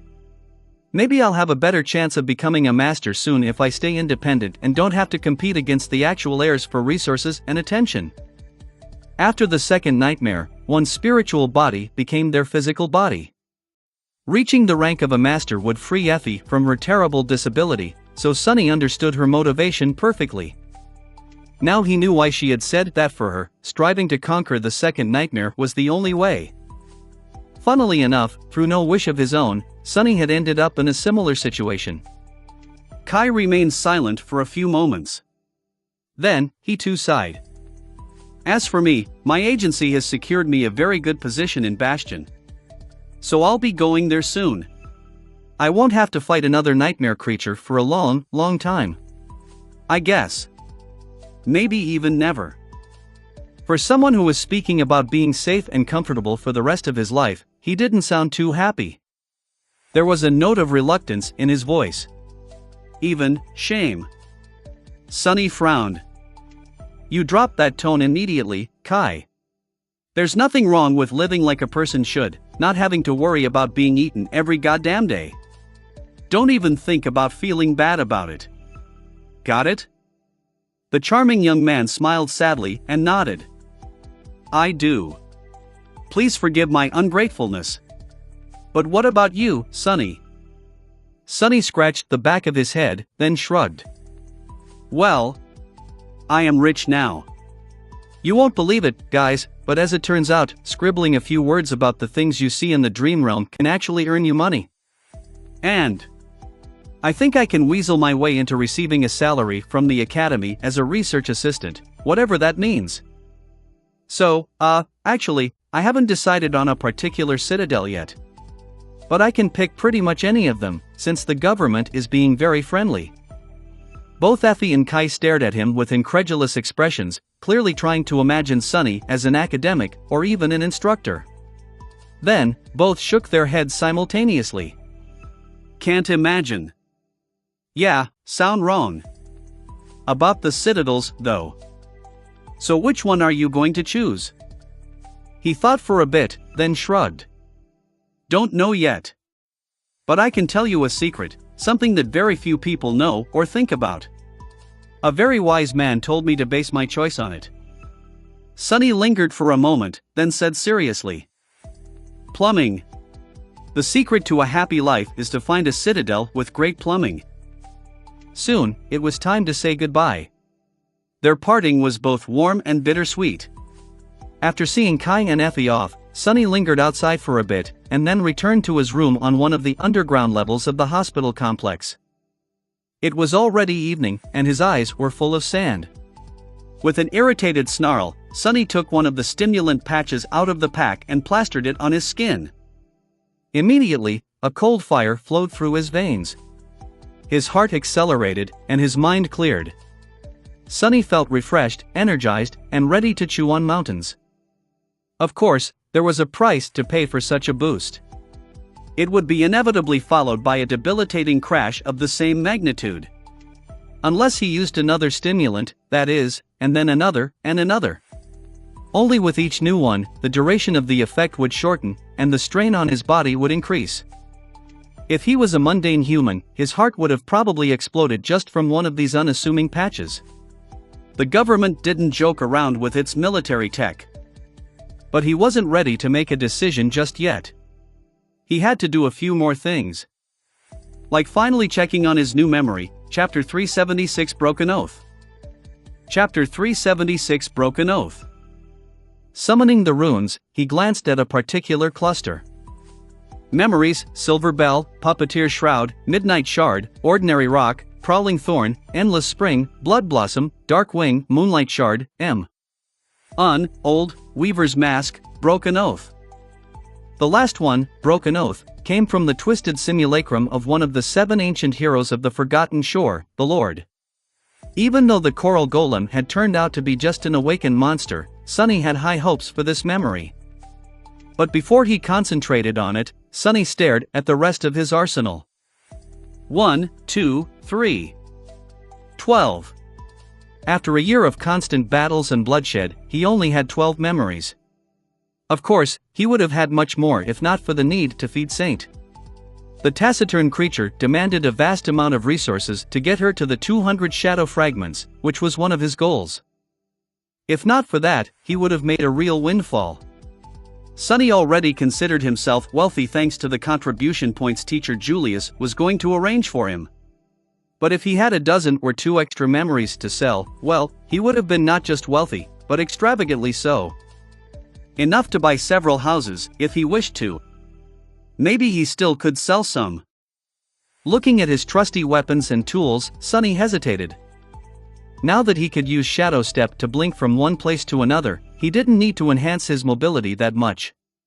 So, Prowling Thorn and Dark Wing were potential candidates to be auctioned off, maybe? They still had their uses, though. The rest he couldn't even imagine selling, at least not before finding better alternatives. Even the Silver Bell, which wasn't really all that useful, but had something of a sentimental value. The little bell was the first memory he had ever received, after all. And its description was, it touched something in his heart. Curses, I just used the stimulant. Why is my mind so scattered? With a frown, Sunny finally concentrated on his new memory. Memory, Broken Oath. Memory rank, Awakened. Memory tier, I. Memory type, Charm. His eyes widened slightly. Jackpot. Another charm, Such Luck. Excited, Sunny read further. Memory description, they made a terrible oath to destroy the curse, or be consumed by it. Those who have broken the oath were consumed by the curse, and those consumed by the curse have broken their oath. In the end, none could escape their promise. Morbid. I guess that's how the Carapace Legion was born? He looked at the next string of runes. Memory enchantments, Oathbreaker. Enchantment description, the broken oath erodes souls of all those who approach it. Sunny held his breath for a few moments. A soul attack.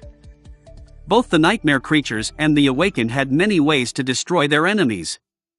Kinetic damage, called physical for simplicity, was the most common, but there were many others.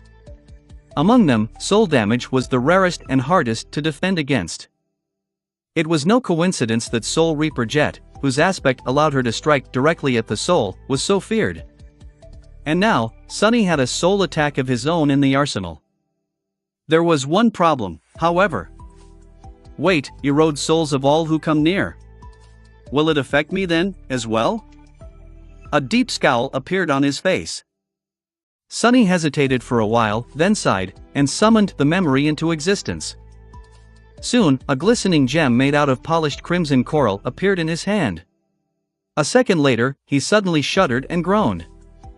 As soon as the broken oath appeared, a sickening sensation permeated his entire being. It was as though someone was slowly draining the very life out of him. Not only that, but he also felt weaker. Looking down, Sunny saw his shadows ripple and react. The surly one stared at him with outrage and waved its hands in the air angrily, while the friendly one was hugging itself pitifully and pacing. Damnation! He had recognized the debilitating feeling that the gem produced. It was the same aura that had weakened him when he fought the Coral Golem. It was also the infinitely weaker version of the annihilating soul attack of the artificial sun. Gritting his teeth, Sunny dismissed the broken oath. Only when it disappeared completely could he breathe freely again. Crap! That was one serious side effect. How was he supposed to use his new charm if it would be slowly killing not only his enemies, but also Sunny himself? Drop it on the ground, use Shadow Step to blink away, and hope for the best? Sunny sat quietly for a while, thinking. Then, a tentative smile appeared on his face. Wait, that should work, right? Turning away from the runes describing the soul-destroying gem, he concentrated on the description of his loyal shadow demon. Shadow, Marble Saint. Shadow rank, Awakened. Shadow class, Demon. Shadow attributes, Battle Master, Stalwart, Spark of Divinity. Shadow abilities, Weapon Sage, Underworld Armament. Shadow fragments, 80/200. Concentrating on the Underworld Armament ability, Sunny Red. Shadow Saint's armor can accommodate a charm memory to inherit its enchantments. His smile widened. Good, that's the first part. Looking a bit higher, he found another string of runes. Attribute, Stalwart. Attribute description, the Stone Saint is highly resistant to all forms of damage, as well as being fully immune to mind and soul attacks. Fully immune to mind and soul attacks. Yes. Sunny let out a satisfied sigh. The Broken Oath was pretty useless by itself, but when combined with Saint's special ability and attributes, it would make his shadow even more lethal.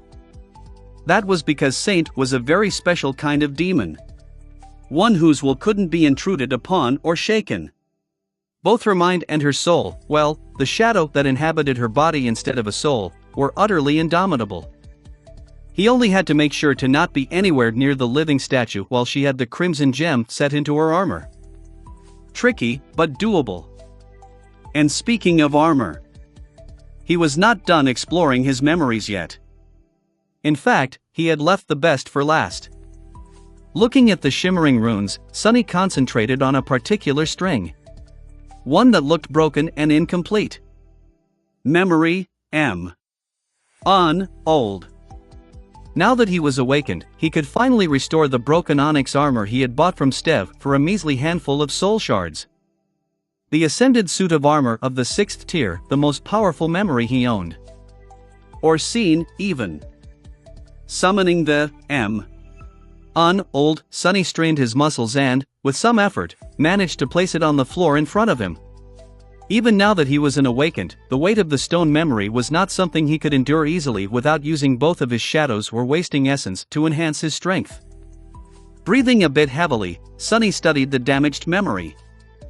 The suit of ancient plate armor was jet black in color. Its design was intricate and solemn, radiating a feeling of dark resolve and stalwart, adamantine grace. Its glossy surface seemed to absorb and devour any light that fell on it. All parts of the armor were perfectly fitted to one another, creating an almost seamless barrier of impenetrable steel. Well, not steel, yet. Stone. The ancient armor looked extremely similar to the one Stone Saint had worn, and now that the shadow was a demon, they were even more alike. The onyx armor in front of Sunny was still more impressive, though. More regal.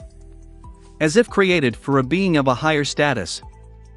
And just like the armor worn by the saint, it would only transform from actual stone into the miraculous stone-like alloy if risen from its passive state.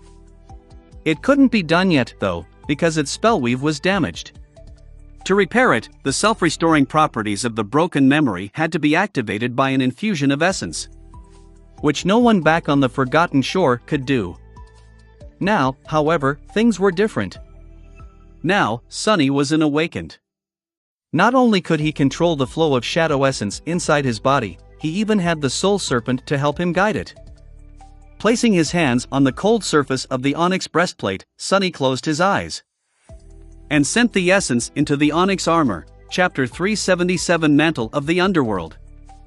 Chapter 377 Mantle of the Underworld. The shadow essence flowed through the coils of the soul serpent into his left hand, then surged into the cold black onyx.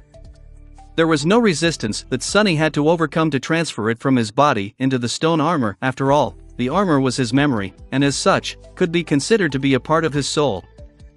The surge of energy rushed through the ancient armament, then returned to his body through his right hand. Soon, a stable cycle was established, with a constant current of shadow essence circulating through both Sunny himself and the onyx armor. It was a strange feeling. As if there was an ethereal river flowing through him, moving endlessly in a circle. Thanks to the shadow guide attribute of the soul serpent, its current was especially swift and powerful. Soon, the onyx armor became saturated by shadow essence. As Sunny watched, it slowly began to change. This was the fundamental trait of both Saint and her armaments, with which the memory shared a common origin. Both were made out of a strange living stone. When imbued with soul energy, the taciturn demon's body turned from stone to bizarre stone-like flesh, while her weapons turned to stone-like steel. Sunny knew this because he had seen the remains of both the original Stone Saint and her fellow stone warrior after they had been defeated by the monstrous iron spiders. After being destroyed, the living statues had turned back into inanimate stone. The memory was transforming right in front of his eyes. Soon, its glossy black surface felt different to the touch. Colder, lighter, more resilient, closer to metal than stone. The living armament had assumed its true form. And now, the most important part. Sunny gazed through the dark metal and peered at the ethereal weave hiding beneath it. The pattern of the diamond string was much more complex and vast than any that he had ever seen, with the exception of the weaver's mask. But then, nothing could compare to that miraculous memory. There were 6 bright embers serving as anchors for the countless threads of light inside the onyx armor. However, the weave was damaged and chaotic. Thousands of strings were torn and disconnected from the rest of the pattern, breaking its flow and logic. Because of that, the armor couldn't repair itself before it needed to be imbued with essence and turned from dead stone to enchanted metal for the self-repairing properties that all memories possessed to come into effect. And now, it was. With an expression of wonder on his face, Sunny observed as the spellweave started to repair itself. The diamond string moved against the invisible winds that had been playing with them before. The torn ends turned whole again, the separated threads became connected to the rest of the pattern once more. Thousands upon thousands of ethereal strings moved in unison, their motions full of strange symmetry and grace. Watching the beautiful weave restore itself filled Sunny with a deep feeling of satisfaction. He smiled. This feels right. He continued to pour essence into the ancient armor and watched as it slowly returned to its intended state. And then, it was finally whole once again. With a content sigh, Sunny removed his hands from the breastplate of the onyx armor and retrieved the shadow essence back into his body. After the memory turned back into stone, he dismissed it. After that, not wasting any time, Sunny dove into the soul sea, walked to stand between the 2 shadow cores, and summoned the memory down. As soon as the silhouette of the ancient armor appeared from the sphere of light, he glanced at the runes surrounding it. Come on, be good, be great. I've waited for this moment for so long. He read the first string of runes. Memory, mantle of the underworld. Whoa, sounds awesome. But, underworld? That word again. One of Saint's abilities was called Underworld Armament. Her own runes also described the creator of the living statues as residing in the cavernous halls of a dark domain, as well as being the last child of the unknown. Was Saint made by the ruler of the underworld, or something? Sunny shivered slightly, then glanced at the intricate black armor with a solemn expression. Well, if her creator was indeed one of the 7 demons and a sibling to Weaver, the demon of fate, then ruling the underworld might not have been out of the question. Shaking his head, Sunny returned to reading the runes. Memory rank, ascended. Memory tier, 6. Memory type, armor. Memory description, vowing to never look upon the gods of the black skies again, the prideful demon retreated into the darkness beneath an unassailable mountain chain. He wasn't the first to lead his army against the gods. However, he was the first to shed their blood, as well as learn the secrets of his own. Lead an army against the gods? When teacher Julius mentioned that demons had enough power to wage war against the heavens, Sunny had thought of it as a figure of speech. But maybe it was not? Perhaps a few of them had really tried. And what was that about the secrets of the blood? Ah, endless questions, like always. Shaking his head again, Sunny turned away from the description and continued to read. Memory enchantments, living stone, feather of truth, stalwart, underworld armament, prince of the underworld. Sunny stared at the long list of enchantments for a while, his heart beating wildly in his chest. Can't be. Living stone, attribute description, this armor can repair itself while being worn. Feather of truth, attribute description, the weight of this armor can be changed at will. Stalwart, attribute description, this armor provides extremely high protection against physical attacks, high protection against elemental attacks, and a moderate amount of protection against mind and soul attacks. Underworld armament, attribute description, this armor can accommodate a charm memory to inherit and enhance its enchantments. Prince of the Underworld, attribute description, this armor grows stronger according to the amount of opponents its wielder defeats. Vanquished foes, 1213/6000. Sunny remained silent for a while. His darkroom, which was situated deep underground, was silent for a long time. After a while, he shifted slightly and said in a low voice, "Well, I'll be damned, Chapter 378 A New Beginning." Chapter 378 A New Beginning. Sunny sat in the darkness for a while, thinking. At first, he wanted to immediately put on his new magnificent onyx armor, but then dismissed that idea. There would be time later, for now, he was too tired. The effects of the stimulant were slowly wearing off, and he had spent too much shadow essence already. He did, however, note a few things about the mantle of the underworld. The first fact he noticed was that it shared 2 enchantments with Saint. However, there were subtle but important differences between the versions of Stalwart and Underworld armament possessed by the Onyx armor and the Taciturn demon. The memory offered better protection against physical and elemental attacks, but lacked the complete immunity to mind and soul attacks, possessing a moderate amount of protection against those rare and fearsome types of damage instead. Overall, this was an advantageous trade-off, since most nightmare creatures relied on more common ways of destroying awakened. Unless they didn't. The more interesting difference, however, was hidden in the description of the Underworld armament. While Saint's armor could accommodate a charm memory to inherit its enchantments, the mantle of the Underworld could both inherit and enhance them. Just one word made for so much difference. Sunny couldn't wait to explore this subtle trait of his new memory. Living Stone and Feather of Truth, meanwhile, were pretty obvious. That didn't mean, however, that these enchantments did not have a lot to offer. He could already see many interesting ways to apply both in battle. The downside was that both were active enchantments, and as such, would require a constant flow of essence to function. What's worse, the armor couldn't even be used without activating the first one. But the most interesting enchantment was, without a doubt, Prince of the Underworld. A growing memory. Pondering about that strange and miraculous enchantment, Sunny couldn't help but think about the first lord of the Bright Castle, who had supposedly been the first master of the mantle of the underworld. What tier and rank was the onyx armor when he had first found it? How many of the vanquished foes had been defeated by his hand? Was the mantle of the underworld one of the reasons for his legendary achievements? For the longest time, Sunny had wondered about how an ascended memory of the 6th tier had ended up in the hands of humans in the Dark City. It had to have come from destroying a fallen terror, or so he had thought. Now, there were other possibilities.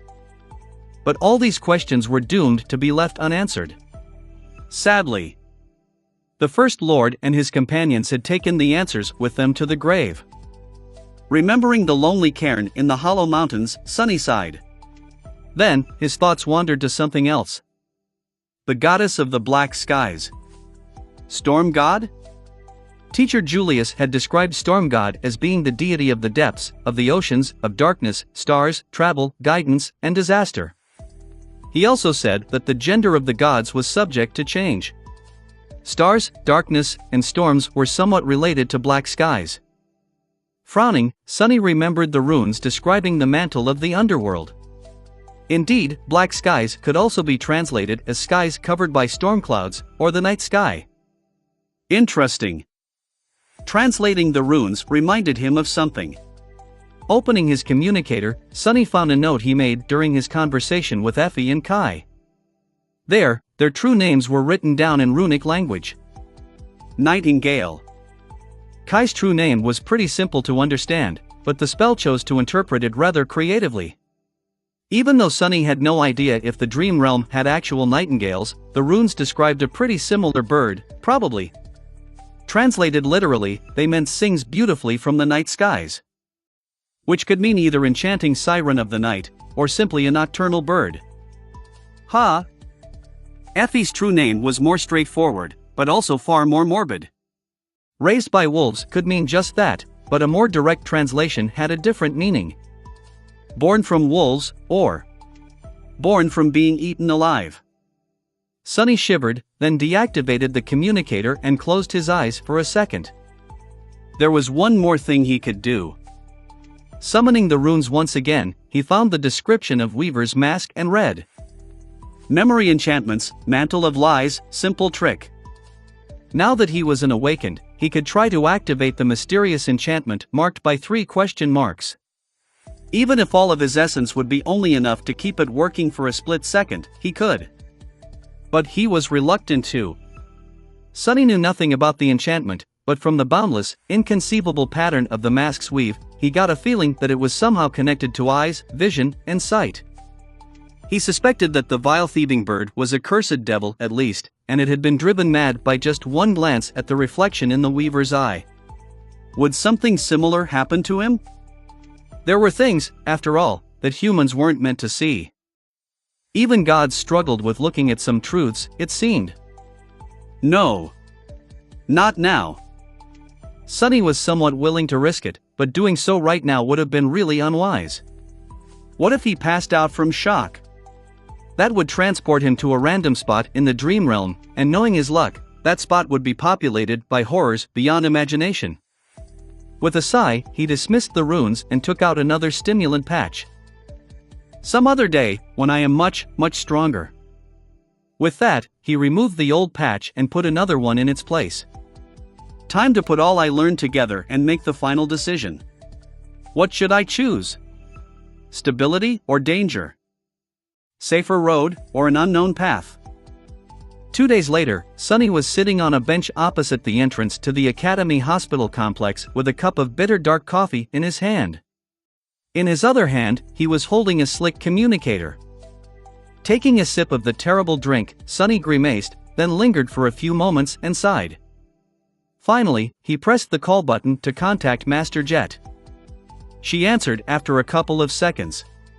Her voice sounded a little tense, and there were strange, barely audible whispers mixing with the background noise of the call. Ah! Awakened sunless. What? Wait, give me a second. Something crackled violently, and in the next moment, the background noise was gone. Much better. So, have you decided? Sunny took another sip of coffee and said. Yeah. He hesitated for a bit, then added. As far as joining the legacy clans or the government, I've decided against it. I don't know enough and have no leverage to ensure a good deal.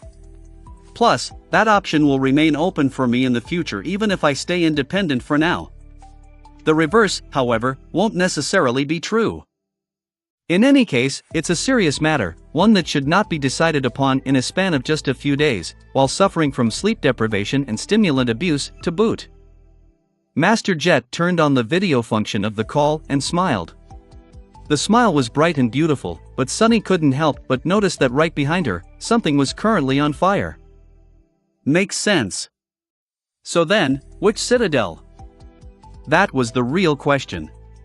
While Sunny decided to remain independent for now, while leaving himself an opportunity to join a powerful faction later, his choice of an anchor was going to limit which factions he would be able to interact with later on. He was silent for a bit, then said, Clan Valor Territory. Master Jet nodded. Solid choice. Bastion? Or a smaller citadel? Sunny drank some more coffee, then spoke the name of the citadel he had chosen into the communicator.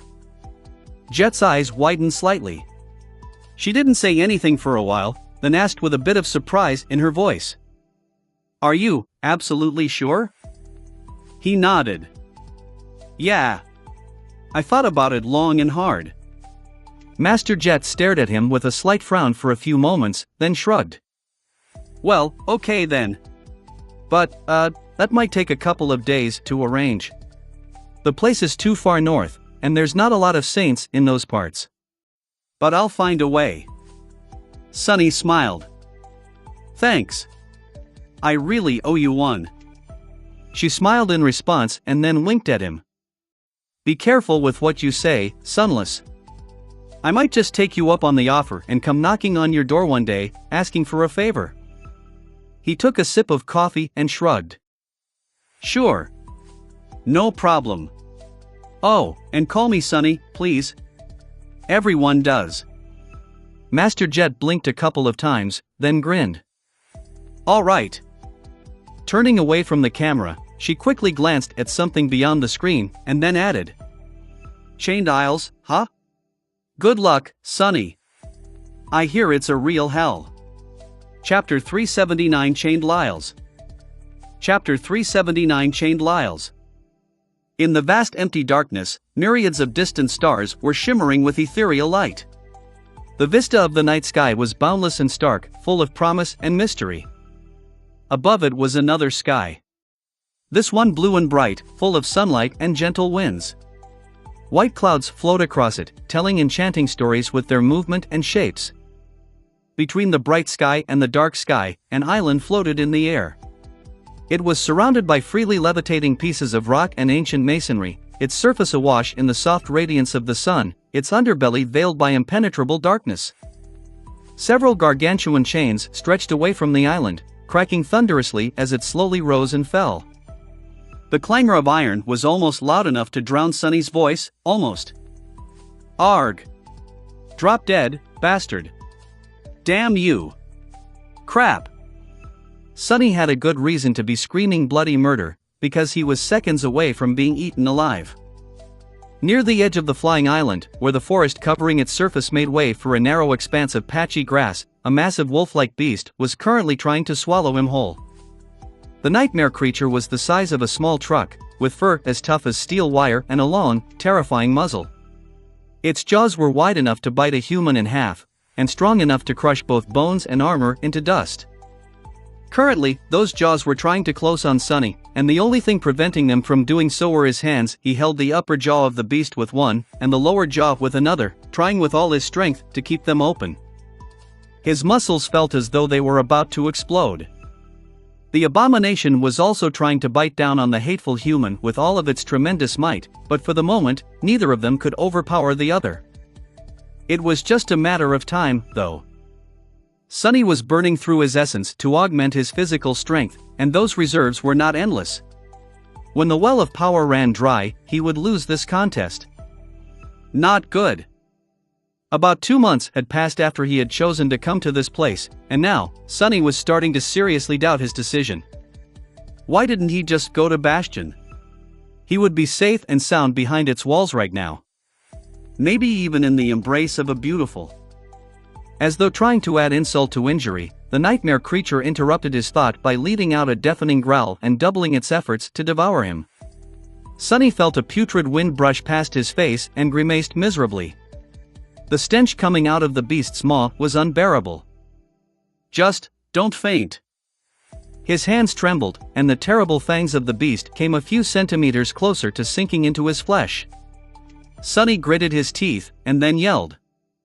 Saint! A little help here, damn it!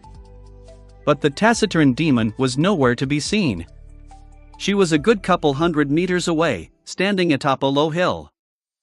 Sunny groaned and tried to push the jaws of the abomination away, but it was useless. The damn creature was just too strong. A few seconds later, though, something hissed past his shoulders, and 2 menacing black arrows sunk into the feral eyes of the beast. They arrived almost simultaneously. Thanks! Using the momentary shudder that ran through the wolf's body, Sunny pushed the jaws sideways, allowed them to close with a loud crack, and poured as much essence as he could into a vicious throw. The massive body of the nightmare creature flew for good 10 meters and crashed into a trunk of an ancient oak, plowing straight through and turning it into splinters. Sonny fell to his knees and drew in a shaky breath. Then, he quickly glanced back. Far in the distance, a graceful dark silhouette was outlined against the bright sky. Saint held a powerful memory bow in her hands, its limbs made out of horn and polished blackwood. 2 ruby eyes burned behind the visor of her helmet, and a crimson coral gem was set into the center of her obsidian breastplate. Nice shots. She wouldn't be able to help him any further, though, at least not for a dozen seconds. Sonny was pretty sure that the shadow had spent all of her arrows while they were fighting with the pack, and now, she had to dismiss and summon them anew. At least the leader of the monstrous wolves was now blind, probably. Not that it was going to stop the bastard. The nightmare creature was already rising from the ground, howling furiously. Curse you! Panting, Sonny crawled a few steps and picked up the midnight shard. The austere Tachi was as sharp and deadly as ever. The problem was that the last remaining abomination was clearly of the fallen rank, so the stalwart blade was having trouble breaking through its hide. Still, Sonny had to work with what he had. Making sure that the sun was behind him, he stood up and leaned on his sword, watching tiredly as the massive beast turned its ugly head and faced him. The dreadful wolf lowered its muzzle to the ground, then growled with murderous rage. Bits of saliva flew from its maw and fell to the ground. Then, pushing with its mighty hind legs, the nightmare creature lunged at Sonny. Covering the distance between them in an instant, the beast brought its terrible jaws on the tiny human once again and bit on emptiness. In the place where Sonny stood just a moment ago, there was now nothing but air, light, and shadows. Appearing from the nightmare creature's own shadow, Sonny dove between its hind legs and thrust the midnight shard upward, aiming at the soft belly of the fearsome beast. The Tachi pierced the pale skin without much problem and sunk into the flesh of the abomination. As blood poured to the ground, the creature staggered and fell. A low whine escaped from its mouth. Very soon, it was all over. Falling onto the ground in complete exhaustion, Sonny tried to catch his breath and listened to the silence. Soon, he heard the sweet sound of the spell whispering. You have slain a fallen monster, dread wolf. Your shadow grows stronger. Chapter 380 Above and Below. Chapter 380 Above and Below. Sonny lay still for a while, then summoned the runes and looked at the dreadful number. Shadow Fragments, 197/2000. He sighed. The task of pursuing power had turned out to be much more difficult than he had anticipated, and for one simple reason, after becoming an awakened, he now received fewer fragments from killing nightmare creatures. If before he could get 2 by slaying an awakened monster, now it was 1. If before he could receive 4 by slaying a fallen monster, now it was 2. What's worse, his hopes of growing strong by hunting down scores of dormant creatures had been mercilessly crushed, because he didn't receive any fragments from killing those weaker than him at all. Which was a real disappointment. Who didn't love punching down? Sonny was at the very bottom of the power structure for most of his life, so he had been really looking forward to having an opportunity to bully something weaker than him, for a change. Alas, it had turned out to be a waste of his time. Of course, Sonny had also become tremendously more powerful.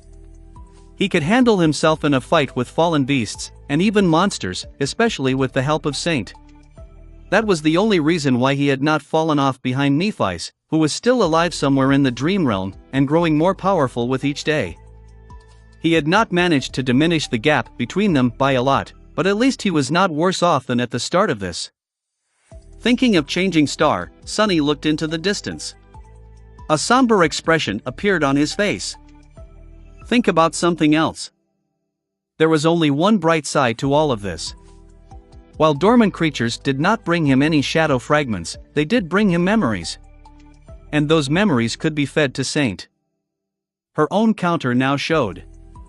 Shadow Fragments, 157/200. Not bad. A low, eerie sound of giant iron links scraping against each other interrupted his thoughts. The island Sonny was currently on seemed to have entered the ascending phase, so his time here was running short. Standing up with a sigh, Sonny summoned the moonlight shard and walked over to the corpse of the Dreadwolf. He had to retrieve the soul shards before it was too late. The Chained Isles were a strange place. Situated at the very north of the territories claimed by humans, they bordered the Hollow Mountains. That was one of the reasons why Sonny had chosen that region as his hunting grounds. But it wasn't the only one. The whole region consisted of numerous islands that somehow floated in the air, connected to each other by gargantuan iron chains. It was mostly unexplored, and the awakened population here was not very large. Notably, there were not a lot of masters and saints here, especially those associated with the legacy clans, be it great or lesser. What the Chained Island had in abundance, instead, were the nightmare creatures of all kinds, from dormant ones to awakened, fallen, and terrifying corrupted abominations. Each island had its own menagerie of horrors, and the level of threat differed from one to another. Most were utterly deadly, though. Much more deadly than an average awakened was supposed to be able to handle. But Sonny was not an average awakened. To him, this was a perfect hunting ground, a place where he could sharpen his blade without being seen by those who served the sovereigns. Or at least he had thought that way. At the start. Right now, he was starting to suspect that it was more of a place where he could die terribly without being seen by anyone who would have been able to help. Just like Master Jet said, the Chained Islands were a hellish land. And not only because of the nightmare creatures. The place itself was capable of killing a person, or, rather, its sky could. High above the floating island, there was the usual sky with the sun, the moon, and beautiful stars that shine brightly at night.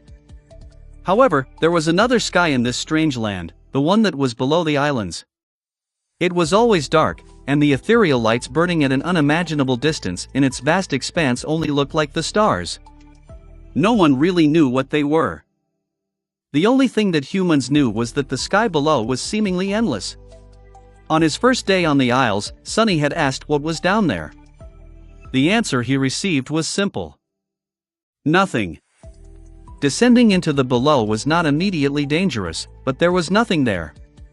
Some crazy daredevil had once fought his way through the hunting grounds of nightmare creatures that dwelled beneath the islands and spent a whole week flying straight down. He had to turn back, eventually, because out there in the boundless darkness, his mind began to show signs of breaking apart. Even the winged echo he used to descend into the below had almost gone insane.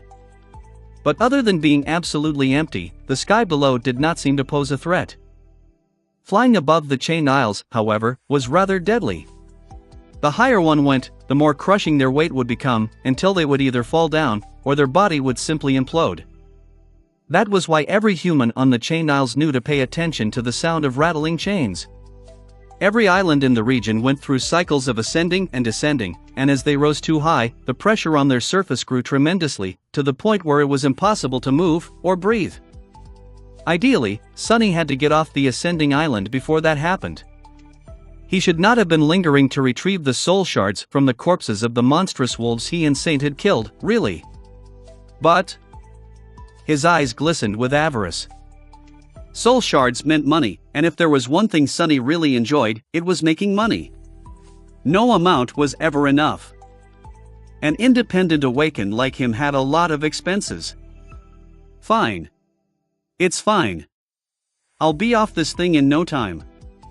He quickly cut the dead beasts apart and fished out the soul shards from inside their bodies.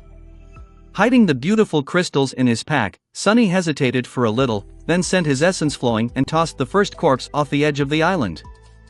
He was planning to come back here soon, and leaving so much meat lying around could make the future visit rather problematic. Sonny only had one more carcass to dispose of when he suddenly noticed a swift silhouette descending from the skies.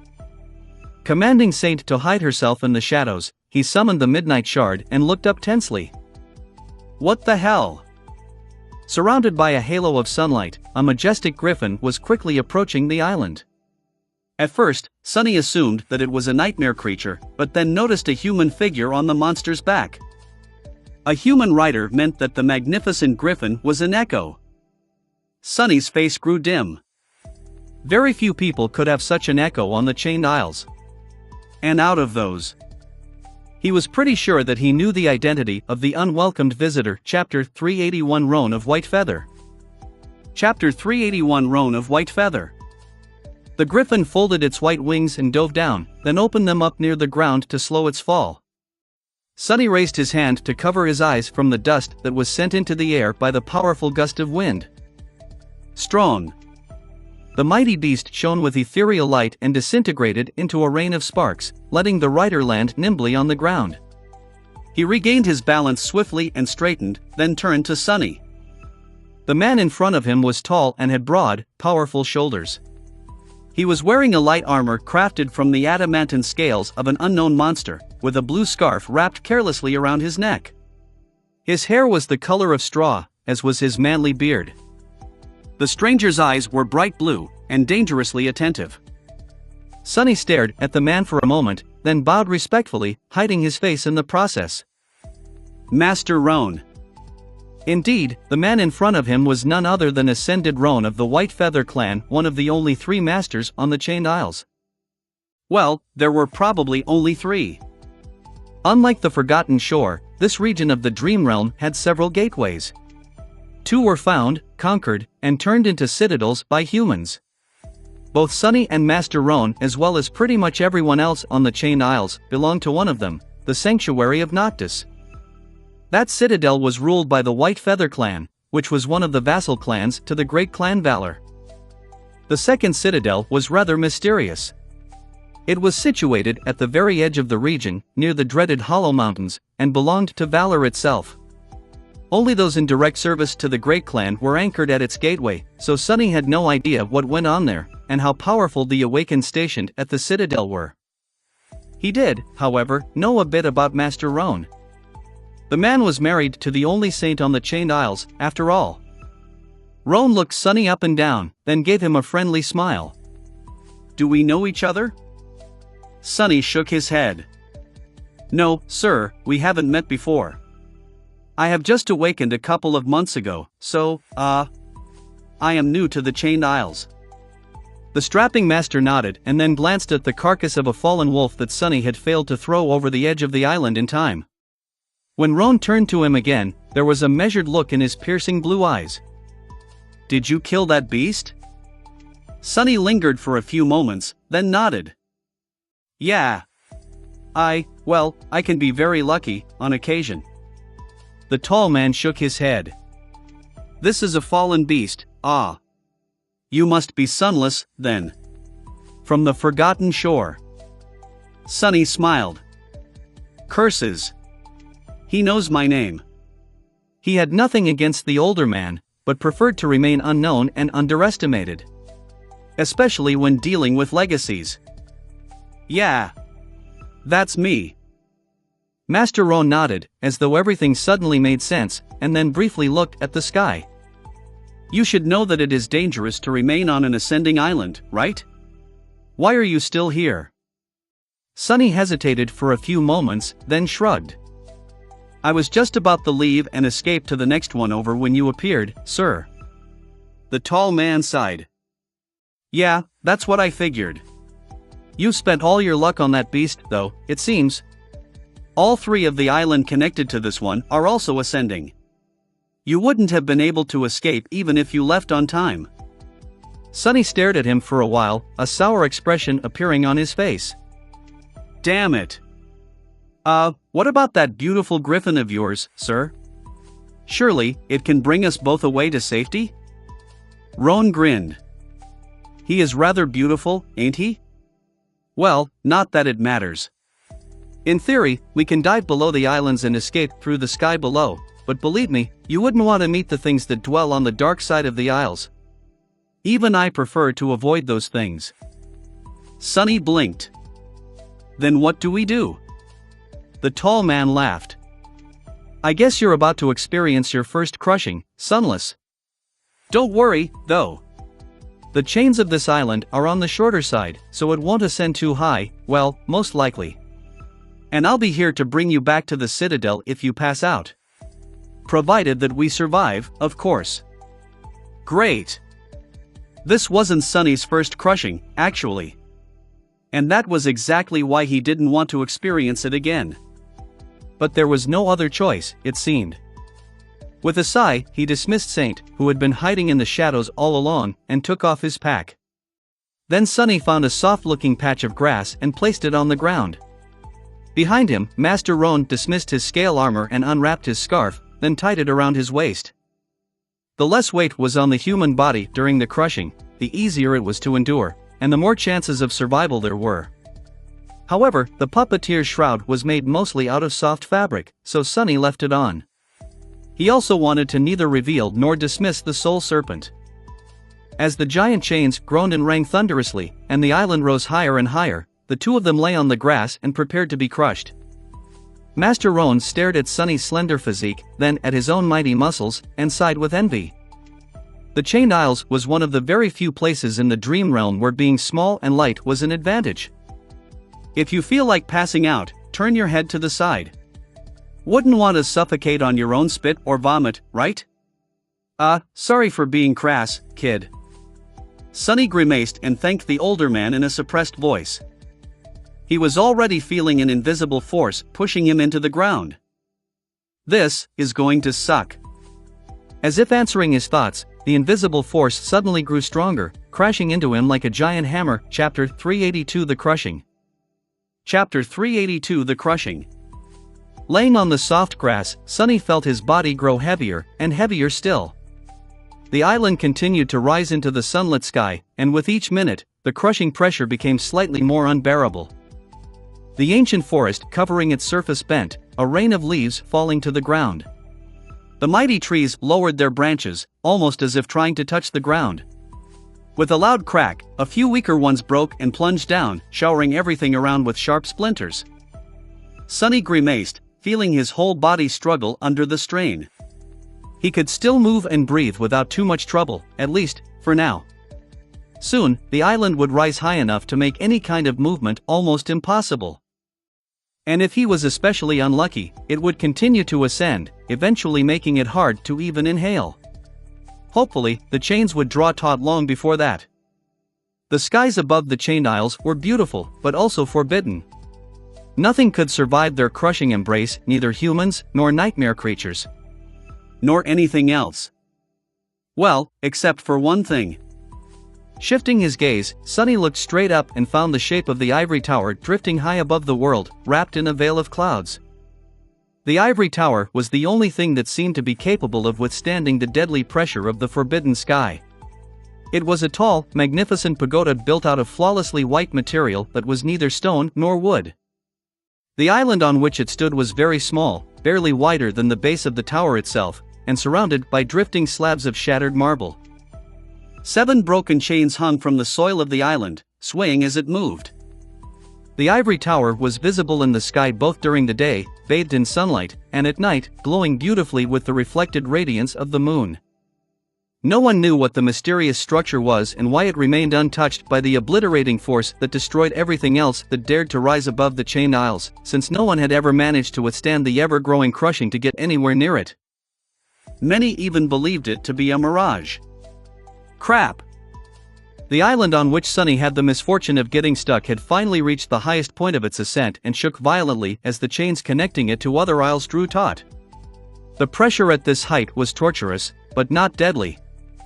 His bones were not breaking under the assault of the crushing, and he could still breathe, even if with great effort. It would have been better if Sunny could wrap the second shadow around his body, but he didn't want to appear too strong in front of Master Roan. Speaking of the devil. The mighty rider chose that exact moment to speak. His voice sounded a little strained. Hey, Sunless. Can you breathe all right? Sunny gritted his teeth and struggled to speak. In the end, all he could manage was an affirmative grunt. Good, good. This is actually not that rough, as far as crushing goes. If we rose by another 100 meters, though, even I would be having a bad time. Good to know. At this point, Sunny was regretting that they had not climbed on the griffin and dove into the sky below. The Chained Isles was a dangerous place, and the nightmare creatures living on them were fearsome and powerful beyond belief. However, the creatures living under the islands were much, much worse. Sunny had seen them from afar a couple of times, and the mere memory of those horrors was enough to send a shudder running through his entire body. Still, they could have fought their way through, probably. It would have been better than this diabolical torture, for sure. Arg.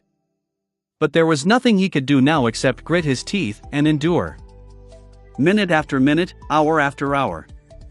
Sonny couldn't even think properly because of how terrible the pressure of the boundless skies was. All he could do was suffer silently and stare at the ivory tower. His shadow, on the other hand, was having a great time. It didn't move, reluctant to get noticed by Master Roan, but he could feel it stare at him gloatingly. Bastard! I'm going to wrap you around the ordinary rock and make it scream without rest for 24 hours straight. Let's see who's going to be gloating then. The shadow hesitated for a bit, then awkwardly pretended to be interested in something else and looked away. Yeah, that's right. Somewhere in the forest, another tree exploded with a loud crack. Sonny tried to turn his head to look in that direction, but it demanded too much effort. He didn't have to worry about being attacked by nightmare creatures in this helpless state, anyway. They were currently hiding in their lairs, enduring the crushing the same way he was. Who could fight under this hellish pressure? Sonny felt as if there was a mountain on his chest. Every breath demanded his utmost effort to make. His whole being ached, and his vision had become blurry. Exhausted, he closed his eyes and circulated the shadow essence through the coils of the soul serpent to keep his slowly breaking body going. Damn it! I'll be late to wake up, won't I? When were they going to call, in the morning?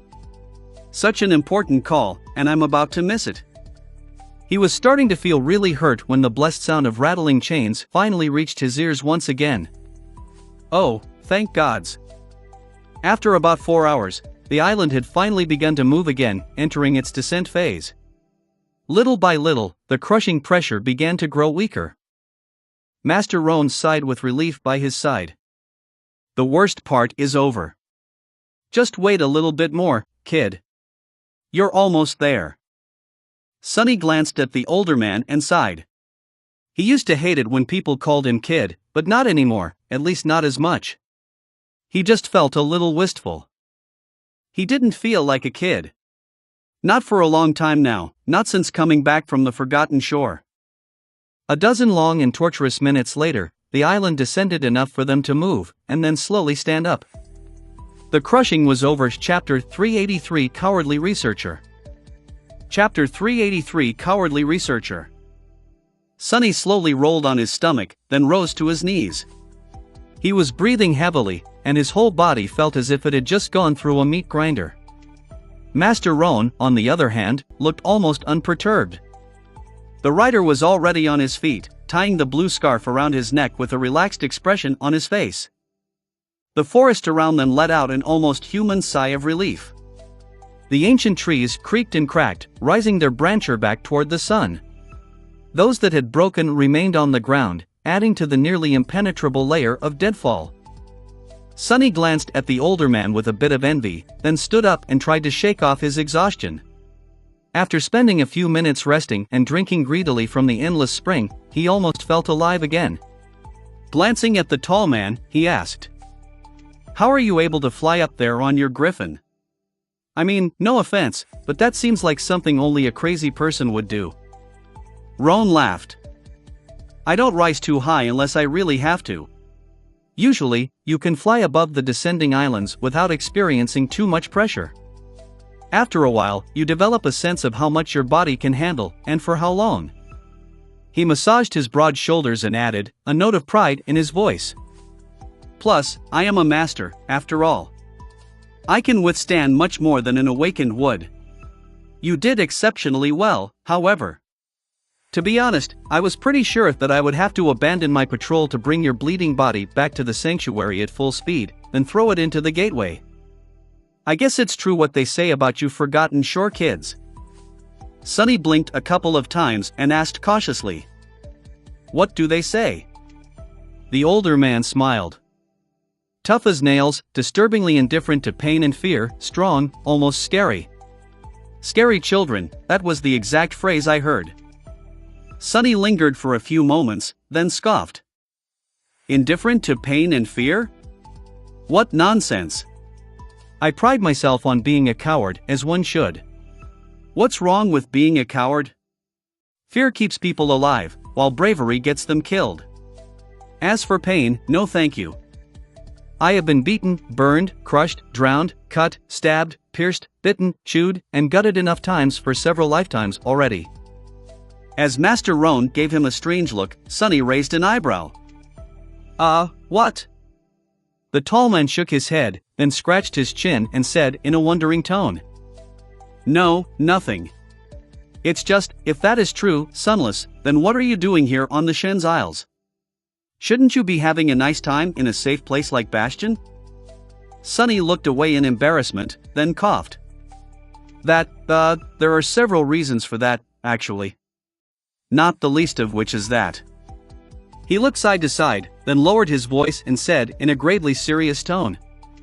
You won't believe it, but the government actually pays you money for writing down things about the Dream Realm. And since the Chained Isles are largely unexplored, they pay me premium for going around dusty ruins here and scribbling down a thing or two. I am technically a contracted researcher, believe it or not. He grinned and watched as Master Roan stared at him with an incredulous expression. After a while, the older man said, You are a strange fellow, you know that? Sonny shrugged. Ha! Everyone knows that, I think. Anyway, don't tell anyone about what I've just said. I don't want the competition. The tall man blinked a couple of times, then smiled. No problem. Do you need me to take you back to the sanctuary? Or will you be fine returning on your own? Sonny thought for a bit, then said. I'll be fine. It's not that far, anyway.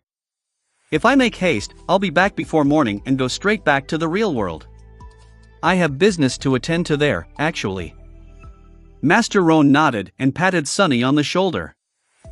All right. Then I'll be on my way.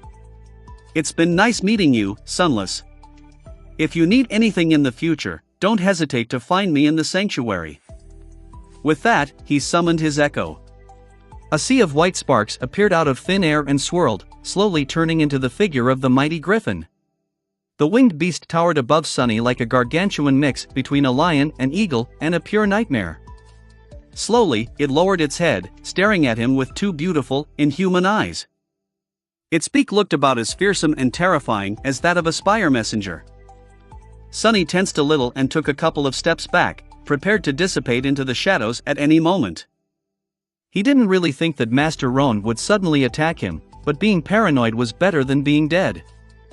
The tall man summoned his armor, then easily jumped on the griffin's back and raised a fist to bid Sonny farewell. In the next moment, the echo stretched its wings and pushed itself off the ground, sending a squall of hurricane wind in all directions. Sonny struggled to remain on his feet and then looked as the griffin flew into the distance. Slowly, a friendly expression disappeared from his face. Well, what do you know? The famed master had turned out to be a rather pleasant person. Granted, he was a legacy by marriage, and not by birth. Still, Sonny had expected to be treated with a lot more disdain and contempt, at best hidden behind a mask of false courtesy. Come to think of it, the saint governing the Chained Isles herself was pretty down to earth, if a bit cold. Not that Sonny had a lot of opportunities to interact with her after that first day when she had brought him to the sanctuary. With a sigh, he walked over to the carcass of the monstrous wolf and sent it flying over the edge of the island with a frustrated push. The corpse of the abominable beast plummeted down and soon disappeared into the darkness of the sky below. Making sure that nothing appeared from beneath the island to snatch it, Sonny lingered on the edge for a couple of minutes, then sighed. And jumped into the bottomless abyss himself. Chapter 384, Traversing Those Lands. Chapter 384, Traversing Those Lands. Falling through the boundless blue skies with the wind whistling in his ears, Sonny threw his hands to the sides and summoned the Dark Wing. As the translucent memory weaved itself from light behind his back, he shifted his weight and allowed the air resistance to push him off course, effectively turning left. A few seconds after that, he activated the enchantment of his cloak and slowed down his fall, simultaneously turning the downward momentum into a forward push. In these past 2 months, Sonny had become somewhat proficient in navigating the sky. Cutting a smooth arc in the air, he swiftly approached one of the gargantuan chains connecting the forest island to another, flew above it for a few minutes, and landed nimbly on one of the massive links. The giant chain swayed lightly beneath his feet. Somewhere behind him, it rose and merged with the soil of the island. In front of him, there was a vast expanse of empty heavens. Here on the border to the sky below, it was currently twilight. The chain stretched into the distance, disappearing into the darkness of the void a few hundred meters away. As the dark wing turned from a blur back into a transparent cloak, Sunny sighed and walked forward. Each link of the heavenly chain was as wide as a road, so he didn't need to be afraid of falling off. Approaching the connection between two links, Sunny either jumped down or glided up to the next one. Walking across the length of the chain that was drawn between the bottomless abyss below and the boundless sky above, he soon left the light of the sun behind and entered into the eternal darkness of the below. Here, there was no wind and no sound, only silence. If not for the swaying of the chain, Sunny would have thought that he had entered a completely new world.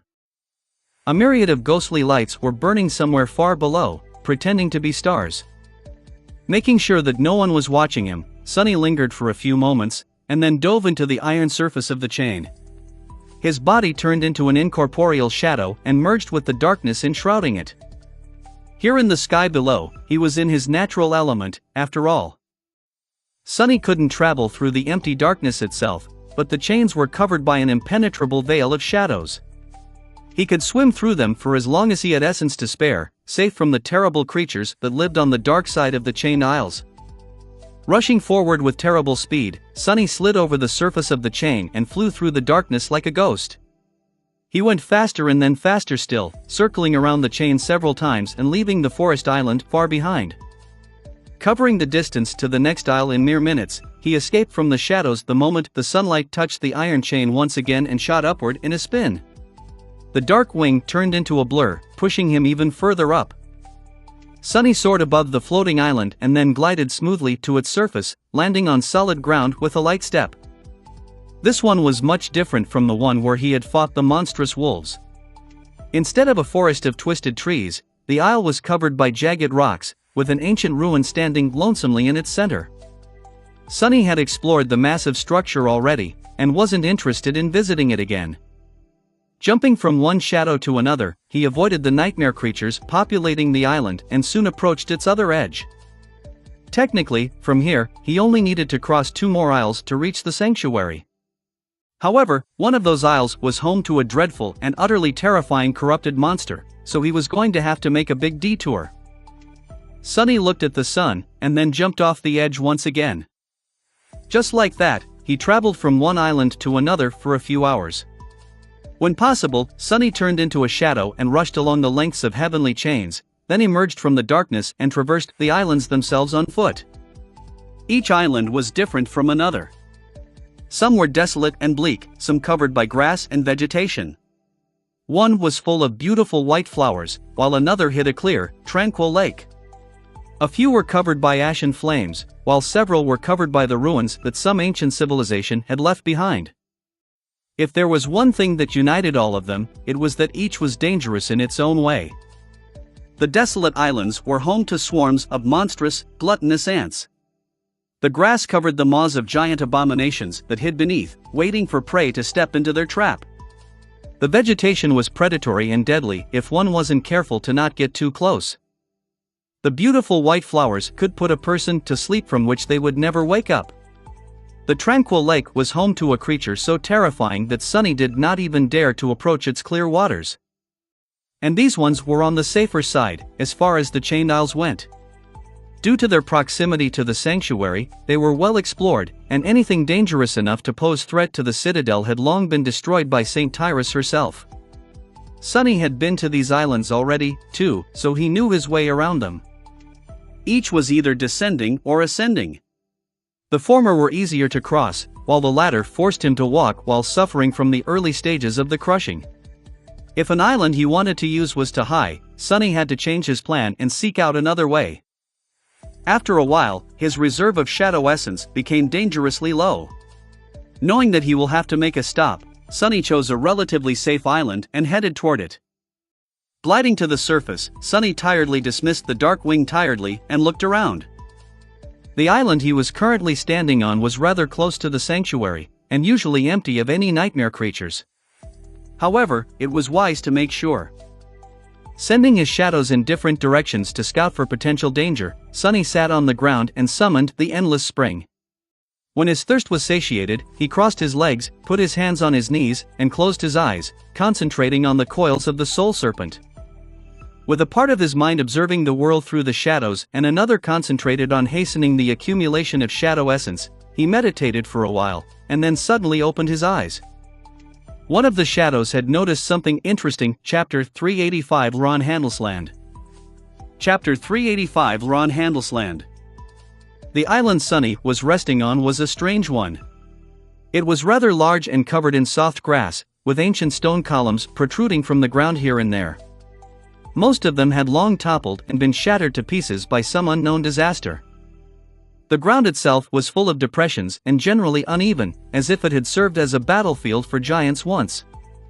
The reason why Sunny had come up with such a metaphor was not coincidental. The main feature of the island was situated at its center, and appeared to be a giant, rusty metal hand. Hence, the isle was unimaginatively called the Iron Hand Island. It was well known to the awakened anchored in the sanctuary because very few nightmare creatures ever came here, and thus, many humans used it to rest during their journeys. However, today, Sunny wasn't the only visitor to the peaceful island. A rather ugly monstrosity lay dead in the shadow of the giant Iron Hand, its blood forming a large pool. It had a body like that of a snake, two powerful hands protruding from a human-like torso, a head with a long and toothy muzzle, and two leathery wings. From the looks of it, the creature had landed on the island due to heavy injuries, and then succumbed to the most recent crushing. Its body seemed broken and flattened, with sharp bone splinters protruding from the torn scales. Sunny's interest was naturally piqued, because it wasn't every day that he stumbled on free soul shards. Additionally, and more intriguing, the shadow had noticed something glinting on the ground near one of the abomination's hands. Ha! Standing up, Sunny looked around, and then headed to the center of the island. Soon, he reached the rusty metal arm and dove into the shadows, emerging on top of it. Standing a good 10 meters above the ground, he stared at the carcass of the dead nightmare creature to make sure that the shadow didn't miss anything. Everything seemed to be fine. With a shrug, Sunny jumped down and landed softly on the grass near the massive monster. Walking around it, he approached the spot where the abomination's hand lay on the ground, its 5 long fingers ending in terrifying claws. Gee. You were a scary one, weren't you? He didn't need to wonder about who had done the monster in. On the chained isles, nightmare creatures constantly fought each other. Winged ones like this one were often caught by the inhabitants of the dark side, torn to pieces, and devoured. This one had been relatively lucky, all things considered. Bending down, Sunny picked up the small object that seemed to have fallen out of the creature's hand and stared at it with a dubious expression. A coin?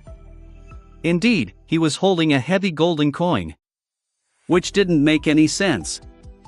Nightmare creatures were not exactly known for participating in commerce, and humans did not use coins. If they needed to trade, they either bartered with suitable items or used credits. Of course, credits didn't exist in the dream realm, but the transaction would be honored when both parties returned to the real world. So where could a gold coin come from? Sunny stared at the coin for a while, then turned it around. There was a depiction of an archaic ship on one of its sides, with a tall mast that had an actual tree growing around it. A beautiful human face stared at him from the other side, a carefree smile on its lips. The person had high cheekbones, long hair, and exquisite features. Sunny couldn't say if they were a man or a woman, just that they seemed rather charming.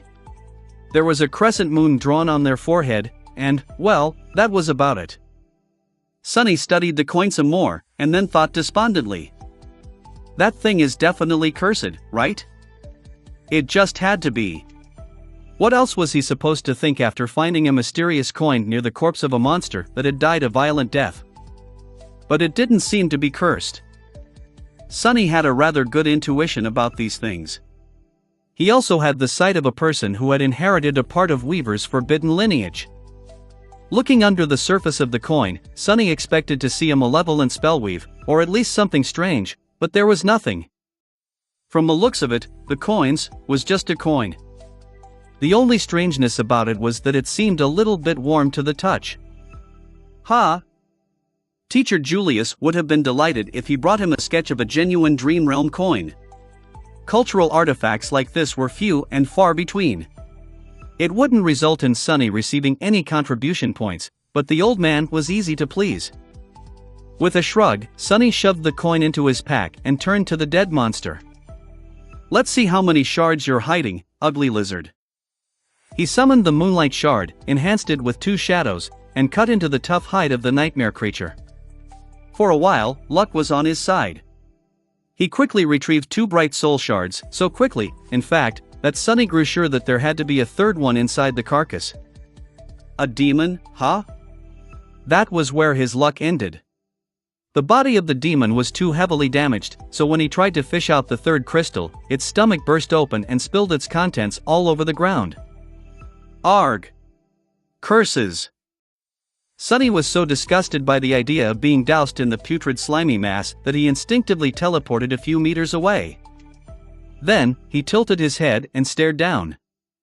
Covered in repulsive, acidic liquid, 3 more coins as well as something that resembled a piece of a wooden chest lay in the quickly melting grass. Did this guy try to eat a treasure chest? Sonny shook his head, walked around the disgusting mess, and quickly retrieved the last soul shard. Since golden coins were rather useless to him and he already had one to sketch, he had no intention of retrieving the rest. No thank you. By that time, he had recovered enough shadow essence to return to the sanctuary, so nothing was holding him on the island anymore. Throwing one last look at the giant metal hand and wondering what terrible strike could have separated it from the rest of the theoretical giant, he turned away and walked toward the edge of the island. The sun was already setting, so he didn't have a lot of time left to return to the citadel and use the gateway before the morning came. Chapter 386 Sanctuary of Noctis. Chapter 386 Sanctuary of Noctis. Soon, Sonny was walking on the last chain he had to traverse as he approached the Sanctuary of Noctis. By then, it was already night. Up above, the pale disk of the crescent moon shone softly, its light reflecting off the white walls of the ivory tower. Countless stars shimmered on the dark velvet tapestry of the night sky. Without the light pollution that the giant city where Sonny had grown up produced, they were beautiful and bright. There had not been any stars on the forgotten shore, as well, so this sight was still new and breathtaking to him. Now that it was night, the border between the sky above and the sky below was almost invisible. The empty void beneath the isles had stars of its own, so it seemed like the reflection of the real sky during these hours. The only difference between them was that it lacked both the moon and the ethereal silhouette of a graceful white tower floating through the clouds. The chain swayed lightly as Sonny walked. He felt reluctant to use shadow step this close to the sanctuary and enjoyed the sight of the night sky, the smell of clean air, and the cool embrace of the wind. So he tended to complete this last part of the return journey on foot. Even hell could be beautiful, sometimes.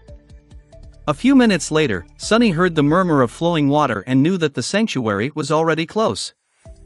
The citadel that served most awakened of the chained isles as the home was situated on a tiny island of its own. That island, however, was rather anomalous. Unlike all others, it never rose and never fell, always remaining at a stable height, away from the torturous pressure of the crushing. There was a grass field, and in its center, massive menhirs stood in a perfect circle, which encompassed another, smaller one. This larger circle formed the outer wall of the citadel, while the smaller one formed the inner. Inside the circle, there was a tranquil park with a pool of clear water in its middle. A path of stones led to a small island at the center of the pool, where, in the shade of an ancient tree, an altar cut from a solid piece of white marble stood. The altar had 3 special things about it. The first one was an obsidian knife that lay on its surface. The knife did not seem very special, with the exception of the fact that no one, not even saints, was able to lift it even by a centimeter from the altar's surface. The second special thing about the altar was that it appeared to be, itself, the gateway. One simply had to touch it to be transported back to the real world. Once anchored to it, the awakened would appear near the altar when they fell asleep in reality. The third thing was that a seemingly endless stream of water flowed from the altar, feeding the pool that surrounded it. No one knew where the water came from or why the altar produced it, just that it was cold, sweet, and safe to drink. 7 streams flowed out of the pool and eventually fell over the edges of the small island, turning into water dust in the wind. On a bright day, the whole sanctuary was surrounded by rainbows. It was the murmur of these waterfalls that Sunny had heard as he approached the citadel. Using the dark wing to glide upward and land on the soft grass of the island, he walked over to a stone post that stood nearby and rang the bronze bell that hung on it. This was to let the watchman know that he was a human and not a nightmare creature that needed to be destroyed. Soon, a whistle came out of the darkness, and Sunny walked forward on a path that led to the towering menhirs. A few minutes later, he had walked between 2 massive stones and entered the sanctuary of Noctis. No one really knew who Noctis was, and why this place was called in their honor, if that name even belonged to a living creature. It was just what the spell called this place, so humans followed suit. In any case, the space between the 2 rings of menhirs had been made into a place for the awakened to rest and recuperate between their ventures into the wild expanse of the Chained Isles. The White Feather clan had built walls to close the spaces between the standing stones, and recruited several people with useful utility aspects to make living conditions better for those who chose to come here or were sent to this region by the spell. Currently, there were about 200 awakened populating the sanctuary, which was enough to keep it functioning and safe. This late at night, most people were either sleeping, resting, or had already returned to the real world, so Sunny did not meet anyone as he headed toward his assigned living quarters. Like everybody else here, he was assigned a small room after becoming anchored to the sanctuary. It was situated near one of 2 entrances, so he didn't have to walk for a long time. Entering the room, Sunny quickly took off his pack and placed his trophies, a scattering of soul shards, a few weird-looking fruits, and the golden coin, into a chest standing near the bed. Then he threw the pack on the floor, lingered for a few moments, and left. Usually, he would have stayed until the morning and went to either the kitchens or the improvised marketplace at the park to trade the shards for memories or credits, chat with other awakened to learn the latest news and important information about the Isles, or simply relax, but today, he had to hurry to the real world. Entering the park, Sunny approached the deep pool of clear water and stepped onto the first stone of the path that led to the altar island. Soon, he was standing in front of the white altar, surrounded by the tranquil sound of rustling leaves and running water. Glancing at the obsidian dagger, Sunny resisted the urge to try and lift it. He had already done so many times before, all with no result whatsoever. Maybe one day. With a sigh, he took a step forward and placed his hand on the altar. The marble felt cool to the touch. In the next moment, the darkness of the night was momentarily illuminated by a flash of ethereal blue light. When it dissipated, there was no one standing under the branches of the ancient tree. Sunny had left the dream realm and returned to the real world. Chapter 387 Withered Flowers. Chapter 387 Withered Flowers. Sunny opened his eyes in the cool cradle of the sleeping pod. The lid was already sliding away, and the lights in the room were gradually turning brighter. The panoramic wall in front of him opened to a view of one of the Academy parks. The eastern horizon was already painted lilac by the rising sun, but the world was still shrouded in darkness. Made it. With a sigh, he rose from the pod and lowered his feet to the cold floor. These first moments after leaving the dream realm were still strange to him. It just seemed weird to be able to escape it so easily, without having to fight through a sea of monsters and struggle against terror, desperation, and pain. How could something so meaningful be so simple? And yet, it was. In the past 2 months, coming and going from the dream realm had almost become a routine for him. Not that he had done it as often as most awakened did. Standing up, Sunny grimaced, then massaged his shoulders and glanced at the sleeping pod darkly. Now that he was an awakened, the Academy had granted him a personal living space in one of the dormitories. These quarters were much the same as the room he had lived in during his preparations to enter the dream realm for the first time, but with one significant difference: there was a smaller room adjacent to the main one, housing a humble meditation space and an individual sleeping pod. The problem was, that pod was not at all as advanced and state-of-the-art as the ones used for the sleepers. It did its job fine as long as an awakened remained in the dream realm for about 8 to 12 hours, as most of them did. However, Sunny was in the habit of spending much more time there. His recent adventure, for example, had lasted 3 whole days, he had to work hard to not fall behind, after all. As a result, his muscles felt sore and heavy. Circulating essence through his body to chase away the remnants of sleep, Sonny walked to the bathroom and got into the shower. As streams of water caressed his skin and flowed down the scales of the black serpent coiling around his lithe body, he sighed and closed his eyes for a moment. At least his mind felt refreshed. Visiting the dream realm was not exactly equal to good sleep, but it was somewhat similar. Mental fatigue still accumulated little by little, but it was easy to remove by meditating or actually sleeping on the other side of the gateway. Few awakened ever did, however, since no place there was really completely safe. Exiting the shower sometime later, Sonny finally felt wide awake and full of energy. He dressed himself, sat at the table, and quickly compiled a report about his recent exploration. Then, he picked up the communicator and checked its log. No missed calls, a few messages from Effie with photos of all the delicious food she was eating and several mimetic jokes of questionable nature, and a few more from Kai, describing his experiences in Bastion. Sonny waited for a bit, then sighed and put the communicator down. Time for breakfast. Commanding one of the shadows to wrap itself around his body so that he appeared like a normal person, Sonny left his room and headed out. On the way to the cafeteria, he met a few other awakened. No one paid him too much attention, though. In recent months, the images and true names of Cassie, Kai, and especially Effie had been plastered all over the media, but luckily, he had avoided becoming a poster boy for the government's insatiable propaganda machine. As the result, random strangers had no idea who he was, which suited Sonny just fine. Entering the cafeteria, he got himself a full tray of food, sat at one of the tables, and placed the communicator on its surface. The call was supposed to come any minute now. He enjoyed a decadently delicious breakfast in peace and quiet, glancing at the communicator from time to time. No one bothered him, and there was no danger to be worried about. A content smile found its way to his lips. Ah! Life is good. Finally, the communicator rang. Sonny answered the call and listened to the respectful voice on the other side of it. Everything is ready?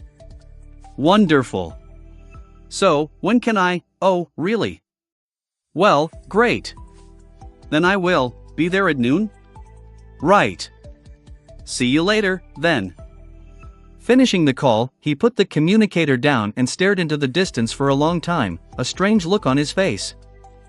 After receiving the contribution points for his forgotten shore report and making some money by selling soul shards to other awakened on the chained isles, Sonny had done something that he had never thought that he would be able to do in this life. He had bought a home. A nice, beautiful home in the district of the city with clean air and green lawns. And now, after several long weeks of waiting, everything was finally ready for him to move in. Looking down at his cantankerous shadow, Sonny lingered for a few moments, and then smiled. I think we've made it, buddy. We really, really did. The person in charge of renovating his home and bringing it to the desired specifications was going to meet him there at noon, so Sonny had a few hours of free time to kill. He wandered around the parks for a bit. Now that the spring had come, the air was warm and pleasant. The melodic drip-drop of melting snow disturbed the peaceful silence of the early morning, making Sonny feel balanced and relaxed. Even the shadows seemed to enjoy this tranquil landscape. Eventually, he visited one of the kiosks scattered around the academy and spent a bit of credits to buy a bouquet of fresh flowers. Then, Sonny found himself standing in front of the hospital complex. With a sigh, he lowered his head and walked through the automatic doors. Using an elevator to reach one of the lowest levels, he passed several increasingly strict security checks and approached an unremarkable white door. Inside, it was cool and dark. Changing the withered flowers with fresh ones, he lingered for a bit, then sat on a chair that stood near the softly glowing sleeping pod.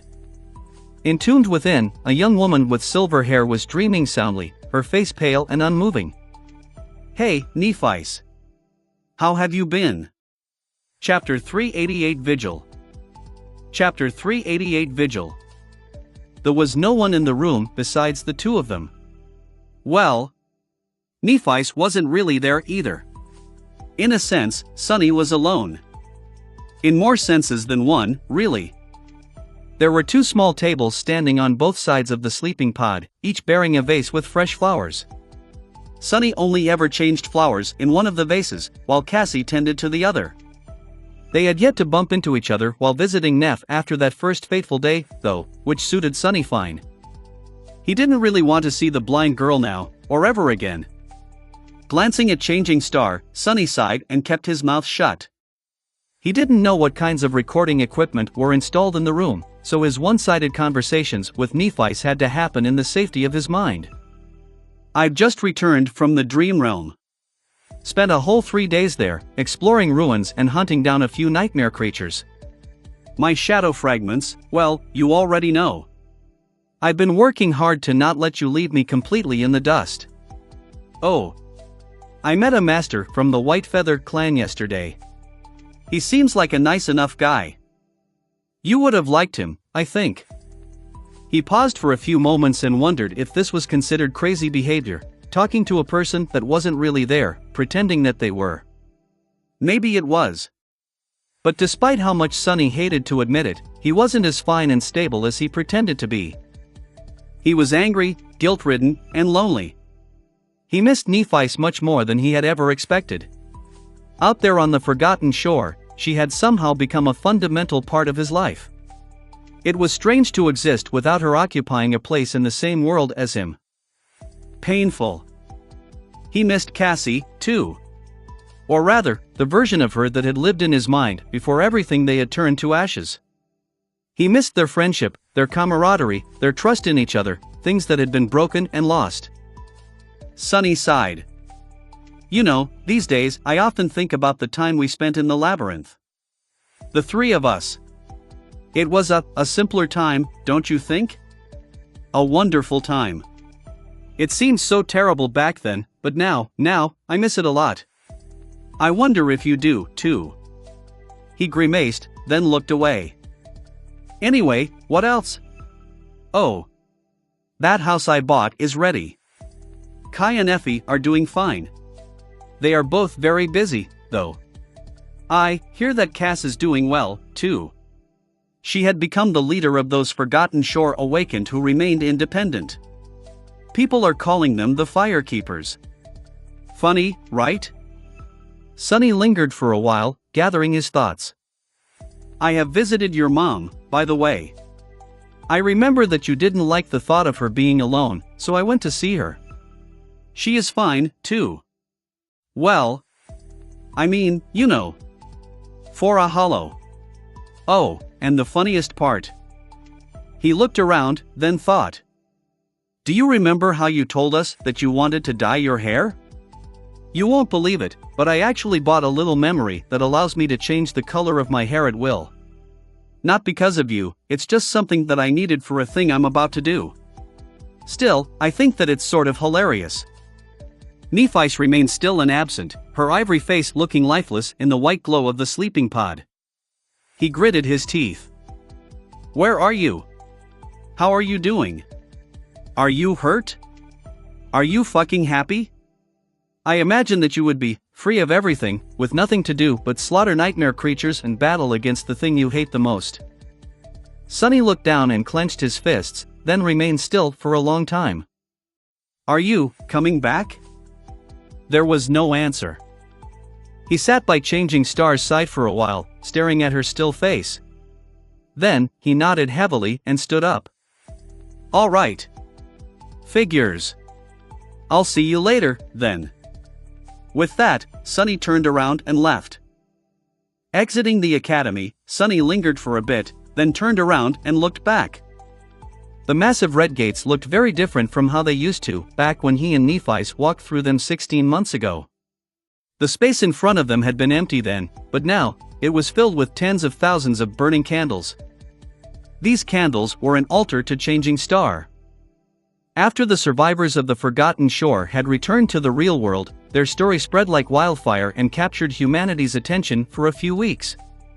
Both the independent media and the government propaganda machine added fuel to the fire, spinning it as an inspirational epic of human resilience, heroism, and sacrifice. And Nephi, of course, was the protagonist of that epic. Most of the forgotten shore awakened were her willing apostles, after all. In their hearts, she was their savior. They were also under the impression that Changing Star had become trapped in the dream realm in order to give them a chance to escape. Their voices fell into fertile soil. Nephi's already had the established mythos of the immortal Flame Clan to raise her into the spotlight of glory, and with her extraordinary accomplishments on the forgotten shore, it only grew brighter. The thing that really elevated and exalted her, however, was something else. It was martyrdom. People loved nothing more than a martyr. Just like Sunny had said, a person had to die to become a true hero. Changing Star, however, had done something strange. She was now, somehow, neither dead nor alive, which only made the whole thing more gripping and emotional. Nephi had become a martyr without actually dying. Which was, coincidentally, very fitting, considering her clan's name. All of humanity was now entranced by the story of the last daughter of the legendary immortal Flame Clan, the heiress to two most prominent warriors in human history, who had been thrust into hell, stormed the citadel of a fallen terror that ruled it, and fought the creature off long enough for 100 sleepers to escape back to the real world, staying behind to ensure their survival. From the outside, she seemed like a paragon of humanity. Sunny didn't know who came up with the idea of placing candles near the gates of the academy, but it was rather ingenious. People seemed to believe that the immortal flame would not be extinguished as long as at least one candle continued to burn for Changing Star. So the academy had unexpectedly become a place of pilgrimage for thousands of humans who wished for her to do the impossible once again and return alive. The idea was so poignant that even Sunny himself had felt compelled to light a candle a couple of times. Zealots. With a dismissive shake of his head, he turned around and walked away, leaving the sea of candles behind. None of them really knew Nephi's. Only he did.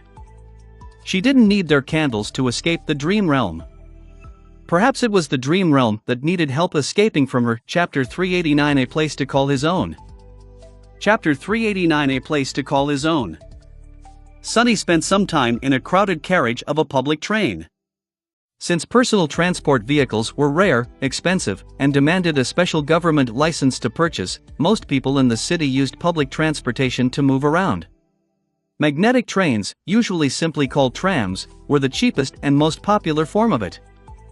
During his time in the outskirts, Sunny rarely had a reason to use one, but when he did, people didn't pay him any attention. Sometimes they even went out of their way to not notice him.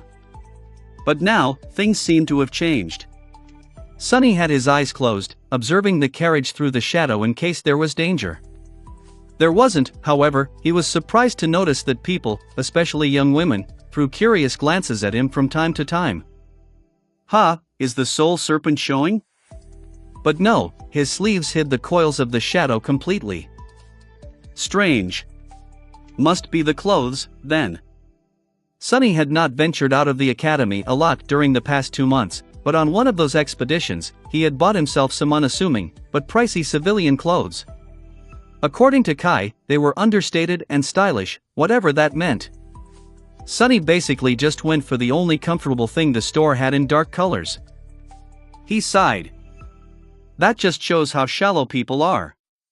A simple change of wardrobe, and suddenly, I'm at the center of attention. Why are girls so materialistic? To be fair, many guys stared at him, too. By the time Sunny reached his stop, he was a bit flustered.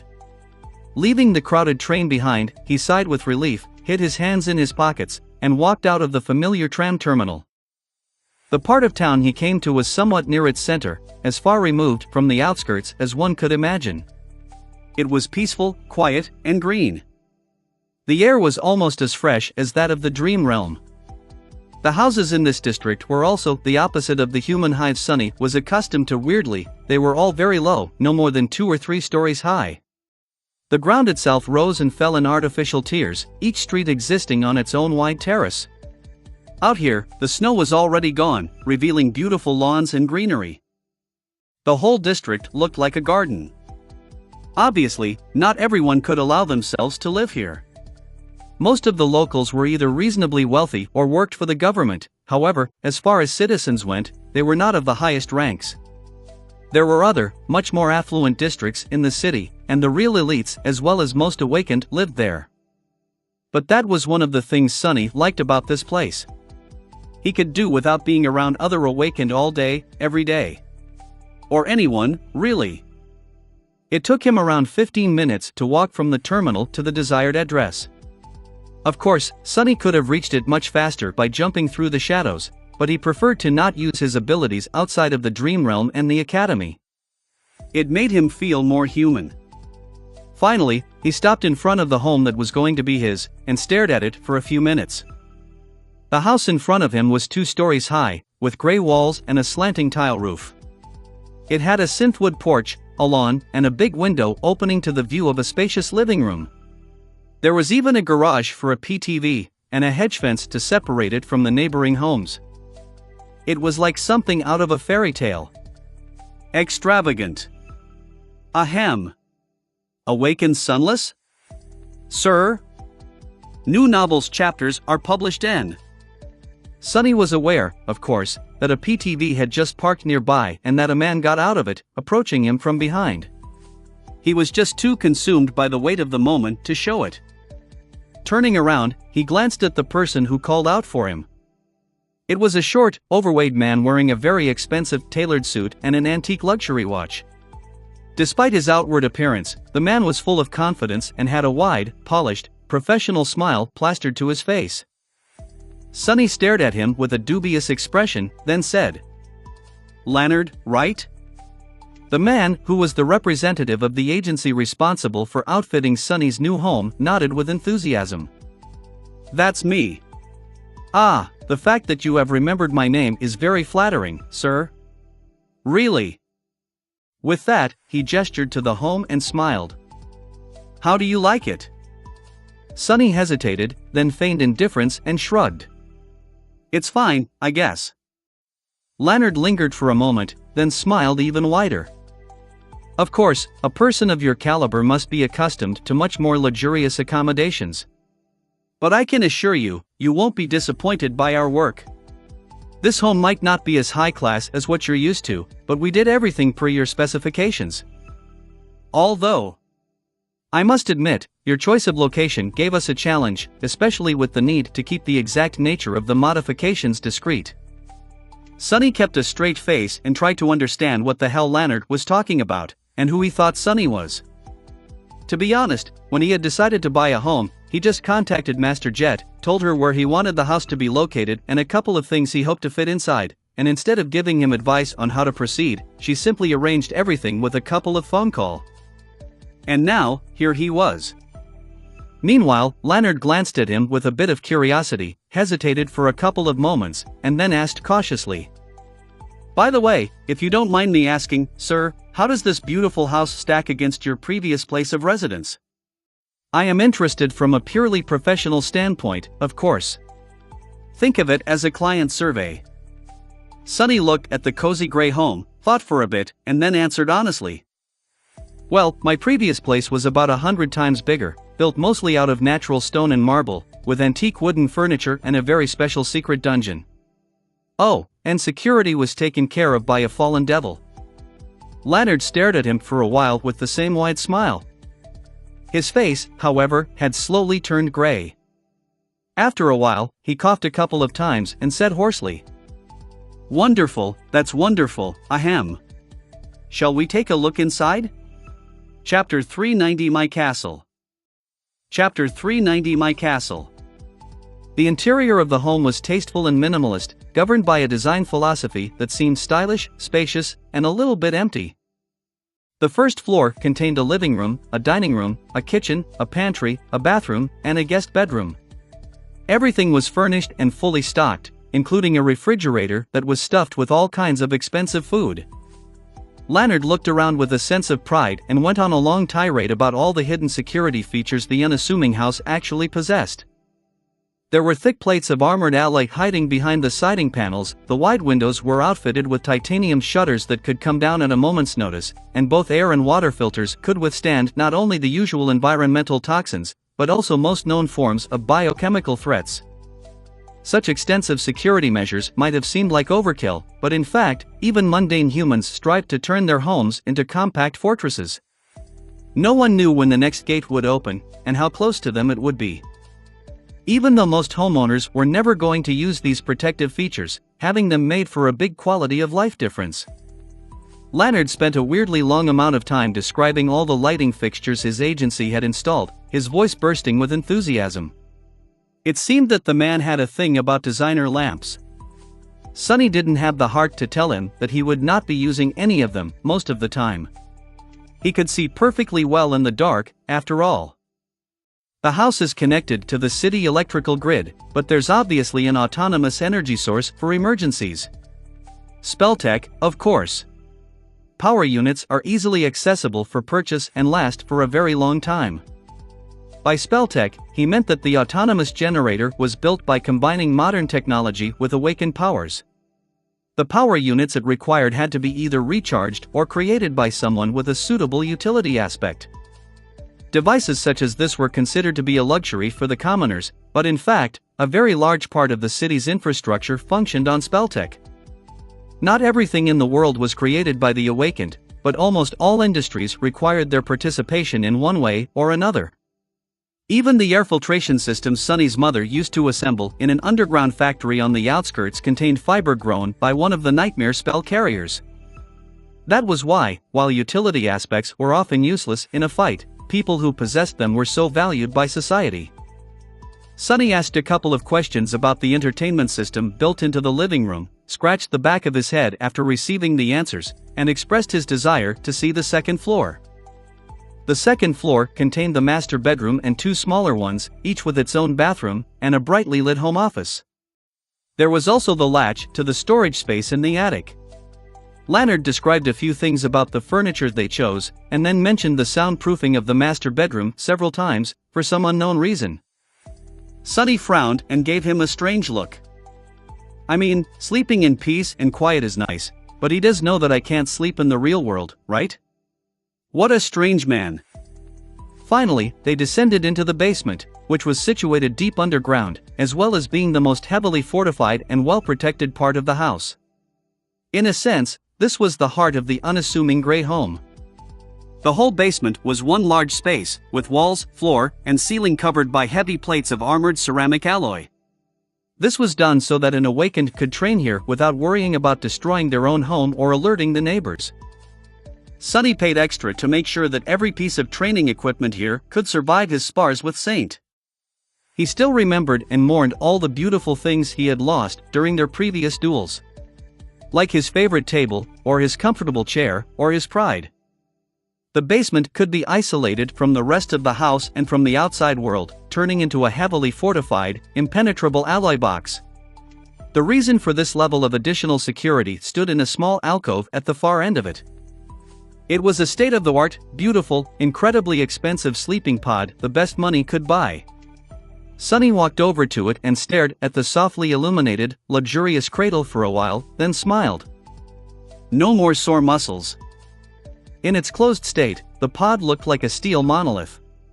As far as high-tech coffins went, this armored one was a real beauty. Sonny couldn't even call it a coffin, really.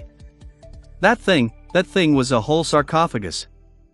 With its help, he would be able to spend entire months in the dream realm without subjecting his physical body to any damage. He wasn't planning on getting lost in the spell for so long, of course, but it was better to be safe than sorry. Leonard chuckled. I am not going to lie, every time I find myself in such an environment, I can't help but feel a little scared. Have you ever heard about Dracula, sir? Sonny glanced at him, then shrugged. Not really. What is that? The short man shivered. Just a legend, thankfully. Dracula was a fiend that fed on human blood and slept in a coffin underground. Hence the... Sonny smiled. Oh, a vampire? Yes, I've met one or two. Leonard grew pale, remained silent for a while, then squeaked. Met? Not paying him any attention, Sonny turned to the second pod that stood near the first one.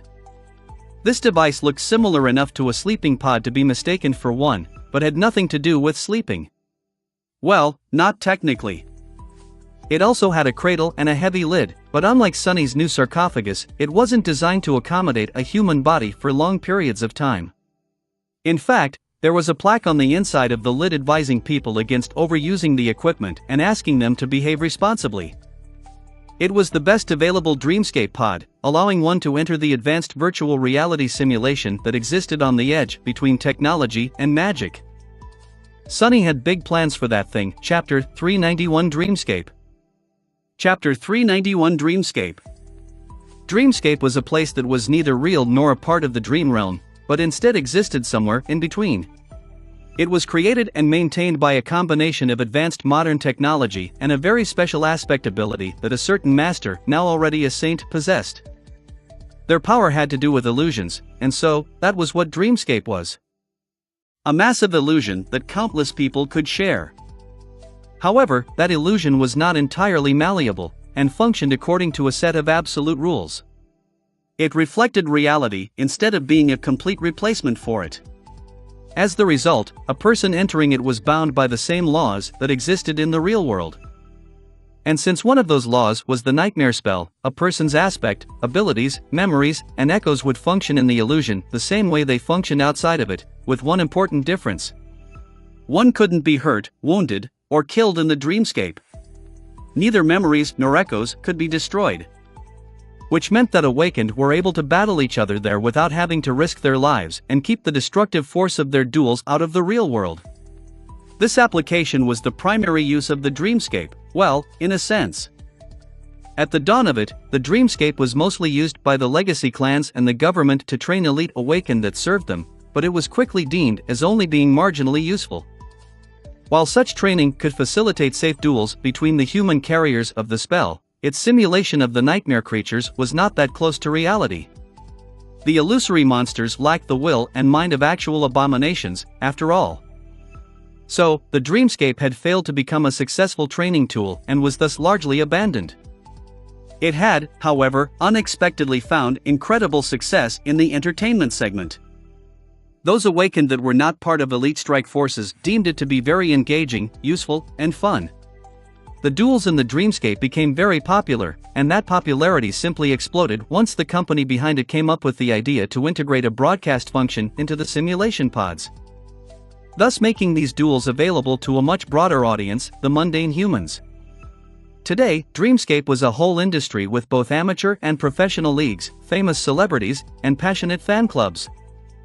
There was even a version of it for non-awakened, with its own set of environments and adventures that allowed people to experience a facsimile of what it meant to travel across the dream realm while battling nightmare creatures. Sonny, however, wasn't interested in the fame, glory, and money that becoming a renowned Dreamscape champion could bring him. No matter how lucrative, it was just a toy at the end of the day. He was, nevertheless, extremely interested in that toy for three very important reasons. The first reason was the anonymity that Dreamscape offered. It was all but impossible to track a person entering the illusion if they didn't wish to be tracked, which was very much to his liking. The second reason was Shadow Dance.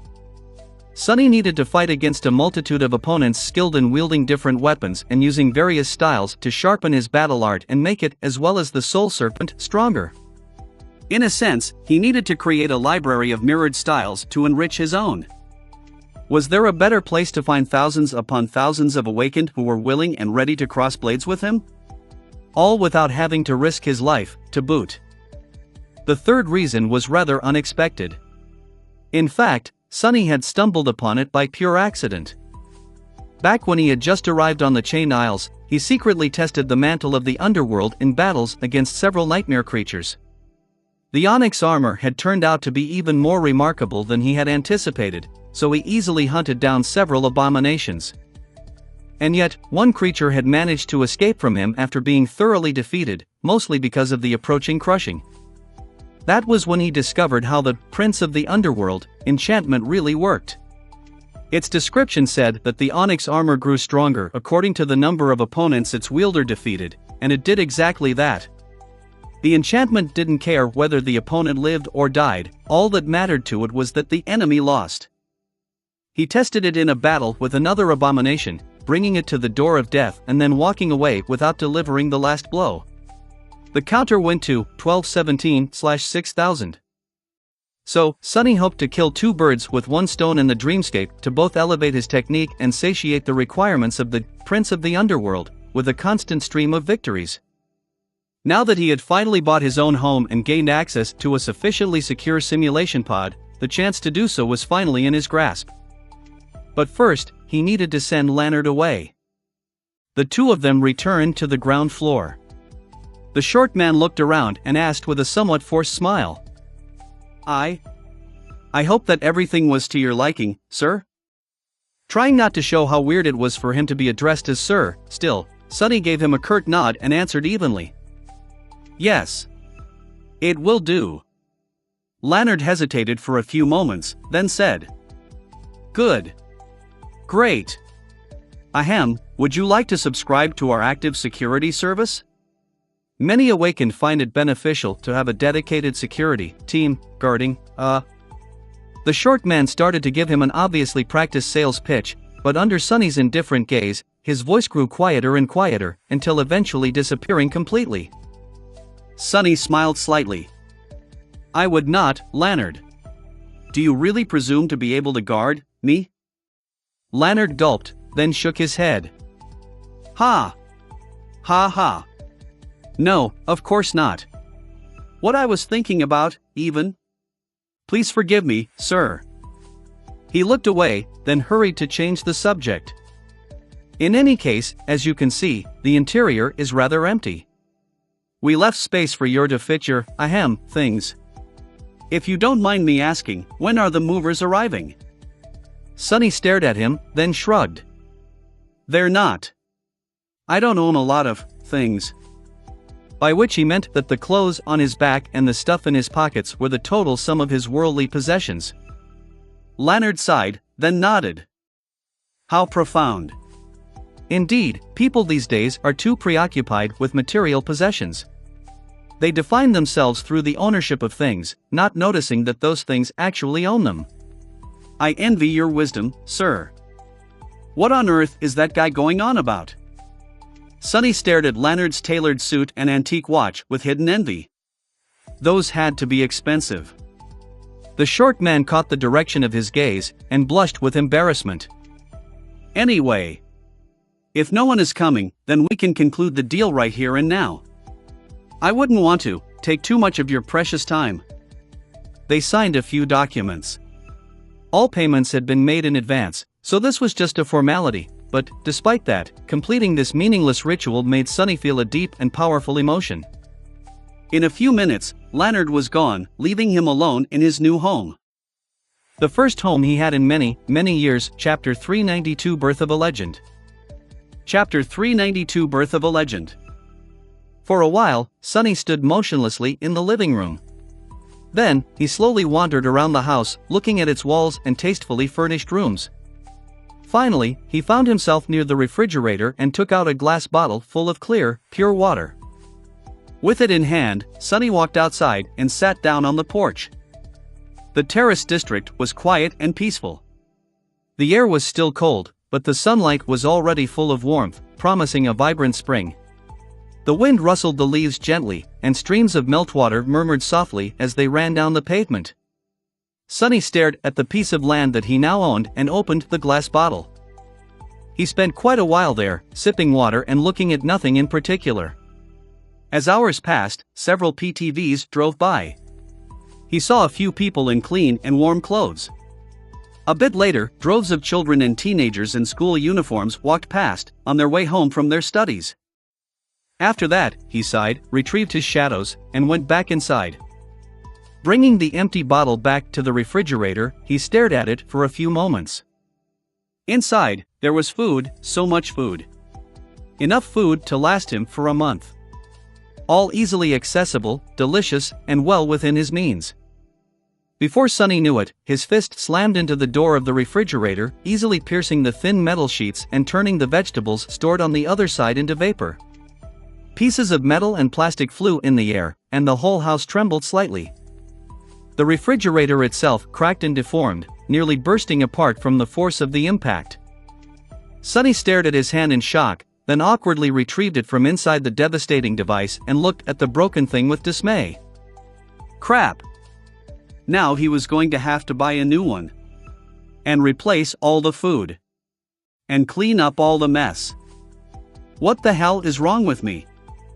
Shaking his head, he put the empty glass bottle on the counter, sighed, and went to find a mop. Sometime later, Sonny returned to the basement and approached the Dreamscape pod. He looked at it for a while, then turned around and paced around the armored dojo, frowning. Come on now, you've been preparing for this for a long time. As he paced, his whole presence slowly changed.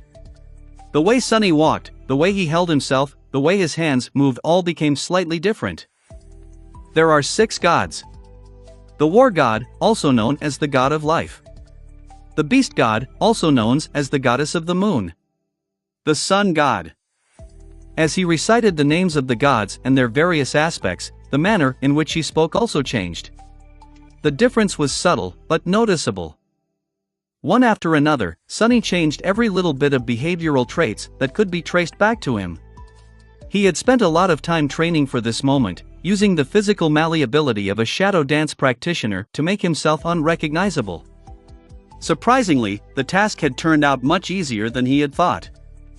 It was basically his specialty, anyway. Weaver's mask could protect his identity from all who would wish to learn it through magic, but he had to deal with mundane forms of identification on his own. After a while, when he was ready, Sonny undressed, approached the simulation pod, and climbed into its cradle. As the polished mask of blackwood appeared on his face, the lid closed. A string of shimmering letters appeared in front of him. Enter Dreamscape? Yes, no. He sighed, then concentrated on the yes. A few moments later, his vision darkened. Sonny found himself standing in a boundless, black void. All around him, countless stars burned with ethereal light, an inconceivably complex weave of strings connecting them together. There was, however, no logic or sense in the pattern. He didn't feel any meaning hidden in the beautiful weave of the strings of light. It was just a pretty backdrop, and nothing more. A fake. Other than that, though, the simulation was pretty realistic. He looked down and saw his naked body, the soul serpent coiling around his arms and torso. The Dreamscape recreated his appearance to the SMA, in great detail. Ha! Shaking his head in bewilderment, Sonny summoned the mantle of the underworld. It weaved itself from black threads and covered his body. As soon as it did, a pleasant voice resounded in the darkness. Challenger! Welcome to the Dreamscape. Sonny summoned the autumn leaf, a small charm that allowed him to change the color of his hair. After a short hesitation, he made them appear white. What next? How do I fight people? The pleasant voice promptly responded. Before proceeding further, please choose an alias. He blinked a couple of times, then scratched the back of his head. Oh, right. An alias. After some though, Sonny remembered the legend of Odysseus that Neff liked to talk about, and smiled. Nobody. That would be a good alias. He could already imagine how funny it would be to hear something like nobody has defeated the enemy, or nobody has one. His thoughts, however, were interrupted by the voice of the Dreamscape. Alias nobody is taken. Please choose another. He did not expect that. What would be a better? Alias is taken. Please choose another. What? No, wait. Alias what? No, wait, is taken. Please choose another. Sonny shut his mouth, then thought for a while. His alias had to not only sound nice, but also be the opposite of what he would ever call himself in real life. Just like his movement and speech patterns, it had to be a part of the disguise. That's why coming up with one was not that easy. In the next few minutes, he tried a dozen different aliases, all to the same result. The level of coolness of the aliases he could come up with rapidly dropped, while the level of his irritation quickly rose. He felt as if the damned simulation was mocking him. Finally, Sonny growled in frustration and said the first word that came to his mind. Mongrel. The dreamscape was silent for a while. Then, it said, "Welcome, mongrel. Please, choose a dream of your liking." Really? Mongrel? Well, mission accomplished, I guess. This is indeed the last thing I would want to be known as. Oh, the irony. As Sunny huffed and puffed from frustration, several images appeared in front of him. All contained depictions of different environments, although most looked like an arena of some sorts. From his research, Sunny knew that the choice of an arena decided what type of opponents he would get to fight against. Some were available to everyone, some required a certain number of victories to be accessed. Professional duelists all spent their time in those elite dreams. Dreams, what a stupid name. If I was dreaming, I would be on the Chained Islands right now, wouldn't I? His body was, indeed, awake right now. It's just that his mind was inside of an illusion. Regardless, what he needed was a place where he could fight sufficiently skilled amateurs without drawing too much attention. He knew just the place. Pointing at one of the images, Sunny said, "There." A moment later, the black void disappeared, and he was suddenly somewhere else. A loud voice thundered from somewhere above. "Challenger Mongrel has entered the Colosseum." Chapter 393 Mongrel. Chapter 393 Mongrel. Sunny was standing on the floor of a vast oval arena. It was covered by sand, which had long ago turned red from all the blood spilled between these ancient walls. The merciless sun burned in the incandescent sky, and the smell of sweat, blood, and death assaulted his nostrils. How realistic. A little disturbed, Sunny looked around and saw tall amphitheater stands rising high above the blood-soaked arena. Those were the spectator seats. A crowd was cheering from them, their voices full of macabre fascination, cruelty, and glee. Both men and women were dressed in archaic robes that left their arms and shoulders bare. With bloodthirsty smiles contorting their features, they looked like a horde of lustful demons. Well, not all of them. Here and there, a strangely clothed person could be seen, observing the fights with a less barbaric expression. The people in archaic clothes were illusions, while the rest were actual observers. One didn't have to be connected to the dreamscape to spectate the duels, but some quirky fans preferred to be there in person to achieve the feeling of maximum immersion. Lunatics. Those damn simulation pods are too costly to use them for spectating. Even though Sunny wasn't poor anymore, seeing such extravagance still pained him.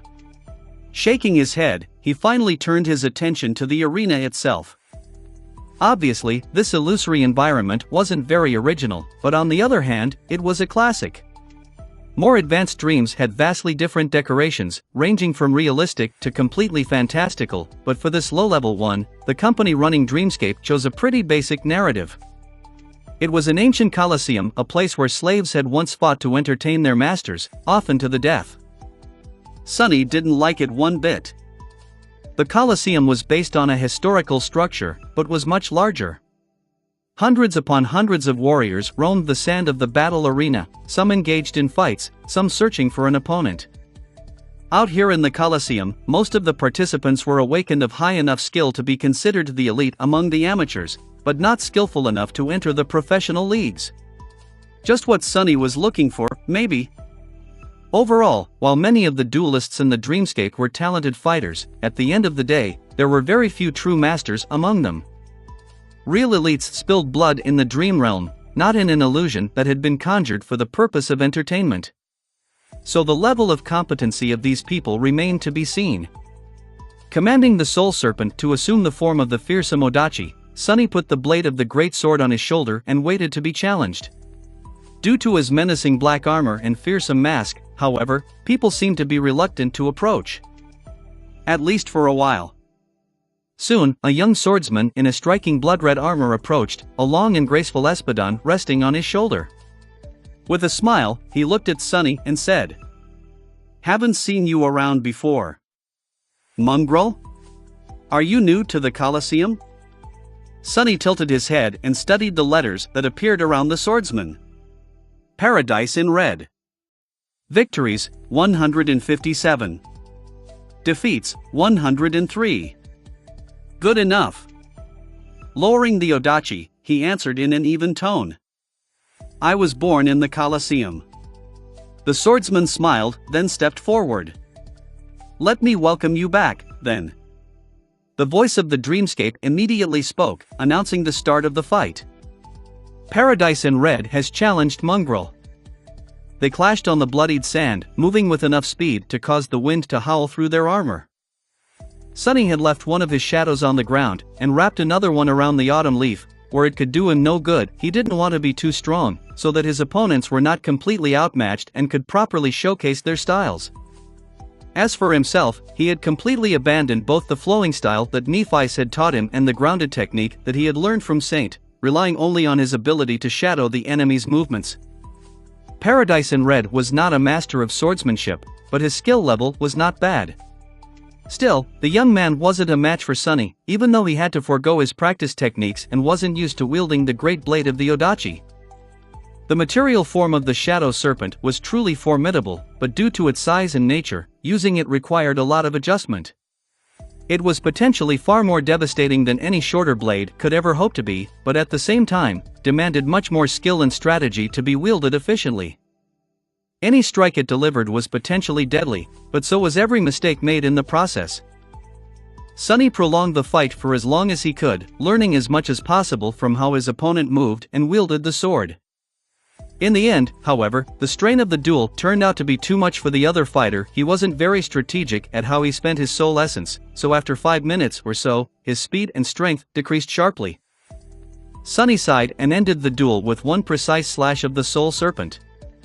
The great sword flashed across the enemy's neck, sending his head flying into the air. The beheaded corpse fell to the ground in a rain of blood, then disappeared in a stream of sparks. The voice of the dreamscape thundered from above. "Mongrel has won. Too bad."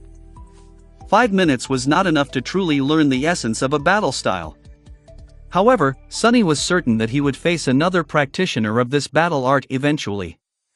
There were not that many popular styles among the amateurs, after all. A few days or weeks later, he was bound to fight against someone with a similar technique again. Attracted by his flashy victory, a few more challengers approached. Sunny flourished the soul serpent, then stopped it abruptly midair. Drops of blood flew to the sand, leaving the dark blade perfectly clean. Under the mask, he grinned. "Ah, so cool. Good thing that I learned this trick from Saint, too. Arg. Are you even human?" Another awakened fell to the sand, blood flowing from his mouth. Sunny took a step forward and slashed down with the Shadow Serpent, easily cutting through the opponent's light armor and splitting his body in half. The great sword he wielded was truly devastating. As the corpse disappeared, he cleaned the curved blade of the Odachi with a swift flourish and answered with a dejected lie. "Human? I am not, and have never been, a human." By that time, a small crowd of awakened had gathered around to spectate the fights and wait for their turn to challenge him. Hearing his words, one of them laughed. "If you are not human, then what are you?" Sunny glanced at him, then shrugged. "A mongrel."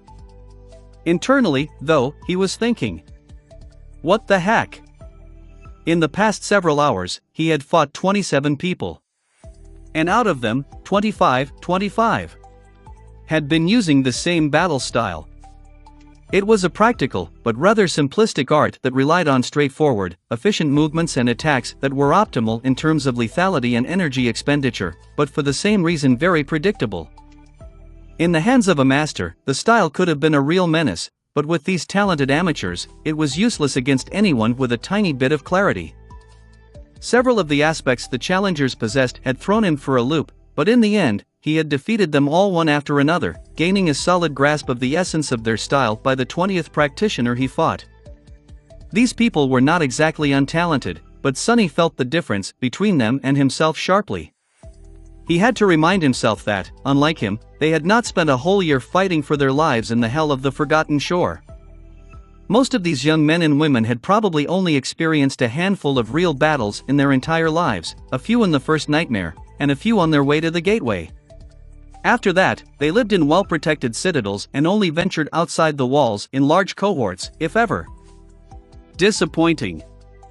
Although the counter of the Prince of the Underworld had grown by 27 victories, Sonny was slightly irritated. This was not what he had hoped for.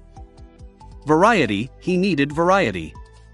He needed to create a truly versatile library of styles to allow shadow dance to be more efficient in the future. The more basic styles he learned, the easier it would be for him to shadow a truly unique technique if he needed to.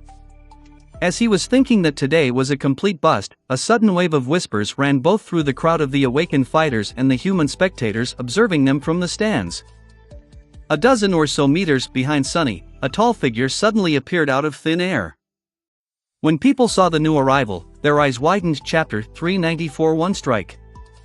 Chapter 394 Strike.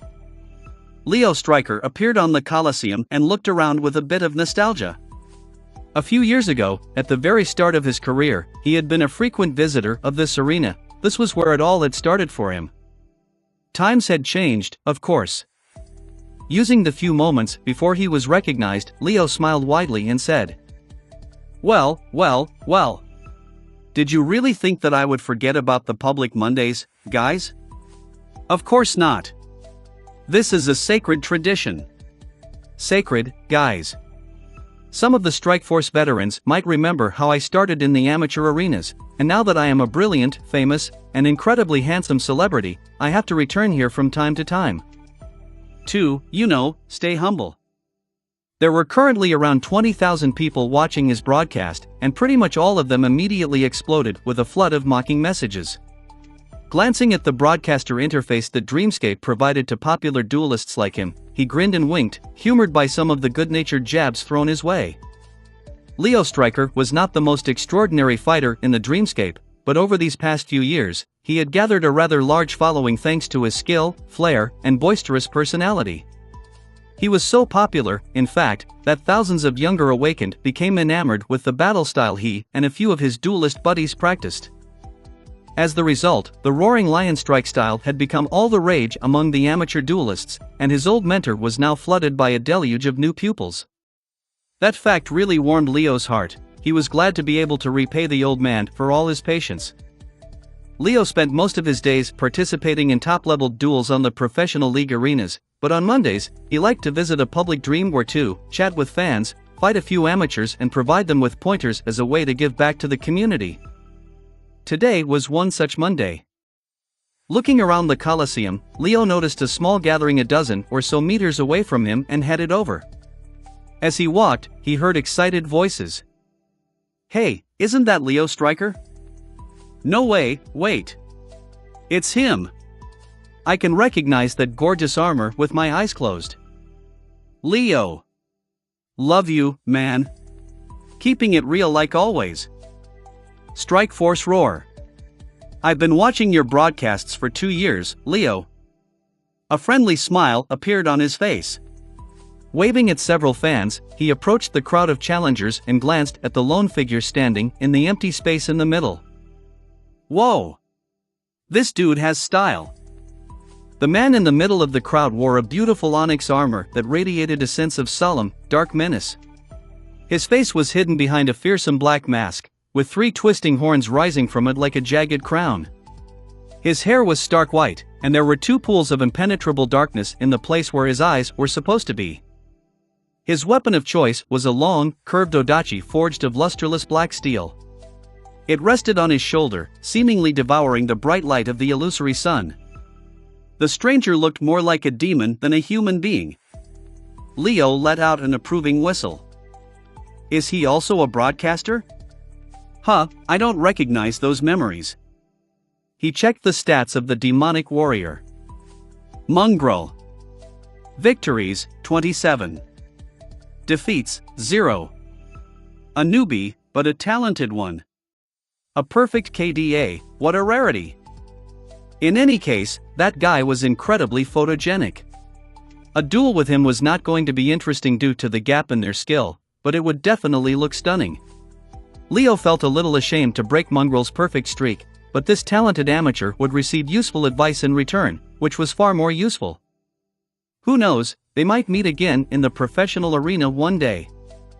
Looking at the invisible camera, Leo raised an eyebrow and asked, "What do you say, Strikeforce?" Should we challenge that dark and handsome guy other there? As the viewers expressed their approval, he approached Mongrel and gave him a friendly smile. Hey there, friend. That's a big sword you got there. Do you even know how to use it? Teasing the opponent was another sacred tradition of the dreamscape, and Leo was rather good at it. Mongrel shifted slightly and faced him. The disturbing mask stared at Leo, making him shiver slightly for no apparent reason. No. Leo laughed. No? You don't know how to use your sword? Well, would you like me to teach you? The demonic warrior stared at him and didn't even move. No. What's up with that dude? Does he not know other words? Come on, work with me here, buddy. I am dying here, trying to make this duel entertaining. With a sigh, Leo stepped forward and unsheathed his own blade. The viewers once again exploded with a flood of messages, and at the same time, the voice of the dreamscape announced. Leo Stryker has challenged Mongrel. God damn it. Sunny stared at the young man in a beautiful azure armor, cursing his luck. Why can't he get a hint? Even though Sunny couldn't say a word of truth while wearing Weaver's mask, he tried to communicate his reluctance to fight this guy, to no result whatsoever. He didn't have anything against the new challenger. What did the dreamscape call him, Leo? But there was one problem. Just from the way the young man walked, Sunny could tell that he practiced the same damned battle style that everyone else here seemed to practice.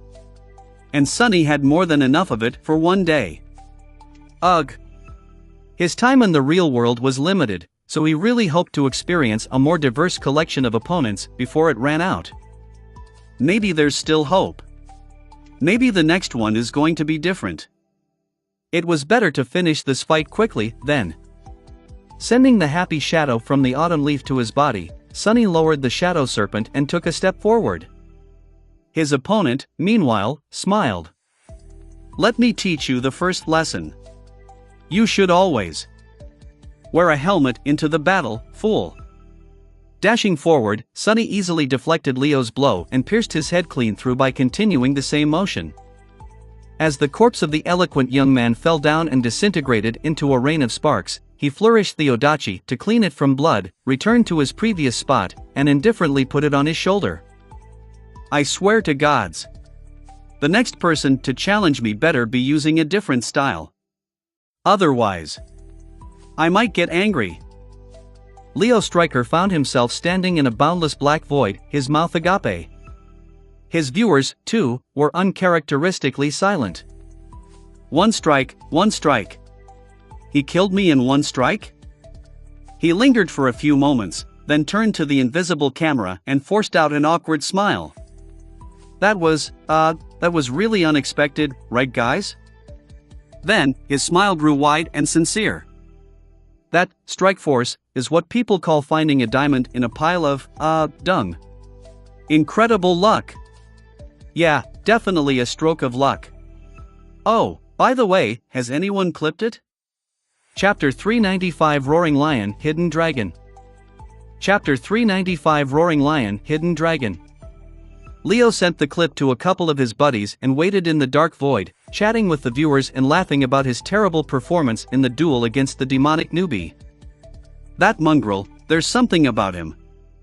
Just as he had expected, his friends joined him in the dreamscape almost immediately after receiving the message.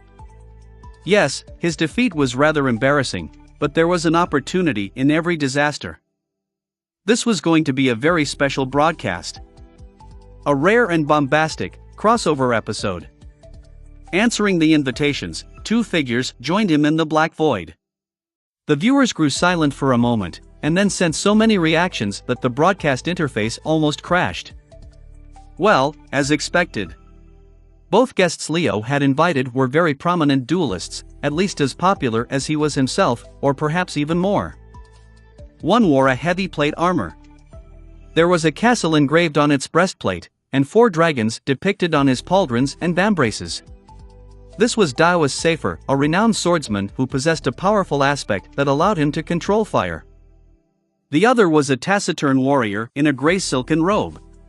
His alias in the dreamscape was the Fool, and he was known to be one of the most peculiar and persistent duelists in the professional league.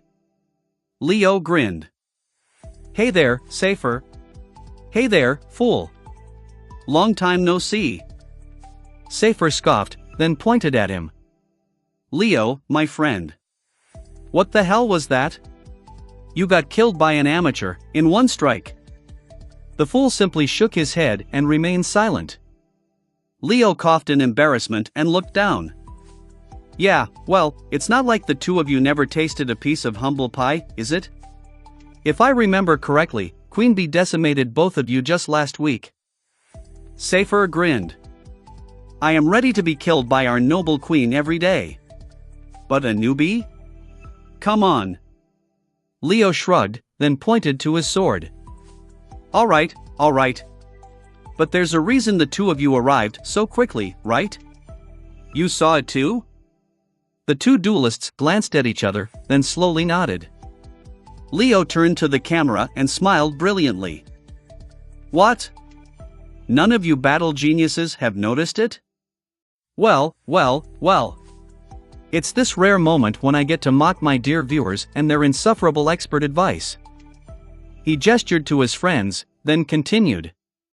"For those Strikeforce veterans who still remember the early days of my broadcasting, as you might know, these two distinguished gentlemen are actually not only my colleagues, but also disciples of the same cranky old man who taught me swordsmanship. Basically, the three of us are childhood friends, and we practice the same ingenious battle style. The Roaring Lion Strike style." He paused, and then sighed mysteriously. "And while it hurts my pride a little to have been defeated by an unknown novice, the real reason why I was so shocked by our duel is... You won't believe Oh yeah, before we do this, I should mention the sponsor of today's." Safer rolled his eyes and interrupted him. "Cut it, Leo." What he was going to say is that the masked guy used the Roaring Lion Strike style to defeat the dolt. And while there are lots and lots, really people who can beat that loud nuisance in a heartbeat, the fact that someone done so while using our own style is very interesting. Leo glanced at his friend with vitriol, but then gave up on the ad break and nodded. "Indeed. So, the three of us are going to go and see who that mongrel really is, and what is he really capable of." Sonny felt that something weird was going on in the Colosseum after he dispatched the young man in azure armor. The other awakened seemed to stare at him with a bit of confusion, shock, even. The same went for the human spectators in the amphitheater. Many had changed seats to get closer to him. What's the matter with all these people? Did I go overboard and move too fast? But no, he had measured his dash to not appear too powerful. Maybe they just liked the spectacle? Sonny was, indeed, giving them a good show. Not that doing so was his intention. Anyway, why is no one challenging me? Stop wasting my time, people. I'm on a tight schedule. Indeed, no one in the small crowd of awakened that had been waiting for their turn to fight him seemed willing to step forward now. Sonny stared at them in boredom for a few minutes, trying to understand what was going on. They had been very eager just a few moments ago, no? Then, someone finally walked toward him, unsheathing a formidable-looking sword. The guy was wearing plate armor, with an intricate engraving of a castle and 4 dragons decorating its polished surface. He looked strong, noble, and experienced. You must be kidding me. The same style, he was obviously practicing the same damn style. As Sonny's eyes narrowed, the voice of the Dreamscape announced. Daoist Safer has challenged Mongrel. Before the guy in plate armor could even attack, Sonny unceremoniously bashed him in the face with the pommel of the Odachi, swiped his foot, and then viciously thrust the tip of the great sword into the narrow crack of his visor. As blood flowed from the steel helmet, the voice of the Dreamscape thundered once again. Mongrel has won. The faces in the crowd grew a bit pale. What the hell is wrong with these people? Is there no one here who knows a different style? Before Sonny could even clean the blade of the Shadow Serpent, a new challenger approached. This one was wearing a gray silken robe. The fool has challenged Mongrel. The bastard was wielding a heavy saber, and using the same cursed battle art. Sunny let out a low growl and dashed forward. The fool turned out to be more nimble and aware than the last two fighters. He managed to sidestep the attack. Sadly, it had turned out to be just a feint. Before he could correct his footing, the odachi pierced his chest and exited from his back. Sunny tore the great sword out of the enemy's body and stepped back in frustration. The man in the gray silken robe swayed and stared at the growing red patch on his silk garment. Looking up at Sunny, he silently gave him a thumbs up, then collapsed to the sand in a rain of sparks. Mongrel has won. Curse it all. Do I need to go to a professional arena to find a proper opponent? These people were not, exactly, bad fighters, the three last ones especially, but why on earth were all of them so similar to each other? Sunny looked around and noticed that the Colosseum was deathly silent. Everyone was staring at him with strange expressions. Wait, don't tell me. He scowled behind the mask, a terrible suspicion entering his mind. Is this whole arena meant for practitioners of a single style? Was I breaking some unspoken taboo this whole time? That would be a bastard move. No, wait, that doesn't make any sense. I was using the same style as them. Suddenly, a familiar face approached him from the crowd. It was the young man in the azure armor. Lion Beater, or whatever. No, oh gods, please no. I don't want to fight him again. The young man stopped a few meters away from Sunny, hesitated for a few moments, then smiled and asked in a light tone. Mongrel, my friend, if you don't mind me asking, what are you even doing here, in this amateur arena? Sunny rolled his eyes behind the mask. The answer was really simple, he was here to learn. But he couldn't say that, of course. He was also too frustrated to come up with a creative lie. Staring at the young man, he allowed the soul serpent to disappear and become a tattoo again, then said somberly, I am here to unlearn. Lion Beater blinked a couple of times, then shifted his weight slightly, clearly intending to unsheath his sword. Enough of this. With an irritated huff, Sunny commanded the dreamscape to eject him from the arena and disappeared from the Colosseum in a shower of white sparks. Climbing out of the simulation pod, he stared at it with resentment, then suddenly flinched and grabbed his hand with another. No, we don't want the refrigerator accident to happen again, not to this beautiful, shiny, extremely expensive pod, right? Right. I should probably go and get some fresh air, try it again next time, on a more challenging arena. With that, he threw the last glance at the high-tech device and walked away. What Sunny did not see, though, was the crowd of awakened back in the Colosseum, all staring at the empty space where he had stood a minute ago. Leo Stryker stared at it, too, a thoughtful expression on his face. A few seconds later, he said quietly, To unlearn? Ha! Chapter 396 Viral Sensation. Chapter 396 Viral Sensation. Sunny salvaged some food from the destroyed fridge, had a very late supper, and went down to the basement again, this time to travel to the chain aisles. By then, all shadow essence he had spent during the duels and to keep the mantle of the underworld from turning back to stone had already been restored. Wearing the onyx armor required a constant flow of essence to maintain the leaving stone enchantment active, and with the soul serpent assuming its weapon form, Sunny couldn't use the shadow to keep the expenditure to a minimum. Wearing the mantle for prolonged periods of time was rather draining, however, it was also a perfect way to train himself on how to manage essence most efficiently. He had no complaints. It was funny, though, that the dreamscape required a person to expend real essence despite being just an illusion. Oh well. Climbing into his new, state-of-the-art sleeping pod, Sunny lay comfortably in the soft cradle and smiled. No more sore muscles. Finally. With that, he closed his eyes, and very quickly fell asleep. While his soul wandered the dream realm and his body slept, locked in an underground bunker behind multiple layers of protection, though, several things happened in the real world. The clip of his short duel against Leo Stryker had unexpectedly gone viral. All around the planet, countless people watched it with a wide range of reactions. Some found it funny, some fascinating, while some simply scrolled past it as they watched their feeds. Even those who did not have any interest in the awakened duels found it striking, though.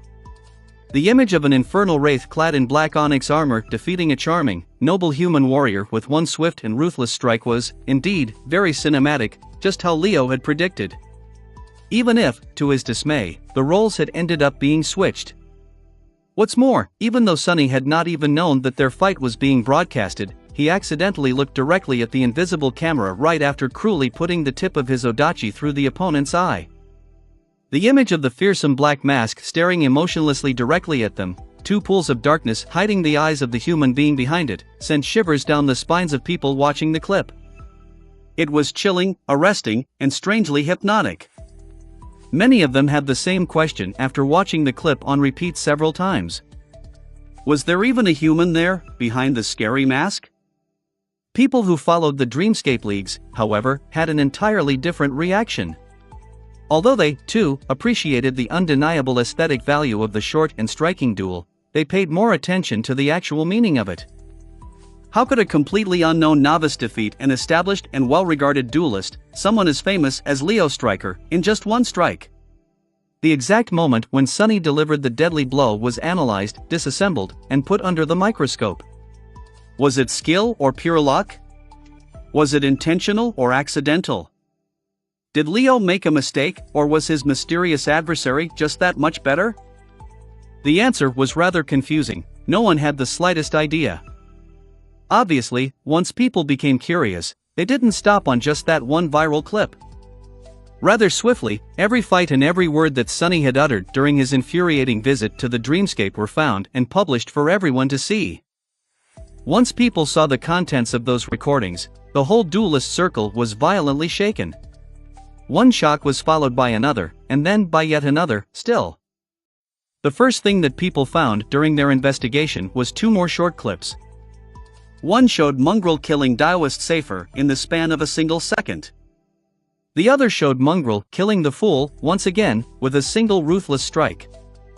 All in all, it took him less than a minute to easily crush three of the most renowned young duelists in the world. They weren't the absolute elite, but still some of the best the Dreamscape had to offer. The conclusion was obvious: his victory over Leo Stryker was neither lucky nor accidental. Mongrel was, indeed, just that much better. But how could that be? Was he some other famous duelist in disguise? People continued to dig, coming to a bewildering conclusion: the man who called himself Mongrel had never entered Dreamscape before that day. His profile showed only two pieces of information. Victories, 30. Defeats, 0. And status, offline. After that, many theories appeared postulating that Mongrel was, in fact, a master who had visited the Dreamscape to have fun. There weren't that many masters in the world, and all of them had much more crucial things to do than spend their time having illusory duels. Even if they did, however, those duels transpired in private arenas that were created specifically for the occasion, away from the public eye. Still, if Mongrel was a master, that would explain it all. He was just much stronger. But he wasn't. That theory was debunked when the recordings of his other 27 duels were unearthed. After watching them, the investigating enthusiasts became truly shaken, and for a very strange reason. It was because those recordings showed Mongrel actually struggling against much weaker opponents. Now wait a minute, what the hell did that mean? How could a man struggle against novices, fighting them for an average of 5 to 10 minutes, and then kill 3 experienced professionals in 3 seconds? The answer was simply mind-boggling. While people who did not know much about combat techniques assumed that Mongrel had been just pretending to be weak, more knowledgeable experts came to a stunning conclusion. Mongrel only used the styles of his opponents to fight against them. He came into the Colosseum not knowing anything about the popular Roaring Lion strike style, and mastered it in the span of a single evening to such degree that even the Fool, Daoist Safer, and Leo Stryker himself, the 3 fighters who had popularized the style in the first place, couldn't resist him even for a couple of seconds. Now, it was the experts' turn to shiver. Ironically, after understanding what exactly had transpired, they were left with the same question that the people who knew knowing about awakened duels had after watching the viral clip. Was the being wearing the black wooden mask even human? And all of them, regardless of their interests and level of knowledge about battle arts, were now wondering the same. Who the hell is Mongrel? Chapter 397 Mongrel's Wisdom. Chapter 397 Mongrel's Wisdom. Ed his every action and every word, trying to find some hint to his identity, background, and standing. Although there was not much to learn, they gradually came to perceive his sayings as rather meaningful. In fact, people ended up finding too much meaning in them, even though there was none. It was all just awkward lies Sonny had come up with on the spot to fulfill the requirements of the simple trick. He had never, ever intended to say something profound. But when had good intentions ever stopped people from overcomplicating things? Without Sonny knowing anything about it, Mongrel had gained a philosophy. Are you new to the Colosseum? I was born in the Colosseum. Sitting in a school cafeteria, two students stared at a cheap communicator, their eyes burning with enthusiasm. One of the boys frowned, then asked in confusion. I don't get it, what does he mean? Isn't the Colosseum just a dreamscape arena? How could a person be born there? His friend shook his head with disdain. Idiot! Don't you get it? Mongrel doesn't mean that he was born in the dreamscape. He means that he was born in battle. Those ancient gladiators were slaves forced to fight to the death against their will. Aren't awakened the same? They are infected by the spell and have no choice but to battle nightmare creatures to survive. In a sense, all awakened were born in the Colosseum. Somewhere in the outskirts, several workers had gathered together during their short break. Are you even human? What is a human? I am not, and have never been, a human. One of the workers shivered. Scary, do you think that Mongrel is actually a nightmare creature that infiltrated the real world? Another shook his head. No, of course not. The first sighed. Then why would he say that he's not human? The second worker looked at the dirty tunnel of the industrial air filter exhaust they were cleaning, then at his own calloused hands. What the hell does it even mean, to be a human? Do you think that you and I are really humans? No, you fool. That mongrel has more brains than you, I swear. He at least understands that just having 2 legs and 2 hands does not make you a human. He gets how it is. The third listened to their conversation and grimaced. So what? Yeah, he gets it, but I don't see him complaining. That guy took the hand he was dealt and turned himself into a damned sword demon. What have you done? That's the lesson he is trying to teach us, I think. No one will treat you as a human unless you behave like one. Far away, in the sleeper compound of the academy, a group of young men and women were looking at a screen. That's a big sword you got there. Do you even know how to use it? No. No? You don't know how to use your sword? Well, would you like me to teach you? No. One of the sleepers scratched the back of his head, then asked. I don't get it. Why did Mongrel lie about not knowing how to use a sword? He is obviously a very experienced fighter. Maybe even a legacy. Was he trying to trick Leo into underestimating him? A girl standing near him chuckled. He didn't lie. Why would Mongrel need to trick Leo? He would win against him fair and square, regardless. No, there's a deeper meaning in his words. The other sleeper raised an eyebrow. What meaning? The girl smiled knowingly. Only a boastful duelist like Leo Stryker would claim to know his way around a sword. A true master, one who battles nightmare creatures in the dream realm instead of playing games with pampered awakened in the dreamscape, would know that they have infinitely more yet to learn than they already know. That's what Mongrel meant. No matter how good he is, he understands that in the grand scheme of things, his skill and power are like that of an infant. Her friend was quiet for a while, then asked. If that's the case, then why did he say that he doesn't want to learn more? The girl shook her head. He didn't say that he doesn't want to learn. He said that he doesn't want Leo to teach him. The true enemy of an awakened is the spell, not other humans. That's why Mongrel doesn't want to be taught by battling humans, even if he has to. And also, if someone is strong like Mongrel, they can end a fight with one strike. But true strength is not needing to strike at all. Maybe that's what Mongrel wants. To become powerful enough so that he never has to bear his sword again. And just a few hundred meters away from them, on her way to the Academy Hospital complex, a young woman in a wheelchair was staring at her communicator with an amused expression on her face. "What are you doing here, in this amateur arena?" "I am here to unlearn." This quote, especially, had become a topic of heated discussion across the network. Among the duelists, it caused a whole philosophical storm. Countless awakened were passionately debating its meaning. No one knew what exactly Mongrel meant, but everyone had at least a theory. The only thing everyone agreed on was that his short statement hid profound, fundamental wisdom about the nature of combat and ways to become a master of it. Not Effie, though. Looking at her communicator, she shook her head and said, "To unlearn? Huh, that guy must have hit his head one too many times. What a dimwit." Then, she looked at the image once again, and added, "And also, what's up with that armor? It looks so familiar." For a moment, I thought that Sonny's echo has run wild. Ha, what a fun idea, the look on his face would have been priceless.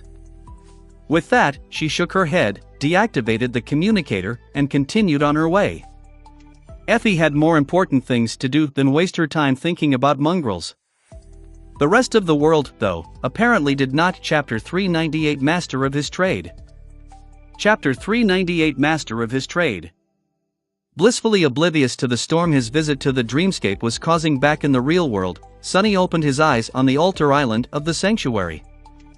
Because of how much time he had spent fruitlessly searching for worthy opponents on the Colosseum, he arrived on the Chained Isles much later than he usually would. The sunset was still a few hours away, and the sky was clear and bright. He was welcomed by the familiar murmur of flowing water, the rustling of leaves, and a cool breeze. Sonny flinched slightly and threw a resentful glance at the deep pool of clean water surrounding the small piece of land on which the altar and the ancient tree stood. During his first visit to the sanctuary, Saint Tyrus herself had brought him here from the real world. Both of them had appeared near the altar. There had been a small problem, though. Sonny had materialized a bit further than people usually did, and as the result, plunged straight into the pool instead of landing on solid ground. Not a big setback. However, in a moment of disorientation, he almost had a heart attack. Falling into water reminded him of his first minutes on the forgotten shore just too much. For a second, he had thought that he was back in that godforsaken place.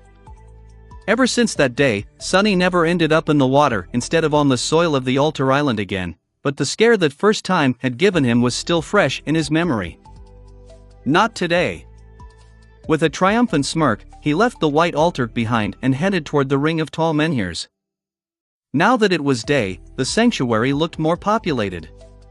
Groups of awakened rested on the grass of the park, some discussing upcoming ventures into the wilderness, some simply killing time until they were able to return to the real world. One couldn't just enter the gateway immediately after appearing in the dream realm. Perhaps because the soul wasn't able to withstand traveling between worlds too often, perhaps because the spell did not wish for them to return too quickly, or perhaps for some another, unknown reason. Awakened had to wait several hours before being allowed to use a gateway again. The exact time they had to wait was slightly different from person to person, but in general, it was somewhere around 10 hours. During these hours, those awakened who did not wish to risk their lives in the wild expanses of the dream realm usually went about their business or fulfilled their duties to the Citadel. A lot of work went into keeping human enclaves in the dream realm going. Apart from the obvious demand to keep watch on the walls and fight off attacking nightmare creatures, mundane tasks like cleaning and preparing food were also shared among the inhabitants of the citadels. In a sense, each citadel was a settlement. Some were small, some large enough to house thousands upon thousands of the awakened. The population of the three great citadels was even higher, with hundreds of thousands of humans visiting them every day. The sanctuary was a rather tiny citadel, in comparison, so each of the awakened anchored here had to do their share of work to preserve it. Luckily, Sunny had been assigned a role of an advanced scout in exchange for his reports about the things he noticed during his expeditions and the movements of nightmare creatures across the Isles. He was all but freed from other tasks, only occasionally having to do a small chore or stand watch during the darkest hours of the night. He was rather happy with that situation. Sunny greeted a few people he was on somewhat friendly terms with, entered the interior of the sanctuary, then headed to his room. Now was a good time to finish the things he had not done during his last visit.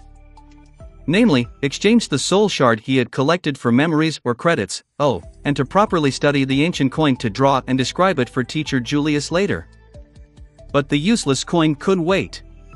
Right now, Sunny really wanted to satiate his avarice. Unlocking the chest that stood at the foot of his bed, he fished out the soul shards off its bottom and unceremoniously threw them into the pack. The strange fruits he had gathered during his last journey also went there, leaving the chest more or less empty. Noticing the golden coin glinting between a few curios that Sunny had collected in the past 2 months, he hesitated for a moment, then shrugged, picked it up, and hid it under one of the puppeteer Shroud's vambraces. All set. It was time to haggle. Returning to the park contained within the inner circle of the sanctuary, Sunny glanced at the awakened gathered there, walked over to a big, sun-washed rock, and sat down on it. Taking out the soul shards, he placed them on its surface and waited patiently, pretending to be bored and indifferent. It almost looked as if he was simply enjoying the sun, while the soul shards had somehow appeared near him by accident. In the beginning, Sunny had to walk around and initiate trades, but by now, the inhabitants of the sanctuary had already caught wind of the fact that he often had soul shards to trade. Sunny just had to keep his trading operation seemingly humble, at least on the surface. If people knew how many nightmare creatures he really killed, things would become a bit difficult.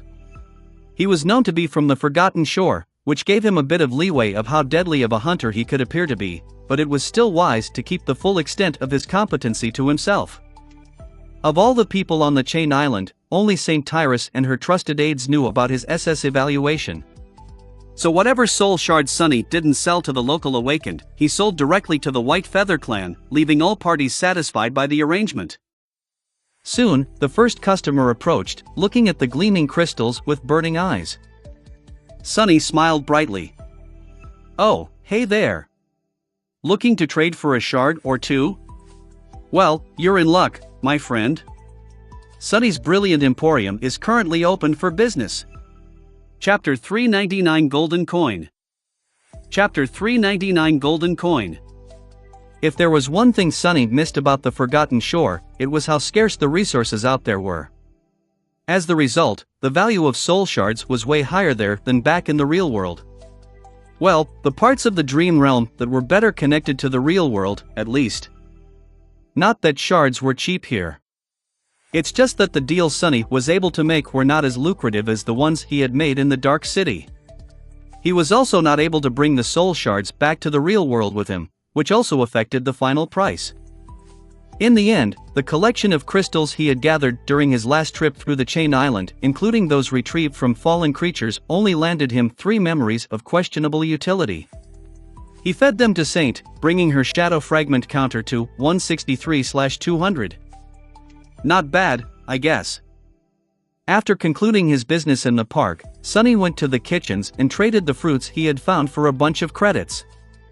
The fruits were a very rare commodity on the Chain Isles. They could not be made into anything even remotely useful or advantageous, but some bright mind in the sanctuary had once come up with a method to make them into a very hard-hitting and tasty wine. Sunny himself had sworn off alcohol after his experiences on the Forgotten Shore, but he wasn't against making some money from it.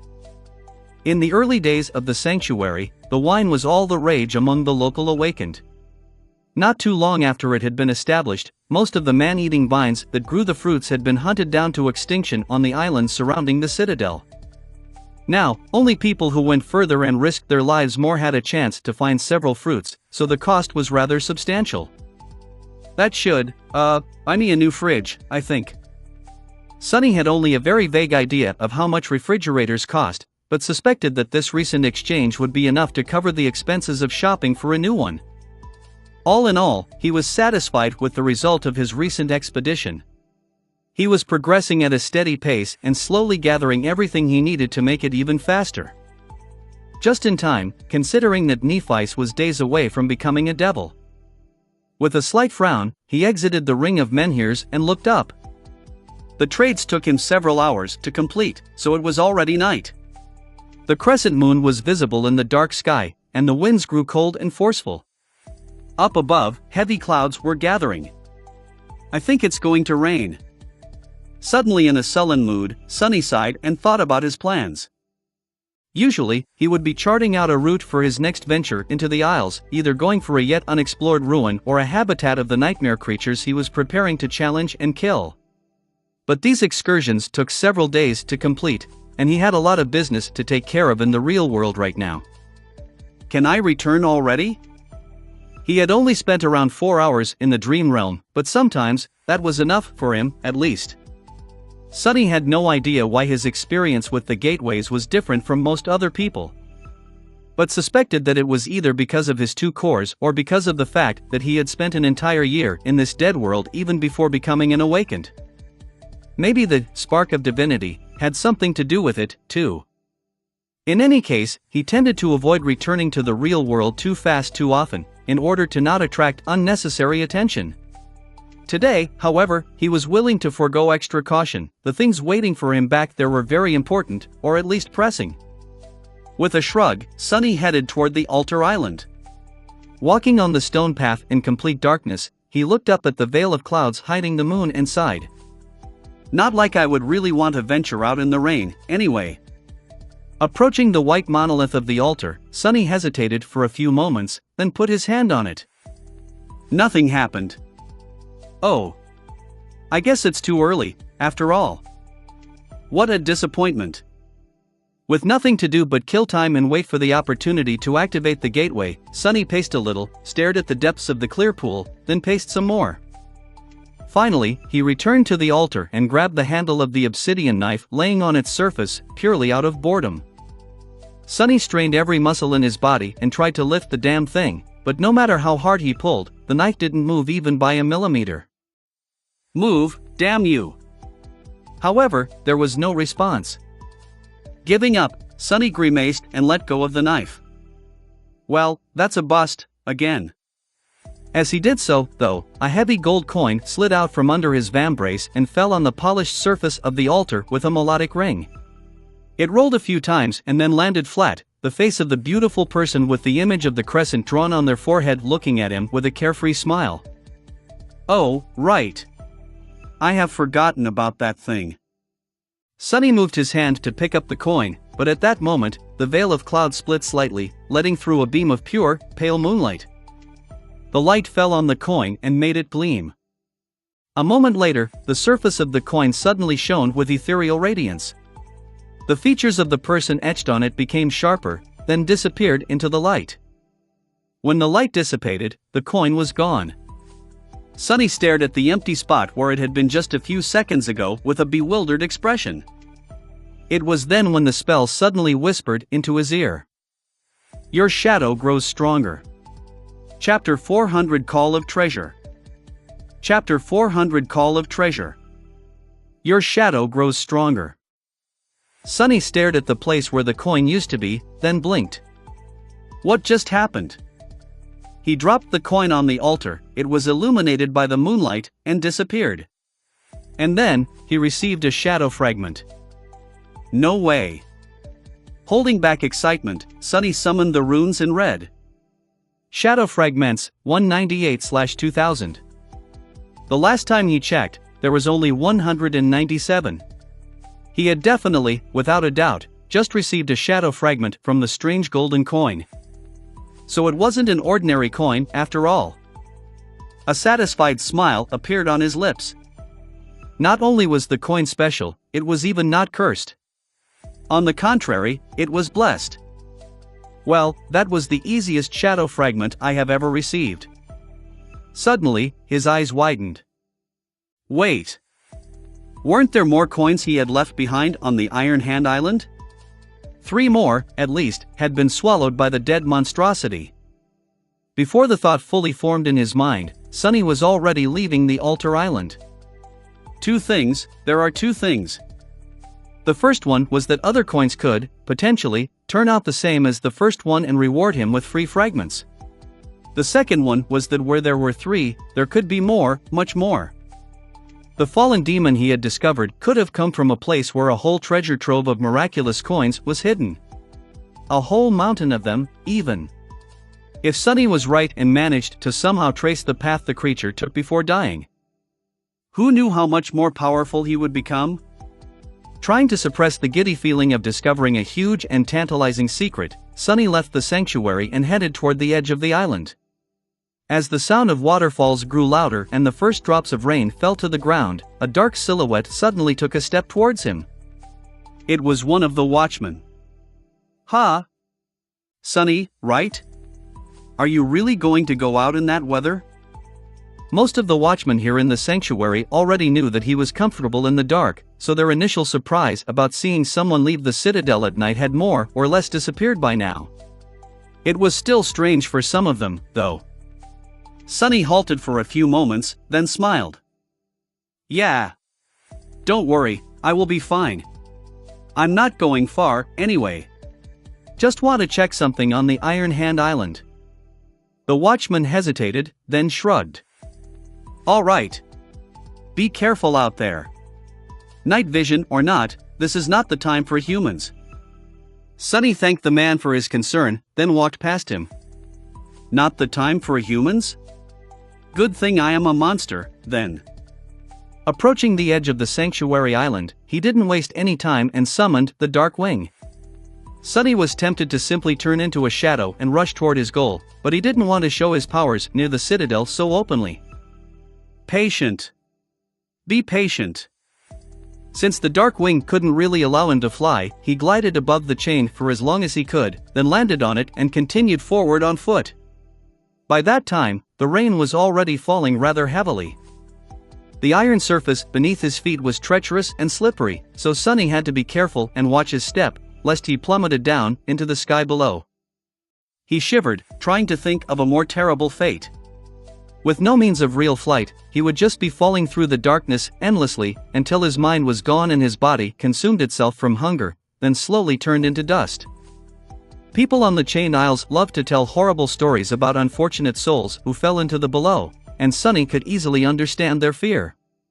For that reason, he was very careful not to slip.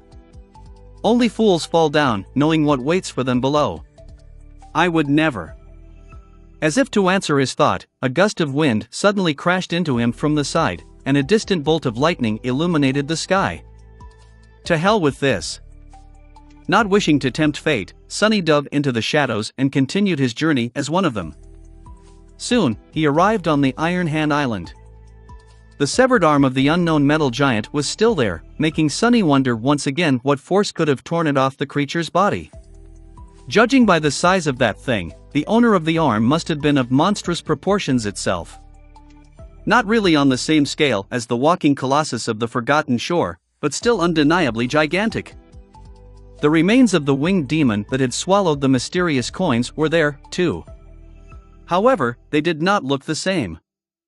By now, only the bones of the fearsome abomination remained, all its flesh long devoured by the gluttonous scavengers of the nightmare world. The grass around the carcass was now higher, too, and had changed its color from the usual green to bright red. The grass looked satiated. Sunny grimaced. Out here in the dream realm, no creature or plant was really what they seemed.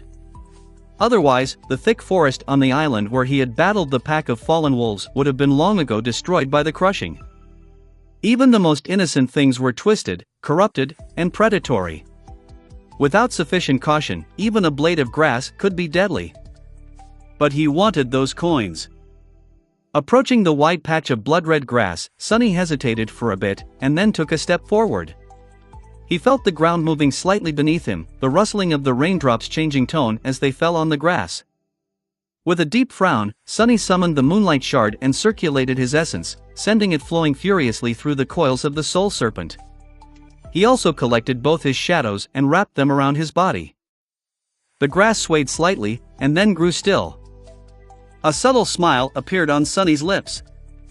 Indeed, everything in the dream realm was dangerous and deadly, including humans. In fact, Awakened were perhaps one of the most fearsome tribes of creatures in this world, if not in terms of raw power, then at least due to their cunning, wickedness, and unpredictability. For something as weak as a blade of grass, it was wise to avoid angering one of the Awakened, especially one as dreadful as Sunny. Ah! It feels nice to be feared. With nothing threatening him anymore, he walked over to the spot where he had seen the coins last and bent down, trying to find the alluring golden discs. They were just where he had left them.